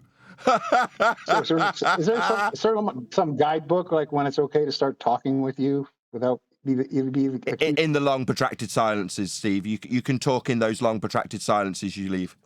Is that okay? Yeah, but as soon as I start talking through one, you just start accusing me of stuttering and leaving long protracted silences. Yeah, I do. Yeah, because that's what you're doing. Yeah, that's a good debate tactic. That's pretty special. If that's how you have to win a debate. Earth is measured flat with latitude. We also have a flat plane of reference being used with Eratosthenes when he takes a stick and shadow with respect to the ground. The straight baseline is part of the angle he measures, the same angle that's now being denied for its inaccuracy because of a deviation from a plane of reference when he's not using the ground as a plane of reference, which he absolutely is. Now, that is a concise summary of me winning this argument, but apparently me pointing out how me winning the argument leaves my opponent stuttering and stammering is actually me losing the argument. No, Steve. No. You've been absolutely pummeled. Furthermore, you have a very trim-outable example where you gave us a nautical mile distance to Polaris. Very useful. That'll get trimmed out, Steve. No, I did not. You now chanting through me. This is you using your mute button, Steve. This is your version of the mute button. For the audience's benefit, on this occasion, I'll leave the line open so you can hear what Steve's doing because it's so painful. He'd rather chant straight through the top of me because that's what they've got when they lose. The fundamentalist religious zealot mute button. I was denying you said that I said we knew the distance to. Sorry, you're stuttering much, Steve. You're coping well there, Steve. That sounds like quite an elongated stutter you just had there, my friend. Do you want to get a grip? Maybe get a glass of water, comprehend the flat Earth measurement that Aristophanes is using with a plane of reference, or the elevation angle measurement to Polaris that's using a flat Earth for a flat baseline, for a GP that you use to calculate a flat Earth distance in nautical miles. Do you want to get a grip, mate? You're very stuttery and stammery. Go and get a glass of water, Steve. You lost badly. Yeah, sure. Whatever you say. You keep saying that I said things I didn't say, so I'm trying to correct you, and you won't let me. Go ahead. So give us a really concise summary like I just did. Go ahead. Yeah, you said that I calculated the distance to Polaris. I did not. I told you how far the GP was. And I said that if that was a right angle triangle, then you could calculate the rest. But you can't because it's not, because the Earth's not flat. It's that simple. Anything else is putting words in my mouth. You seem to be good at that. No, that was the straw man that I covered that you brought up 9 times with the distance to the height of the star. When we're calculating distance along the ground, the bit you gave, the distance to the GP is a flat Earth distance measurement. That's the bit I'm highlighting. You, having given a flat Earth distance measurement, now want to straw man away from the flat Earth distance measurement you extrapolated out from an angle off a flat baseline. To say that because I've extrapolated out this distance along a flat baseline, you can't get the height. Nobody was trying to. We're navigating the ground that you say it isn't. Oh, until we get to Aristophanes, and then you can't weasel away from it being the ground. Then it's just not a horizontal plane of reference that he's referencing for his horizontal baseline in his angle measurement. Yeah, you need to nut your way from everything. We know. Meanwhile, still no globe measurements in any of this discussion, I might point out to my audience. Notice how this discussion is all centered around how Earth is measured flat for angles and such. No mention of the globe. Maybe people like Dave Weiss should pay attention to how this debate's going, because literally there has been no mention of globulous nature of Earth whatsoever. Just denial of how flat it is being measured by the fundy. Very painful.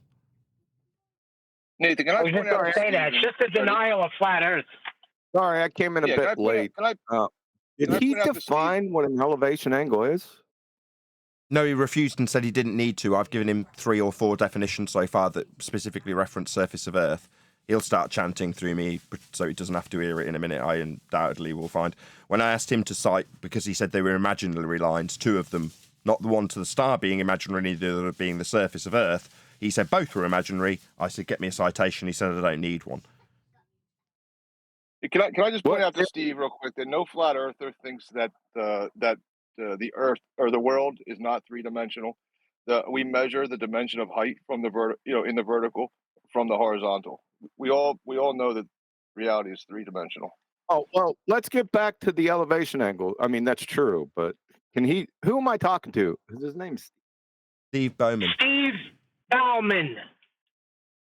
Steve, can you define Yes, what sir. an elevation angle is and put the citation in Discord?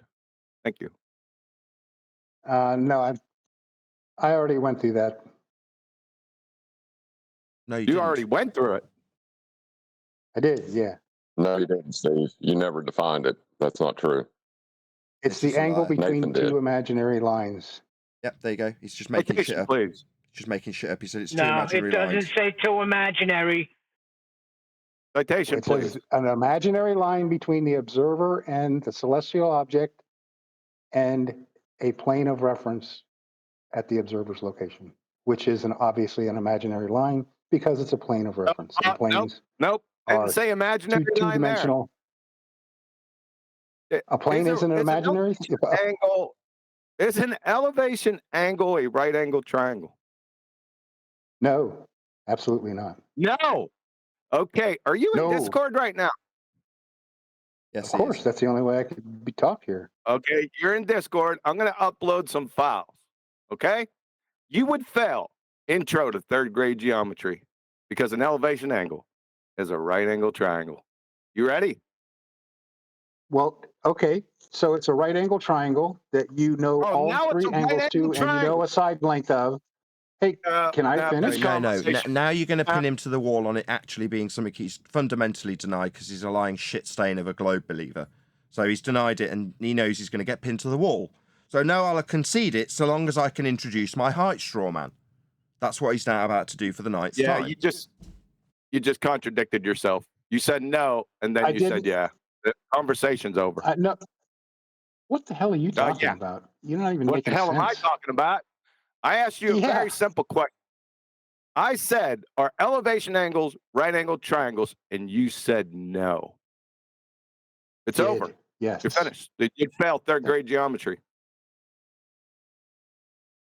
It's that simple. I did not feel. Yeah, no, that's not true. You just did it. All right, you're in Discord. Here comes the first one. So it's a right angle triangle that you know all 3 angles of, and you know one of the side lengths, and you can't calculate the other 2 side lengths. What world is that in? No. Sorry, You don't know what elevation angle is. Sorry, we've already done this once with you, Steve.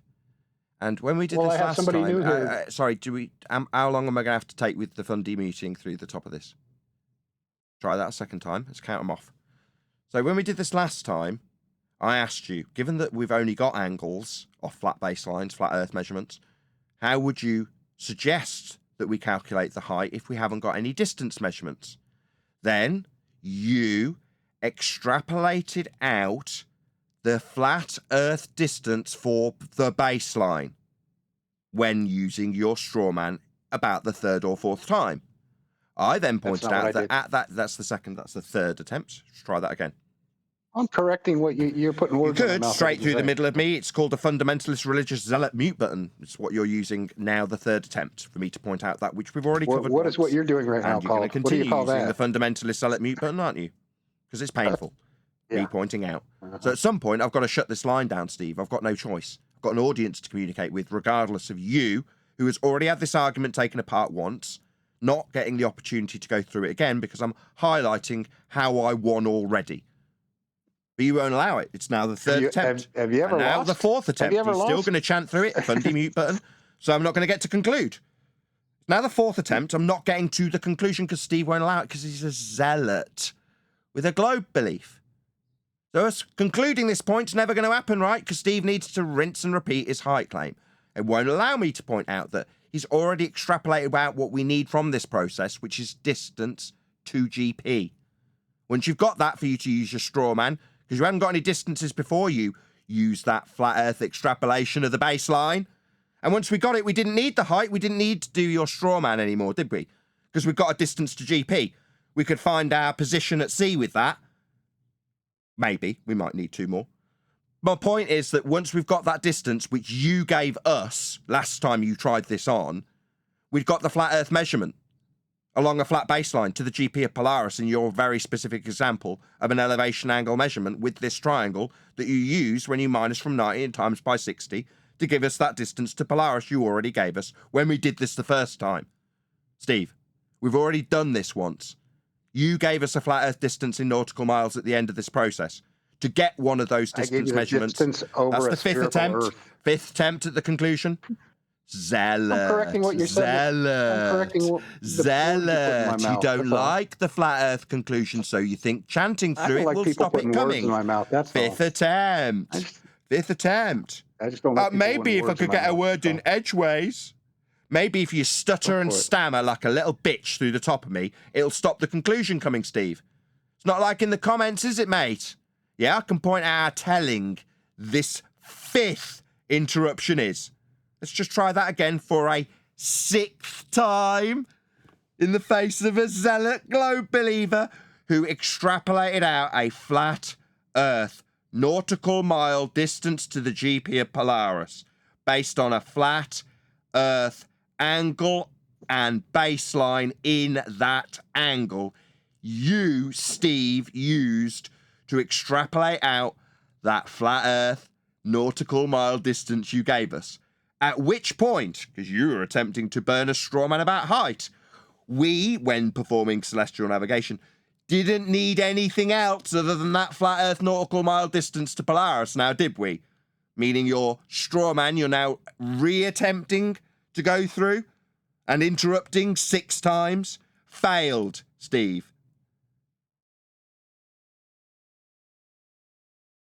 I gave you a distance from myself to Polaris over a globe Earth, not a flat Earth distance, which means that there is no triangle when you take an elevation angle measurement. Well, you sound very nervous and quivery. To answer QE's question, guys with headphones, can you hear that in his voice? That nervous quiver? That's his throat tightening. I hear it. What he just denied again was that elevation angles are right angle triangles, Nathan. Yeah, he did. He just denied it again. Yeah, elevation angles are right angle triangles. That's what you're measuring when you measure latitude. You gave us a distance based on the extrapolation of that triangle. That is not true at all. And now he's chanting through me? Okay. He's saying it's not true at all. Nathan, can you go to Master B? Yep. I got diagrams in here of what elevation angles are. Can you post those, please, if you get a chance? They're also in Discord, Steve. On screen for my audience now. You would fail. Intro to third grade geometry. Angle of elevation formula. I wonder what he thinks the 90 is. It's the right angle. It's part of the right angle triangle. Can't answer it. You're through. You're going to let me answer? Intro to third grade geometry, sir. You're done. You keep denying that they're triangles. Yeah? Can I answer the question? Angle measurement you've denied, Steve, as being a triangle. Because if it is a triangle, it's got a flat baseline, and that is what we're using. You've denied it, so now we're going to definitions of what elevation angles are, and they've got triangles in them, Steve. Can I answer the question I was Right just angle asking? We're not putting a question to you, Dumbo. We're stating a fact that you denied because you're a numpty. You said not triangles. No, they are triangles, but your zealotry leads you to believe otherwise. I'm not asking you anything. You don't seem to understand where you need to comprehend what you are being told by me, Nathan Oakley, the flat earther who knows better than you. You think you know well. You don't, because you deny things like the fundamental aspect of that which you minused from 90 when you gave us a distance on a flat earth in nautical miles. You utilise the triangle. That's what you are now denying, and we're having to take you by the short hairs as you chant through us with your throat all constricted and show you that your denial of the triangle in an elevation angle measurement is stupid, Steve. That's what we're having to do with you. Because you're Analyzing my throat now, huh? Wow. Yeah, we can hear the tension in your voice, Steve. You sound very nervous. Oh, do I? Okay. Yes. We're having to take you by the short hairs and show you the triangles you're denying, you idiot. I'm just a nervous kind of guy. Yeah, we're showing you the triangles you're denying. I don't know about nervousness. The triangle with Eratosthenes. I don't know about nervousness, but you've definitely demonstrated that you'd fail third grade geometry because you don't know what an elevation angle is, and Nathan is putting them up on screen as we speak. Aren't we, Nathan? Yes. Denying them all. Well, he didn't deny it when it was Eratosthenes. I don't get why he's denying it now. I made a triangle for him, and he agreed it was an elevation angle. Why are you doing this, Steve? It's embarrassing. Can't get away from the ground with Aristophanes. Yeah, when it was Aristophanes, he was like, oh, it depends on how flat it is, the area he's using. I mean, what are we, up a mountain? He's got to be using a flat area. He started cognitively justifying how flat Aristophanes had to be. Didn't you, Steve? I don't think I would characterize it that way, but... Well, I've got it recorded, and I'll be trimming it out, Steve. So you'll be hearing it at nausea. You bumbling and stumbling about justifications for how flat Aristophanes needs it to be. It was recorded. Along with your flat Earth nautical mile distance. That was also recorded, Steve. You measuring a flat Earth and that.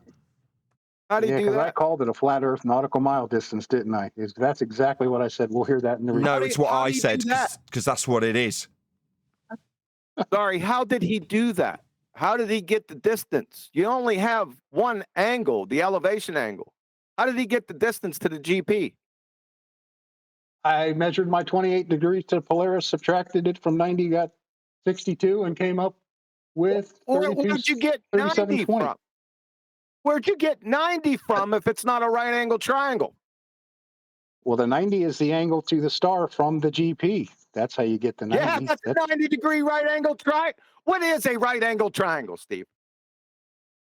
It's a triangle is a three-sided object with three lines and three angles. And I didn't ask you take an elevation angle and you measure. I didn't ask you what a triangle was, sir. I asked you what a right angle triangle was. It's a triangle with a 90-degree angle in it. There you go. You just denied that elevation angles are right angle triangles. You just contradicted yourself again. No, I denied they're triangles at all. Right angle, any obtuse, whatever. They're not triangles. So, and you minus 90 because? Just because you measure an angle doesn't mean you create a triangle. Wait, why did you minus 90 the 90 again? degrees that, the 90 degrees that you measure at the Is the question GP painful? is not Maybe on the if you same line continually chant through the question. Why did you minus 90 again? What was that for? What was the purpose in that? What? Why are you asking a question? Why did you minus from 90? The angle. You measured an angle minus from 90. Why? Because that's how you get your distance from the GP. Yeah. Right angle triangle. No, only it would be if that baseline from you to the GP was a flat line, then yes, it would be a right angle triangle. You can't but get it's an angle from other than a straight flat adjacent. The 90-degree angle at the GP is not using the same baseline as the 28-degree angle that I measured at my location. They're two different lines that don't touch each other. You They cross failed each other third at grade some I've got geometry, the sir. diagrams up on screen. There's only one adjacent in these diagrams of elevation angle acquisition by Well, you don't have a diagrammatical form. diagram of. Maybe if you chant through it, you say 2 lines. There's only one adjacent on these diagrams. You're wrong. Okay, It's well, flat.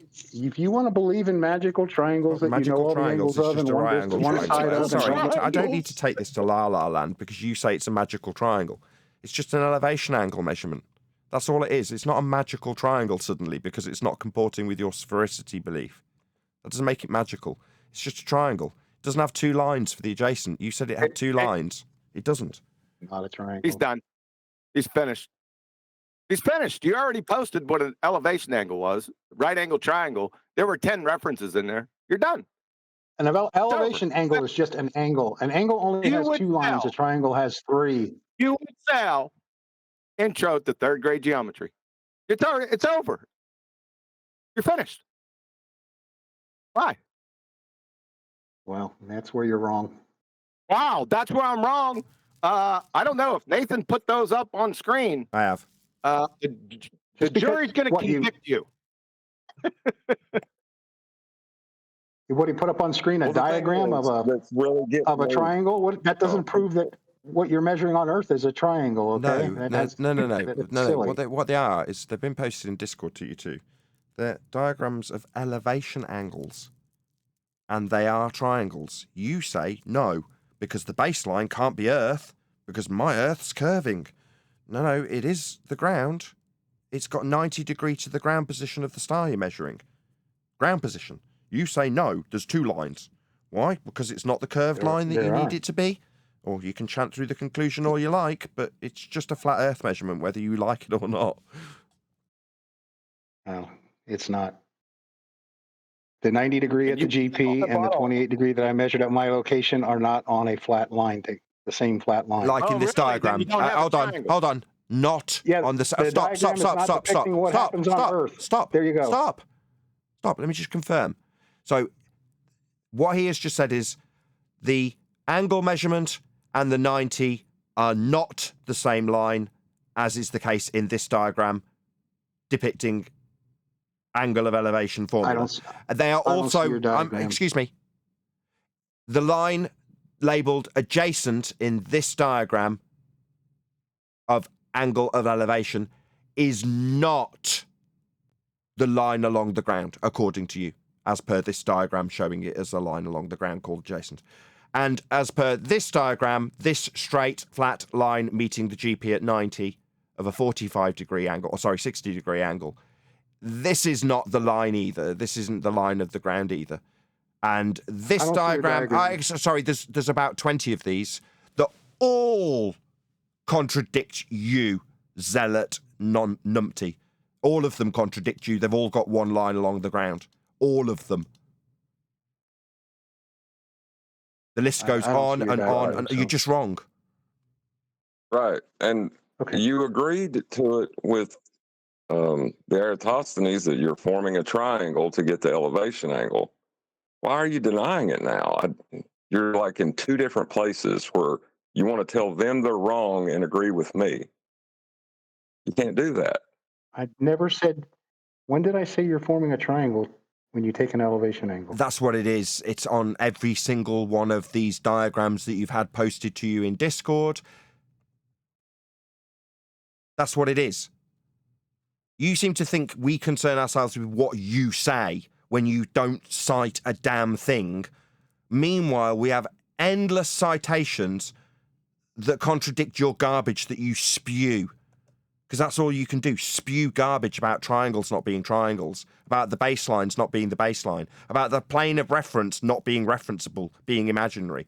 And then tell me I don't understand your position after you make it clear that the ground we're navigating is just an imaginary plane. Why? Because it can't be the line along the baseline. Because it's not curving.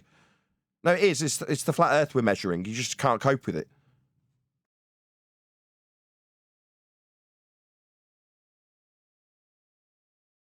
Yeah, with the stick and shadow, you admitted that was a triangle and it was an elevation angle.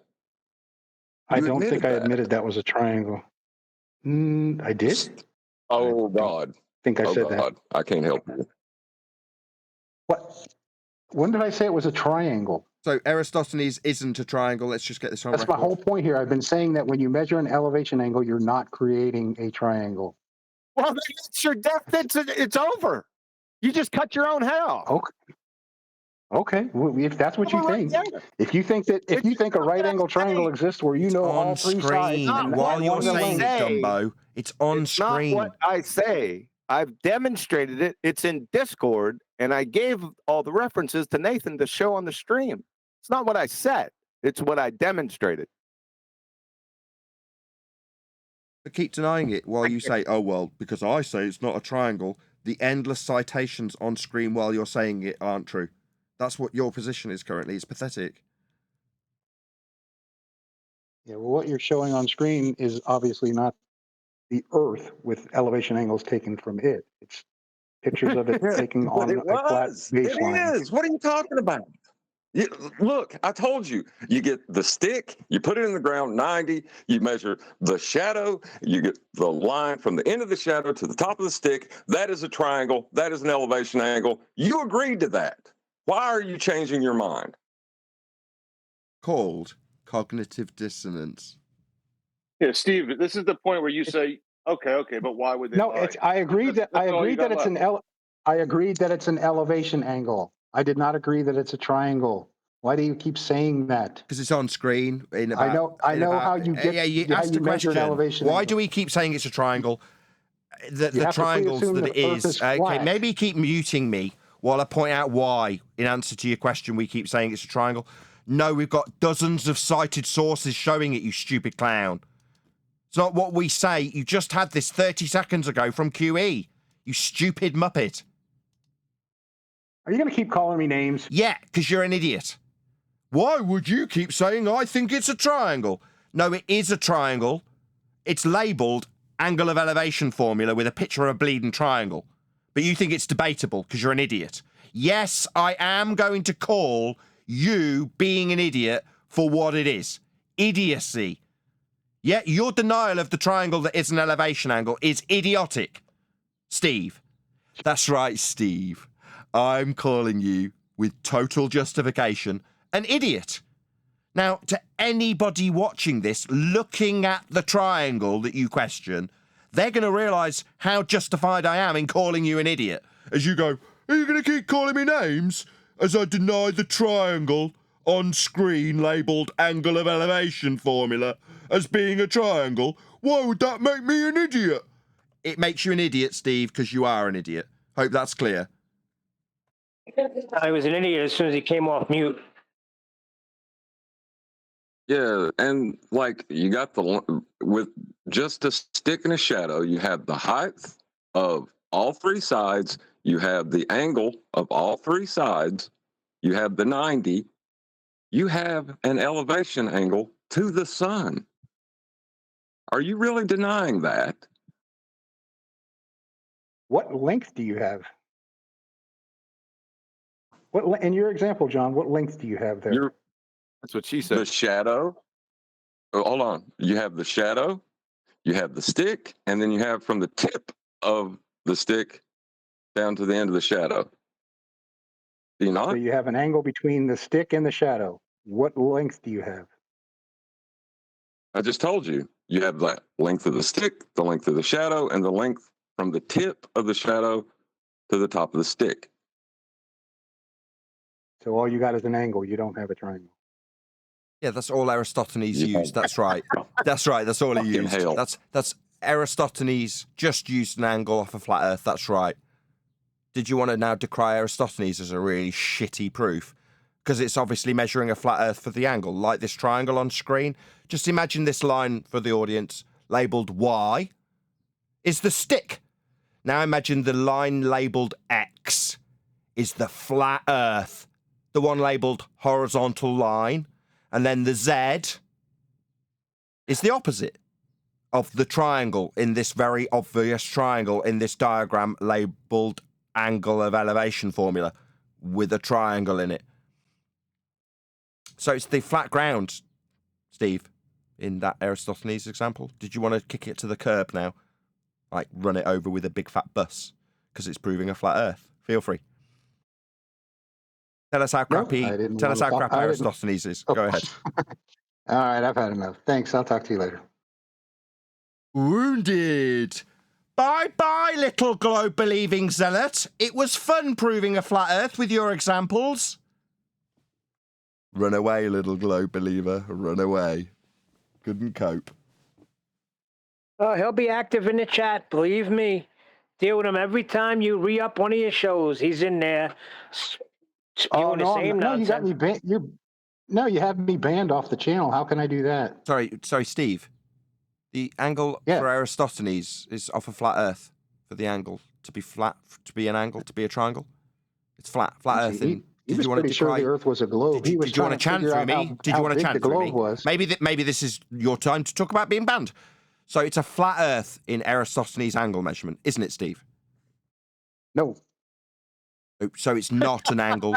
So you want to kick Aristophanes' triangle to the curb, right? It's crap. Not proving. Did Eratosthenes say the Earth was flat? I don't remember him saying the angle in his triangle, Steve. Try and keep the Earth was flat? Try and keep up, Steve. Try and keep up. Or did he try to figure out how big the sphere was? Maybe if you just chant incessantly through the bit that's the angle that he's measuring with a stick and a shadow. Try and keep up. I know it's hard. You're an idiot. So the ground you conceded to earlier, the shadow, Steve, it's on the ground, Steve, for the angle Aristophanes is measuring. So, Steve, was he wrong when he started measuring this angle? Because the ground isn't flat, so we can put a big fat cross through Aristophanes, right? Or he was measuring the ground. Which is it? Kick this shitty globe proof to the side because of how wrong it is, or concede the flat Earth it's measuring, Steve. You're caught between a rock and a hard place. Which one you going to pick? He wasn't measuring a flat Earth. There's no rock and hard place in there. There's just malformed arguments on your part. So the shadow was curved. Wasn't so he was flawed. He wasn't getting an angle with the shadow then. So it's flawed. So we're kicking out this crappy globe proof. It was flawed. He wasn't getting an angle. How could he? Even suggest he's measuring an angle, right? It's crap. We put a big fat cross through Aristophanes then, right? Big fat red cross. Garbage. Not an angle. Because Earth's not flat to get the angle, right, Steve? So next time a globe believer tells us about Aristophanes, Steve told us, big red cross. Couldn't be getting an angle because Earth isn't flat. Right, Steve? That's exactly what I said. Yeah, in your world. So, Steve, he was getting an angle off a flat Earth then, for his angle to be an angle. So it is a flat Earth he's measuring then. Is it a big fat red cross through it because it's not an angle, couldn't be Earth not flat? Or is he getting this angle in the rhetoric from a flat Earth, Steve? Sorry, what was that? Not between a rock and a hard place? I'm not going to argue with you about a little spot on the Earth, whether it's level or flat, whether it's it's just silly. Why is he still speaking? You're being silly.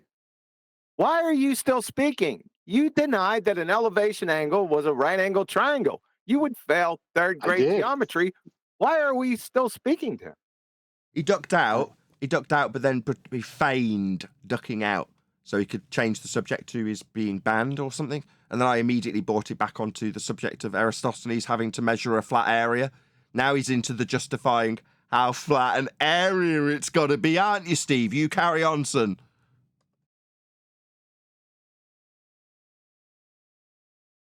Was that a long, protracted, stony silence, Steve? Maybe you're not getting your chance to talk, Steve. Maybe that wasn't the long, protracted silence I thought it was, and that was you justifying how flat Aristophanes needs that little area to be, right? Just needs a little bit of flat Earth, doesn't he, Steve? Just tell us. He just needs a little bit of flat Earth, a little flat area, right, Steve? Because it's so big, it doesn't matter when he measures it flat, right, Steve? Or do we put a big fat cross through it because he couldn't be getting an angle and that? Not between a rock and a hard place, are you, Steve? Not at all. Which one is it? Not at all. Not at all. I'm in a great place. So which one is it? Is he measuring it just a little bit of flat Earth needed for his angle? Or is it flawed because he couldn't be getting an angle? Earth's not flat. Right, Steve? Which is it? He didn't measure a flat Earth. So we're going to put a giant cross through Eratosthenes' garbage globe proof. Couldn't be getting an angle because Earth isn't flat. So his method is flawed. He didn't get an angle. Oh, right. Well, we know Eratosthenes is garbage. Steve definitely isn't going to be using Eratosthenes to prove a globe. Now, are you, Steve? Big, fat, red cross through that garbage. How could he be getting an angle? What with Earth not being flat for the Did I use angle? him to prove a Maybe globe? if you chant through me, Steve, it'll make it less painful that you're putting a big fat cross through your claim to be globe-proof. Because his method's flawed. Not an angle that he's getting on the ground from that shadow, because Earth's not flat. So it's failed method, isn't it, Steve? It failed. Would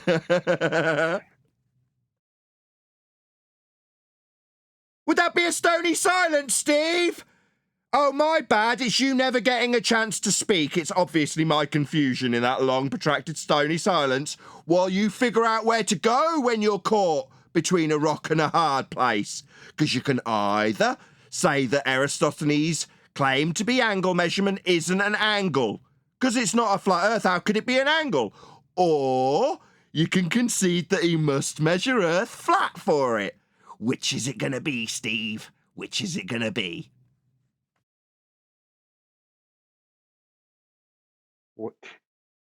He didn't prove the Earth was flat. If you're trying to say that he proved the Earth was flat, then he was wrong. No, measured Earth That's not what flat. he was trying No, to prove. measured it flat for the angle. So you're saying he didn't get the angle? I'm saying he didn't measure it flat. So he didn't get the angle. So flawed method, definitely not proving a globe. Sticks and shadows, not an angle, not a flat Earth, right, Steve? Totally flawed. Why would he even assert that he's... Maybe if you chant through me, maybe if you chant through me, the pain will go away. No, Steve. If he's not getting an angle because Earth isn't flat, then it's not an angle anymore, son, and it's definitely not a valid method. It's an angle measurement, Steve, so we can chuck that crappy globe proof directly in the bin. Big fat red cross through it, right, Steve? Because it's not really an angle. How could it be? Earth's not flat, right, Steve? So that's a flawed method he's using. Maybe you'd like to try the hard place of, yeah, he is getting an angle just off a flat Earth, right, Steve? Maybe try and justify how flat it is for that little area like you did twice before. Getting an angle off using the ground is not the same as getting an angle off of using a plane of reference. So off the Two different ground, things. Steve, this is not the ground according to you, mate. Imaginary, mate. It's an imaginary plane. Why would you say it's the ground? It's imaginary, right? That's how you take an elevation angle. From an imaginary plane that he's using on the ground, Eratosthenes. No, I'm pretty sure he's using the ground there, Steve. It's flat, right, for the angle? Why do we have to talk about Eratosthenes? We were talking about elevation angles, weren't we? Yeah, sticks and How shadows. you measure an elevation angle? Yeah, elevation angle with a stick and shadow. Go ahead, John. I'm sorry. We were talking about elevation angles, the one you got wrong before? You mean the ones that don't form triangles? Yeah, the right angle triangles, they're elevation angles. The one that we exposed you before, you would fail third grade geometry. We back to that again? I don't think you exposed yourself for thinking that there's a right angle triangle involved when you create. Yeah, there's no triangle. Those angles from the GP and the angle from the observer are two different baselines. They don't use the same baseline. On screen for my audience right now, these triangles show a single adjacent for this triangle. Observer position is A, 90-degree position in the triangle is C, single baseline, not two. This man is a lying scumbag, globe-believing zealot who will lie to you about what triangles are when you form elevation angles with respect to the surface of Earth. There aren't two lines. You do it on a flat Earth. And not if we're on a flat Earth. The adjacent is flat in all of these examples. You need to turn it into an if statement. It's not an if. That's how it's done. You did it to extrapolate out nautical mile distance. Flat. And now you're throwing away Eratosthenes when you say it's not a triangle. I never brought him up. Yeah, we did. Why are you telling me I'm throwing things away that I don't bring up? I mean, because you say it's not really an angle measurement because Earth's not flat. That would be you throwing away Eratosthenes. Unless you want to concede that he does measure it flat. I didn't bring him up. I did. I pointed out that it puts you in a rock and hard place situation where either you decry that it's an angle measurement he's acquiring, in which case it's not an angle, it's not a valid proofsy for a globe, or you concede it is an angle, in which case he's measuring Earth flat. You can either do one or the other. All I did was try to... All you did was whatever you want to rumpus me with. All I did was prove that you've got a flat Earth measurement in your Aristophanes angle. I didn't. It was John. All right, that's enough. Really? Yeah. Yeah, I agree. You're done. So can you tell us one more time for the record, even though we got it taped, can you tell us that elevation angles are not right angle triangles? Last night. An elevation angle is just an angle. And the points between the observer, the celestial body, and the GP do not form a triangle, right angle or otherwise. There it is on tape. Play it all you want. Last one, please. Is an elevation angle a right angle triangle? Yes or no? No, it's an elevation angle. Thank you. An angle has 2 lines. A triangle has 3. You would fail 3rd grade intro to geometry. Again, well, good. This it's is a like good thing I'm not going back to 3rd grade geometry because, okay. Yeah, your parents must have bribed the teachers or something because you don't know what an elevation They angle must is. have. Yeah, they got me through life by bribing. We already demonstrated it. You're finished. Thank you. Okay. If you say so, you go ahead. Yeah, play that for the world. Yeah. Play that for the world. I hope you make a soundbite. Just answer me this, Steve. What is it with this denial? If you say so, is that enough to relieve your pain? What? What are you talking about? Nathan, this is a build-up. This is a build-up for about a year of him in chat. Right. If it's just what we say, then he can deny it. It's what it's coming down to. He thinks that it's just what we say, not what we've been demonstrating, or not what we've got him to admit to. No, I like the comparison because it throws out everything, the sextant and everything. You brought him back to the sticks and shadows, and it's the ground. And he's still denying it. This. Right. You get the elevation angle of the stick with comparison to the sun. So you have the elevation angle of the sun now. But that's not an elevation angle because it's got a triangle in it. So Eratosthenes is garbage. Throw that out the window. What? Why do that? If you want to boil down my claim is simply this. When I take an elevation angle from where I am and I get 28, and there's an elevation angle from the GP of Polaris that's 90, those 2 angles are not using the same baseline. There's another soundbite for you. Because we live on a sphere. How do you get an elevation angle off a curved surface? You're supposed to be using your globe. You don't. Welcome to flat Earth. You get an elevation angle off of a plane of reference, perpendicular to plumb. Just comment on that, guy. The ground. I'm not sure what he's doing then, but what he's just admitted is that when he does this, he is not following the methodology of celestial navigation. Whatever he's doing to come to the same conclusion and re-describing, he is no longer doing celestial navigation. Because he's just discounted or removed the 2 that the surface is not in relation to the angle. Well, that's one of the key premises of celestial navigation, that the angle is related to the surface that you're going to then navigate on.